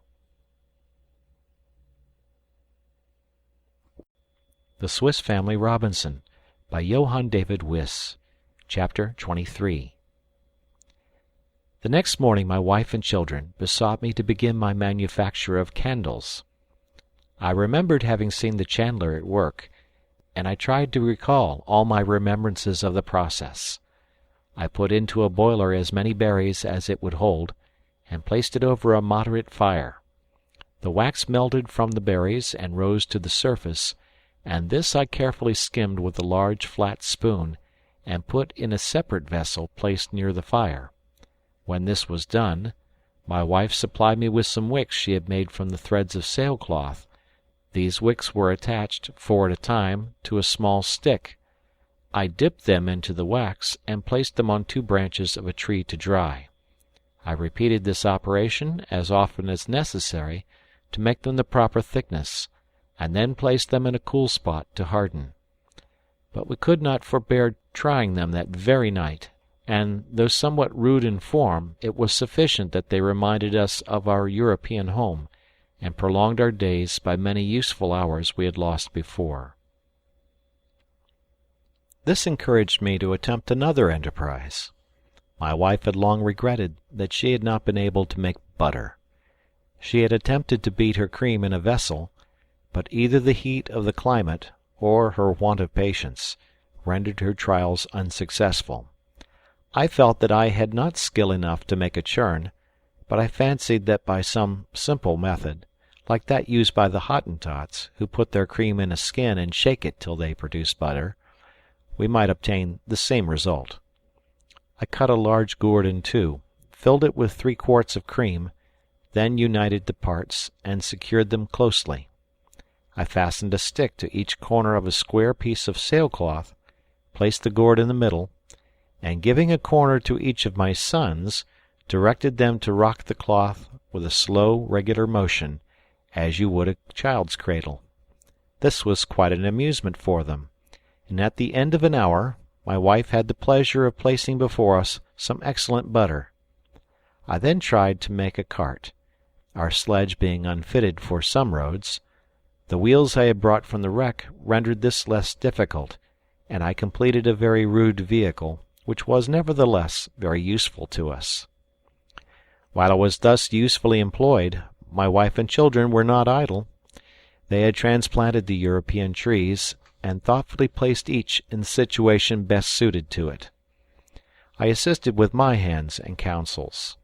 The vines we planted round the roots of our trees, and hoped in time to form a trellis work. Of the chestnut, walnut, and cherry trees, we formed an avenue from Falcon's Nest to Family Bridge, which, we hoped, would ultimately be a shady road between our 2 mansions. We made a solid road between the 2 rows of trees, raised in the middle and covered with sand, which we brought from the shore in our wheelbarrows. I also made a sort of tumbrel, to which we harnessed the ass to lighten this difficult labor. We then turned our thoughts to Tent House, our first abode, and which still might form our refuge in case of danger. Nature had not favored it, but our labor soon supplied all deficiencies. We planted round it every tree that requires ardent heat, the citron, pistachio, the almond, the mulberry, the Siamese orange, of which the fruit is as large as the head of a child, and the Indian fig with its long prickly leaves, all had a place here. These plantations succeeding admirably, we had, after some time, the pleasure of seeing the dry and sandy desert converted into a shady grove, rich in flowers and fruit. As this place was the magazine for our arms, ammunition, and provisions of all sorts, we made a sort of fortress of it, surrounding it with a high hedge of strong, thorny trees, so that not only to wild beasts, but even to human enemies, it was inaccessible. Our bridge was the only point of approach, and we always carefully removed the first planks after crossing it. We also placed our 2 cannon on a little elevation within the enclosure, and, finally, we planted some cedars near our usual landing place, to which we might at a future time fasten our vessels. These labors occupied us 3 months, only interrupted by strict attention to the devotions and duties of the Sunday. I was most especially grateful to God for the robust health we all enjoyed in the midst of our employments. All went on well in our little colony. We had an abundant and certain supply of provisions, but our wardrobe, notwithstanding the continual repairing my wife bestowed on it, was in a most wretched state, and we had no means of renewing it, except by again visiting the wreck, which I knew still contained some chests of clothes and bales of cloth. This decided me to make another voyage. Besides, I was rather anxious to see the state of the vessel. We found it in much the same condition we had left it, except being much more shattered by the winds and waves. We selected many useful things for our cargo. The bales of linen and woolen cloth were not forgotten, some barrels of tar, and everything portable that we could remove, doors, windows, tables, benches, locks and bolts, all the ammunition, and even such of the guns as we could move.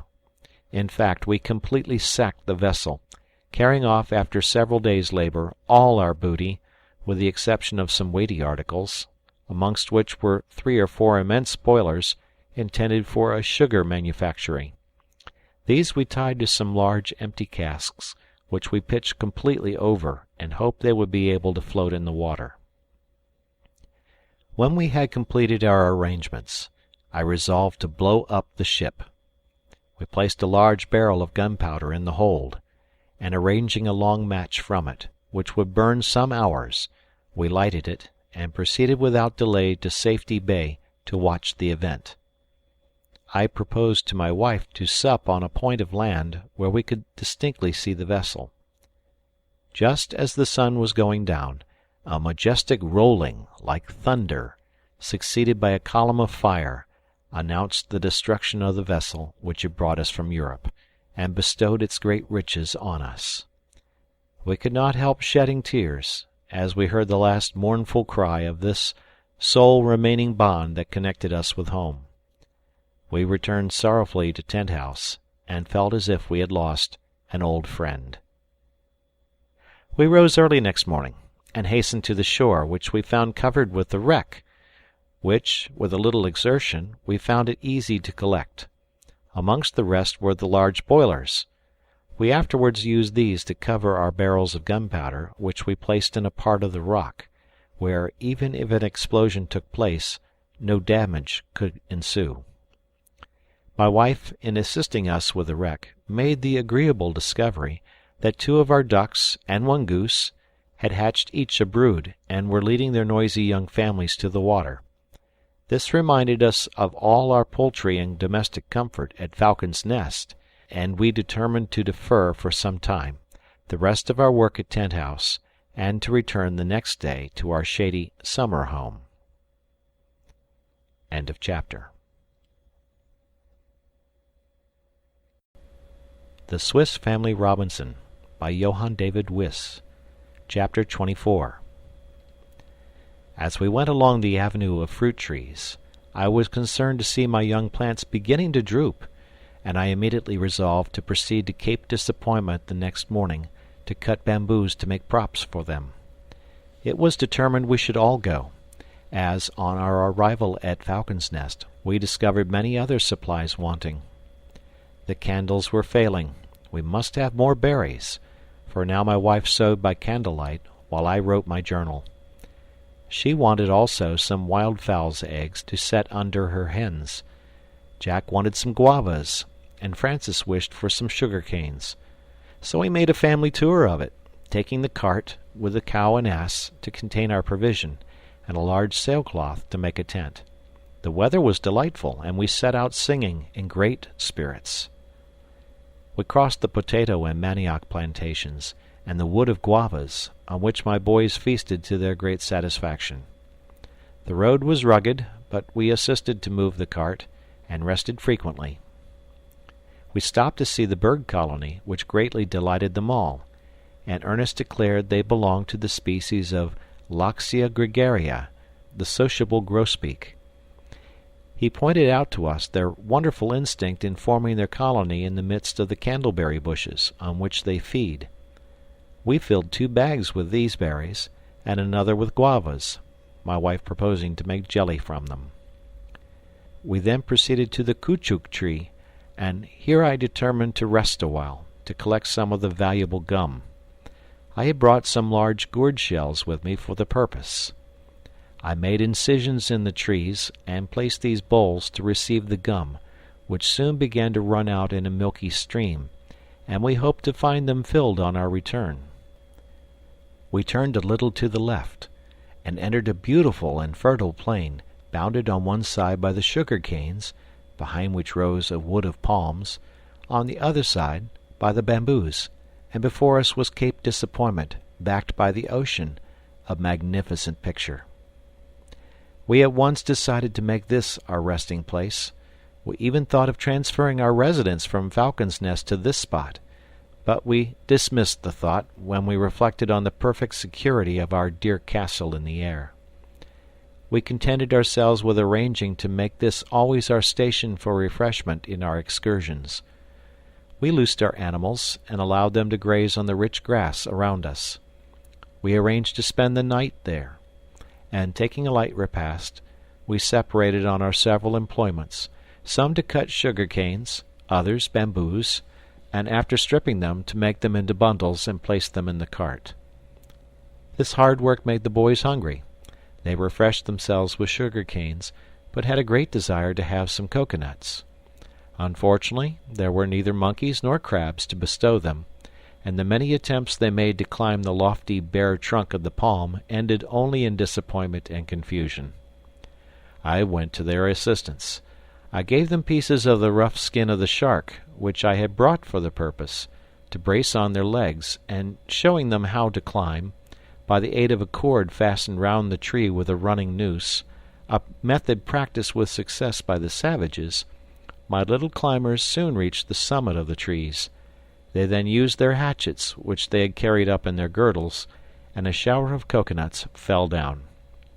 These furnished a pleasant dessert, enlivened by the jests of Fritz and Jack, who, being the climbers, did not spare Dr. Ernest, who had contented himself with looking up at them, and even now, regardless of their banter, he was lost in some new idea. Rising suddenly and looking at the palms, he took a coconut cup and a tin flask with a handle, and gravely addressed us thus: "Gentleman and lady, this exercise of climbing is really very disagreeable and difficult, but since it confers so much honor on the undertakers, I should like also to attempt an adventure, hoping to do something at once glorious and agreeable to the company."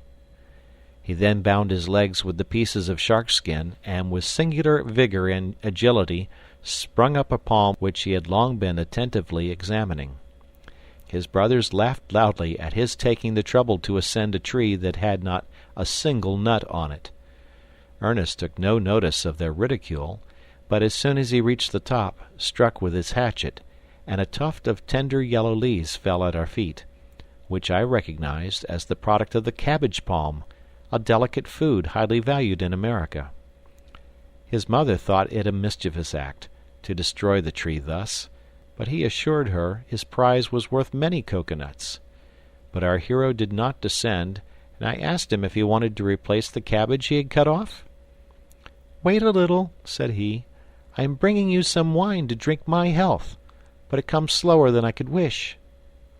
He now descended, holding his cocoa cup, into which he poured from the flask a clear rose-colored liquor, and presenting it to me, begged me to drink. It was indeed the true palm wine, which is as pleasant as champagne, and, taken moderately, a great restorative. We all drank, and Ernest was praised and thanked by all, till he forgot all the scoffs he had received.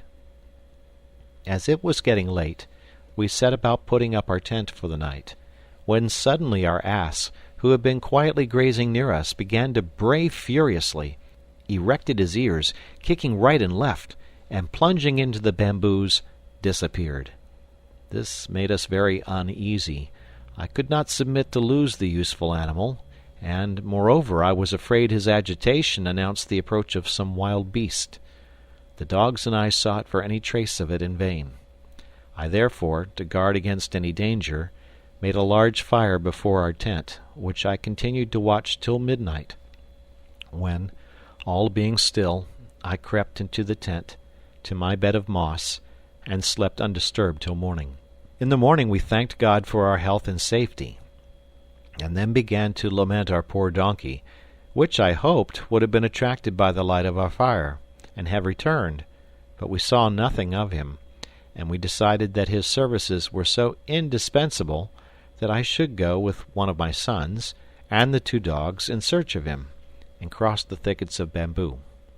I chose to take Jack with me, to his great satisfaction, for Fritz and Ernest formed a better guard for their mother in a strange place. We set out, well armed, with bags of provisions on our back, and after an hour's fruitless search amongst the canes, we emerged beyond them in an extensive plain on the borders of the great bay. We saw that the ridge of rocks still extended on the right till it nearly reached the shore, when it abruptly terminated in a perpendicular precipice. A considerable river flowed into the bay here, and between the river and the rock was a narrow passage, which at high water would be overflowed.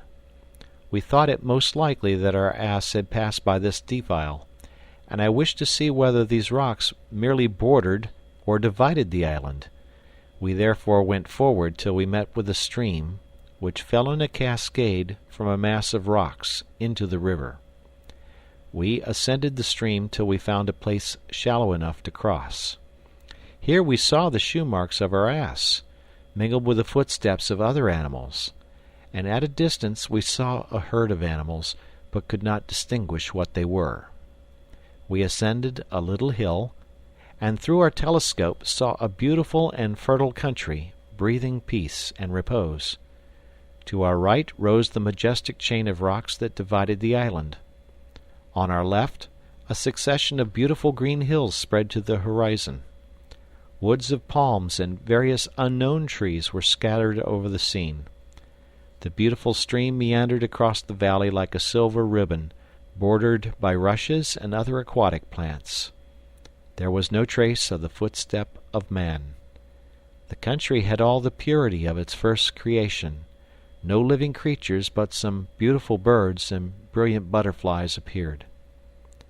But, at a distance, we saw some specks, which I concluded were the animals we had first seen, and I resolved to go nearer in hopes our ass might have joined them. We made towards the spot, and, to shorten the road, crossed a little wood of bamboos, the stalks of which, as thick as a man's thigh, rose to the height of 30 feet. I suspected this to be the giant reed of America, so useful for the masts of boats and canoes. I promised Jack to allow him to cut some on our return, but at present the ass was my sole care. When we had crossed the wood, we suddenly came face to face on a herd of buffaloes, not numerous certainly, but formidable in appearance. At the sight I was absolutely petrified, and my gun useless.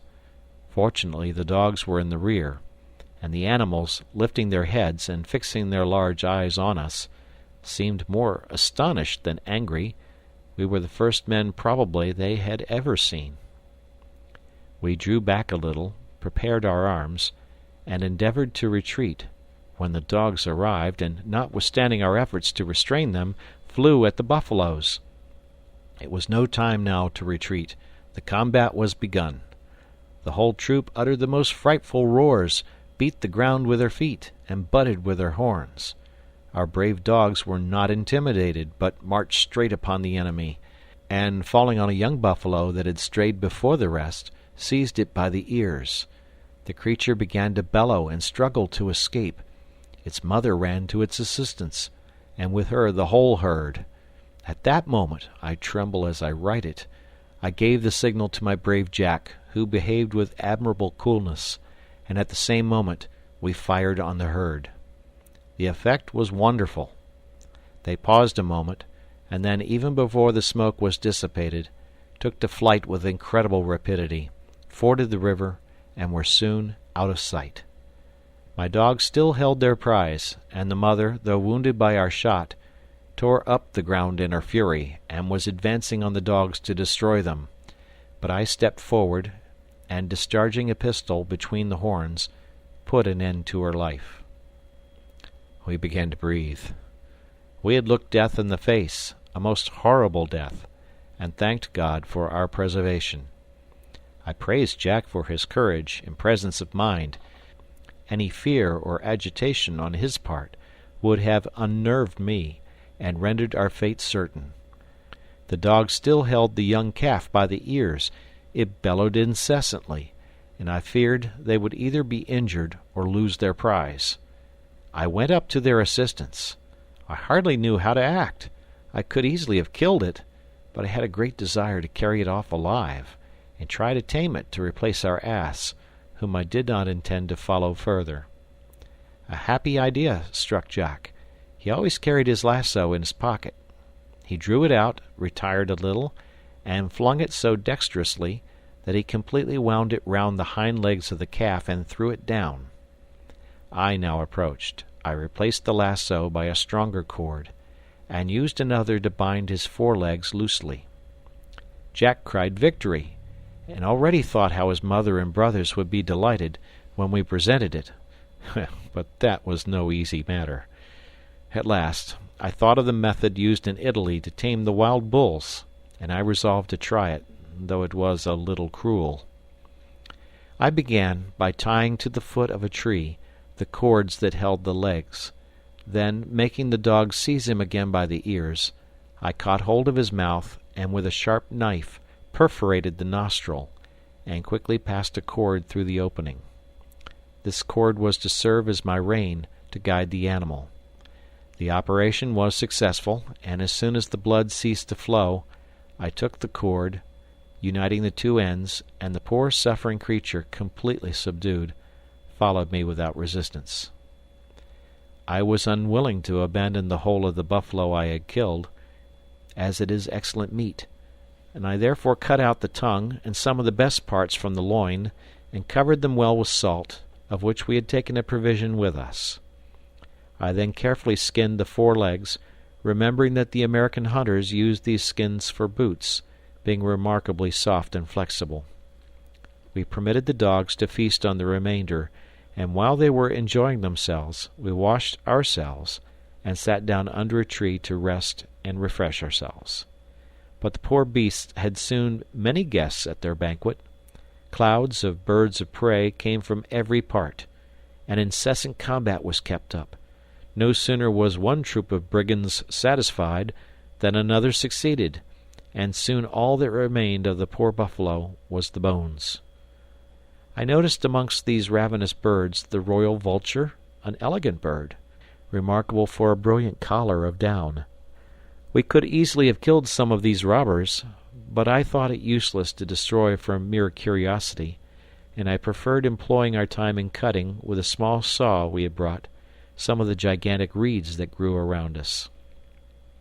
We cut several of the very thick ones, which make excellent vessels when separated at the joints, but I perceived that Jack was cutting some of small dimensions, and I inquired if he was going to make a Pandean pipe to celebrate his triumphal return with the buffalo. "No," said he, "I don't recollect that Robinson Crusoe amused himself with music in his island. But I have thought of something that will be useful to Mamma. I am cutting these reeds to make moulds for our candles." "An excellent thought, my dear boy," said I. "And if even we break our moulds in getting out the candles, which I suspect we may, we know where they grow, and can come for more." We collected all our reeds in bundles, and then set out.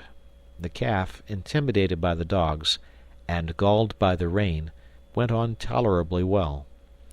We crossed the narrow pass in the rocks, and here our dogs killed a large jackal which was coming from her den in the rock. The furious animals then entered the den, followed by Jack, who saved with difficulty one of the young cubs, the others being immediately worried. It was a pretty little gold-colored creature, about the size of a cat. Jack petitioned earnestly to have it to bring up, and I made him happy by granting his request. In the meantime, I had tied the calf to a low tree, which I discovered was the thorny dwarf palm, which grows quickly and is extremely useful for fences. It bears an oblong fruit about the size of a pigeon's egg, from which is extracted an oil which is an excellent substitute for butter. I determined to return for some young plants of this palm to plant a tent house. It was almost night when we joined our family, and endless were the questions the sight of the buffalo produced, and great was the boasting of Jack the Dauntless. I was compelled to lower his pride a little by an unvarnished statement, though I gave him much credit for his coolness and resolution. And supper time arriving, my wife had time to tell me what had passed while we had been on our expedition. End of chapter.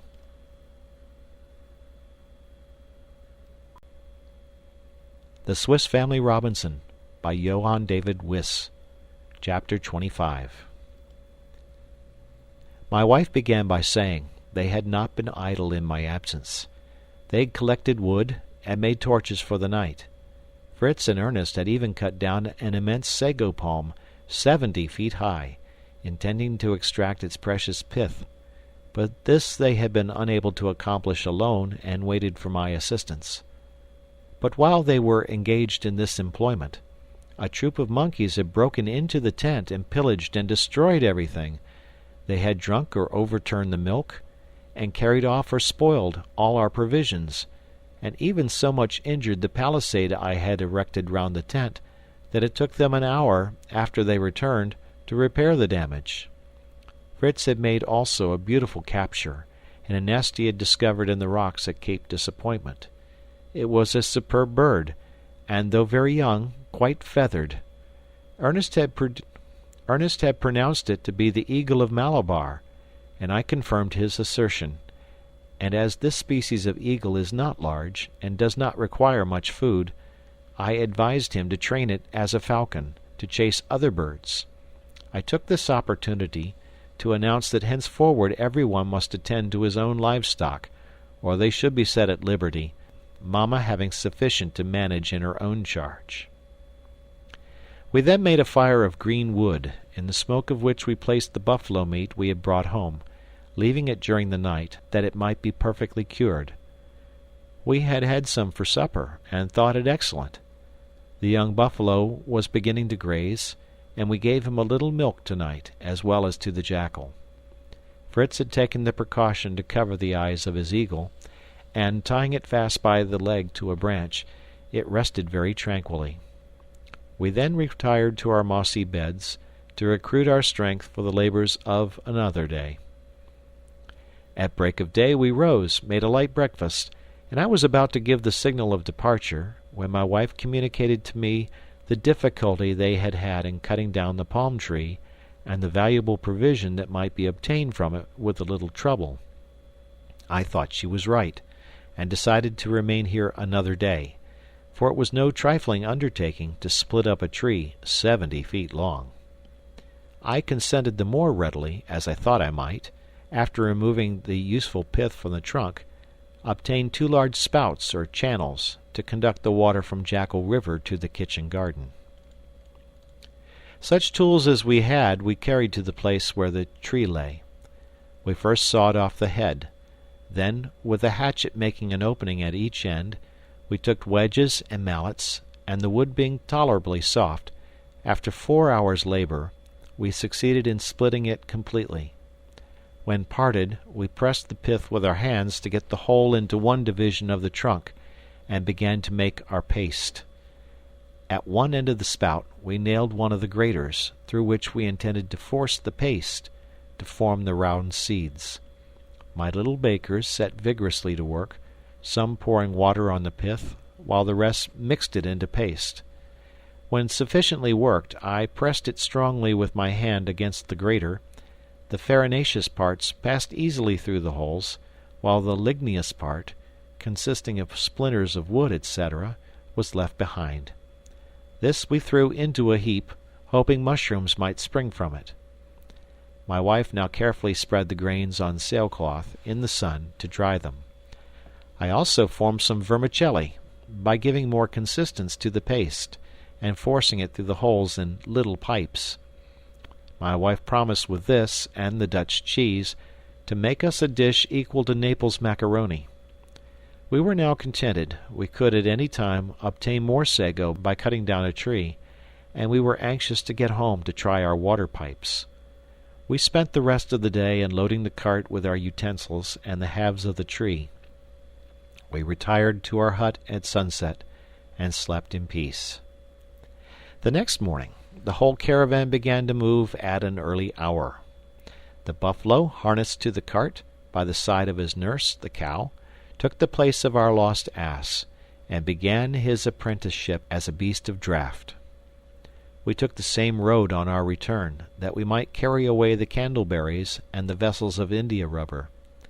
The vanguard was composed of Fritz and Jack, who pioneered our way, by cutting down the underwood to make a road for the cart.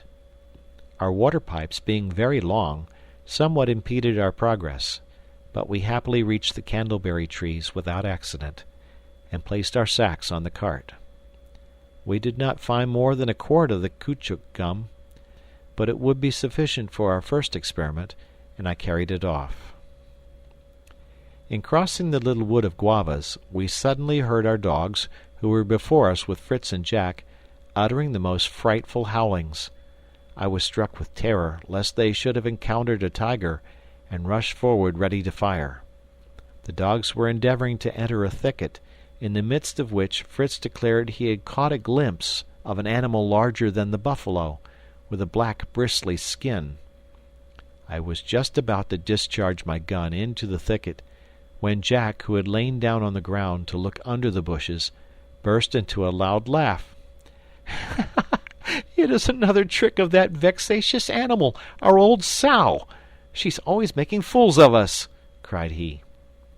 Half merry and half angry, we made an opening into the thicket, and there discovered the lady lying, surrounded by 7 little pigs only a few days old.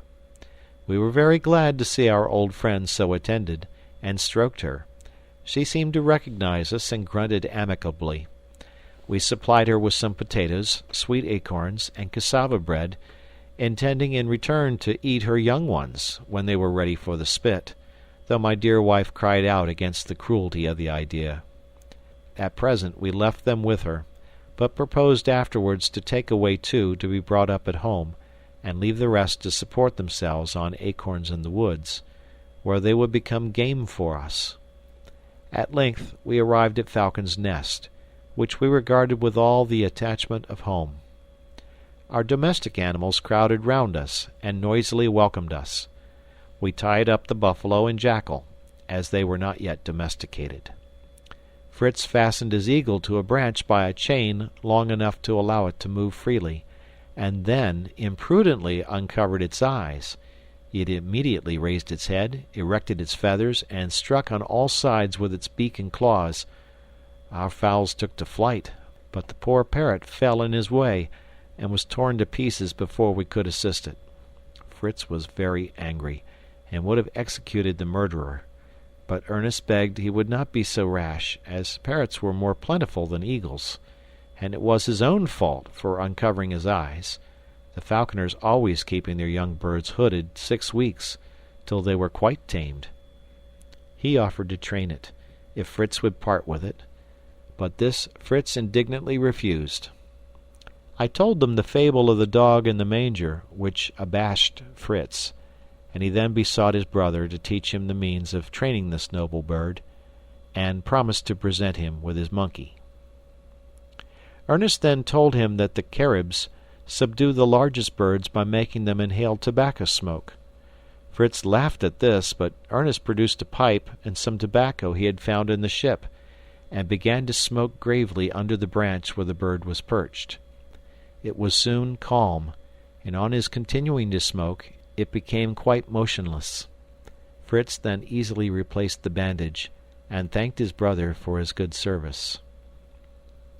The next morning we set out early to our young plantation of fruit trees, to fix props to support the weaker plants. We loaded the cart with the thick bamboo canes and our tools, and harnessed the cow to it, leaving the buffalo in the stable, as I wished the wound in his nostrils to be perfectly healed before I put him to any hard work. I left Francis with his mother, to prepare our dinner, begging them not to forget the macaroni. We began at the entrance of the avenue to Falcon's Nest, where all the trees were much bent by the wind. We raised them gently by a crowbar. I made a hole in the earth, in which one of my sons placed the bamboo props, driving them firmly down with a mallet, and we proceeded to another, while Ernest and Jack tied the trees to them with a long, tough, pliant plant, which I suspected was a species of liana. As we were working, Fritz inquired if these fruit trees were wild. "A pretty question!" cried Jack. "Do you think the trees are tame like eagles or buffaloes? You perhaps could teach them to bow politely, so that we might gather the fruit." "You fancy you are a wit," said I, "but you speak like a dunce. We cannot make trees bow at our pleasure, but we can make a tree which by nature bears sour and uneatable fruit, produce what is sweet and wholesome. This is effected by grafting into a wild tree a small branch, or even a bud, of the sort you wish. I will show you this method practically at some future time, for by these means we can procure all sorts of fruit, only we must remember that we can only graft a tree with one of the same natural family. Thus we could not graft an apple on a cherry tree, for one belongs to the apple tribe, and the other to the plum tribe." "Do we know the origin of all these European fruits?" asked the inquiring Ernest. "All are shell fruits," answered I, "such as the nuts, the almond, and the chestnut, are natives of the East, the peach of Persia, the orange and apricot of Armenia, and the cherry, which was unknown in Europe 60 years before Christ, was brought by the proconsul Lucullus from the southern shores of the Euxine. The olives come from Palestine.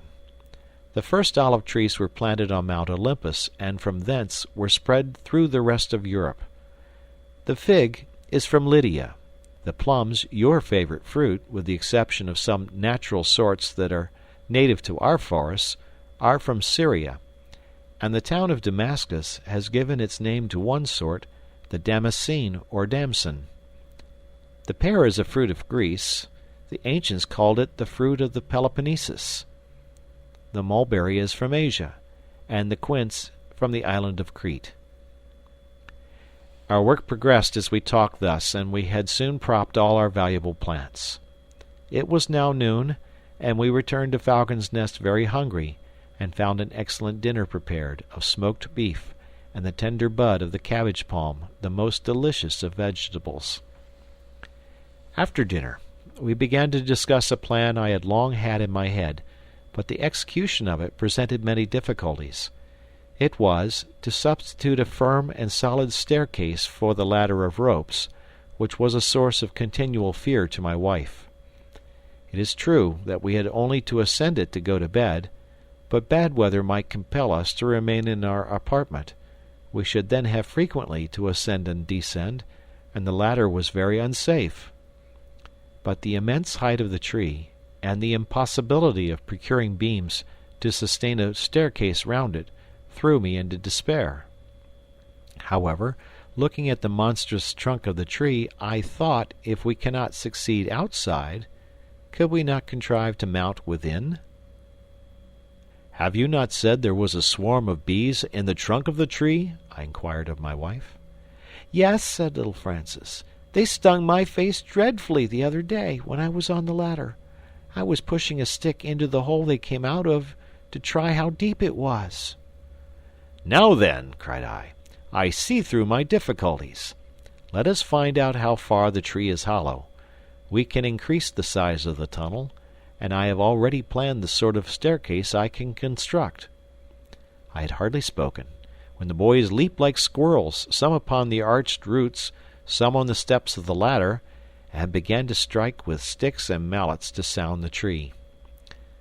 This rash proceeding had nearly been fatal to Jack, who, having placed himself just before the opening, and striking violently, the whole swarm, alarmed at an attack, which probably shook their palace of wax, issued forth, and revenged themselves amply on all the assailants. Nothing was heard but cries and stamping of feet. My wife hastened to cover the stings with moist earth, which rather relieved them, but it was some hours before they could open their eyes. They begged me to get them the honey from their foes, and I prepared a hive, which I had long thought of, a long gourd, which I placed on a board nailed upon a branch of our tree, and covered with straw to shelter it from the sun and wind. But it was now bedtime, and we deferred our attack on the fortress till next day. End of chapter.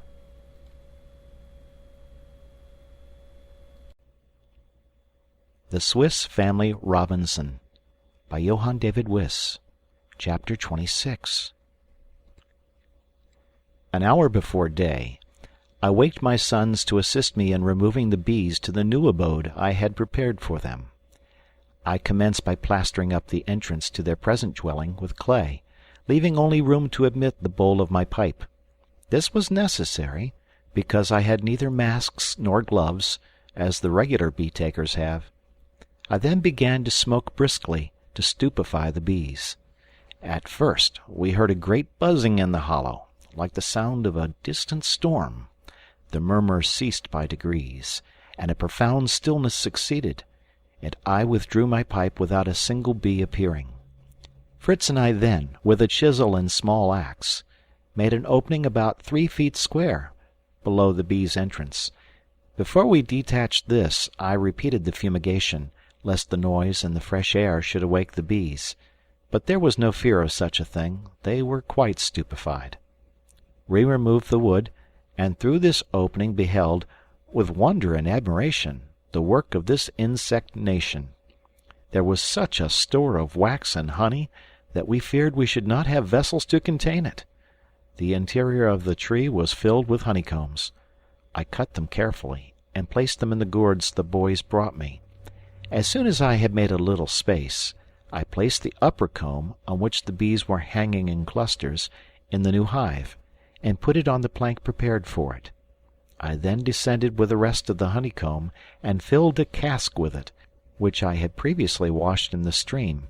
This we covered with sailcloth and planks, lest the bees, attracted by the smell, should come to claim their own. We left out some comb for a treat at dinner, and my wife carefully put by the rest. To prevent the bees returning to their old abode, we placed some burning tobacco in the hollow, the smell and fumes of which drove them from the tree when they wished to enter, and finally they settled in the new hive, where the queen bee, doubtless, had fixed herself. We now began our work. We emptied the cask of honey into a large boiler, except a little reserved for daily use. We added a little water, placed the boiler on a slow fire, and reduced it to a liquid mass. This was strained through a bag into the cask, and left standing all night to cool. The next morning the wax had risen to the top, and formed a hard and solid cake, which we easily removed, and beneath was the most pure and delicious honey. The barrel was then carefully closed, and placed in a cool place. We now proceeded to examine the interior of the tree. I took a long pole and tried the height from the window I had made, and tied a stone to a string to sound the depth. To my surprise, the pole penetrated without resistance to the very branches where our dwelling was, and the stone went to the roots. It was entirely hollow, and I thought I could easily fix a winding staircase in this wide tunnel. It would seem that this huge tree, like the willow of our country, is nourished through the bark, for it was flourishing in luxuriant beauty. We began by cutting a doorway on the side facing the sea, of the size of the door we had brought from the captain's cabin, with its framework, thus securing ourselves from invasion on that side. We then cleansed and perfectly smoothed the cavity, fixing in the middle the trunk of a tree about 10 feet high, to serve for the axis of the staircase. We had prepared, the evening before, a number of boards from the staves of a large barrel, to form our steps. By the aid of the chisel and mallet, we made deep notches in the inner part of our tree, and corresponding notches in the central pillar. I placed my steps in these notches, riveting them with large nails. I raised myself in this manner step after step, but always turning round the pillar, till we got to the top. We then fixed on the central pillar another trunk of the same height, prepared beforehand, and continued our winding steps. 4 times we had to repeat this operation, and finally we reached our branches, and terminated the staircase on the level of the floor of our apartment. I cleared the entrance by some strokes of my axe. To render it more solid, I filled up the spaces between the steps with planks, and fastened 2 strong cords from above to each side of the staircase to hold by. Towards different points I made openings, in which were placed the windows taken from the cabin, which gave light to the interior and favored our observations outside. The construction of this solid and convenient staircase occupied us during a month of patient industry. Not that we labored like slaves, for we had no one to constrain us. We had in this time completed several works of less importance, and many events had amused us amidst our toil. A few days after we commenced, Flora produced 6 puppies, but the number being too large for our means of support, I commanded that only a male and female should be preserved, that the breed might be perpetuated. This was done, and the little jackal being placed with the remainder, Flora gave it the same privileges as her own offspring.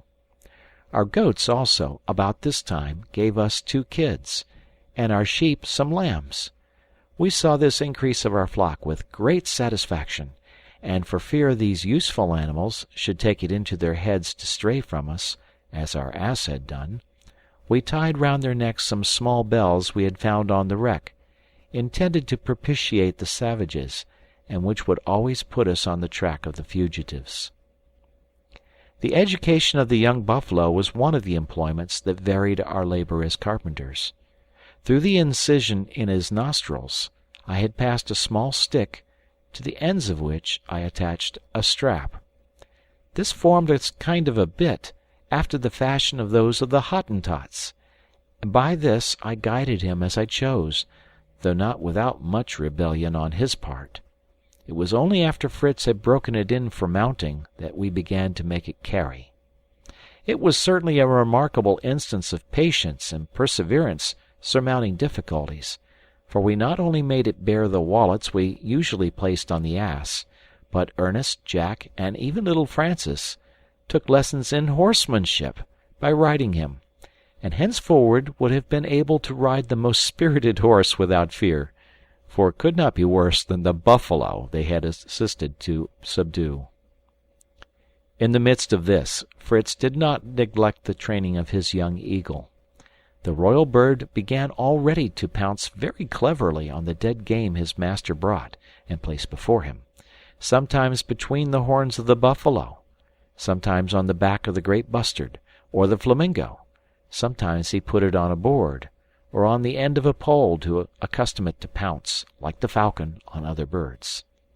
He taught it to settle on his wrist at a call or a whistle, but it was some time before he could trust it to fly without a long string attached to its leg, for fear its wild nature should carry it from us forever.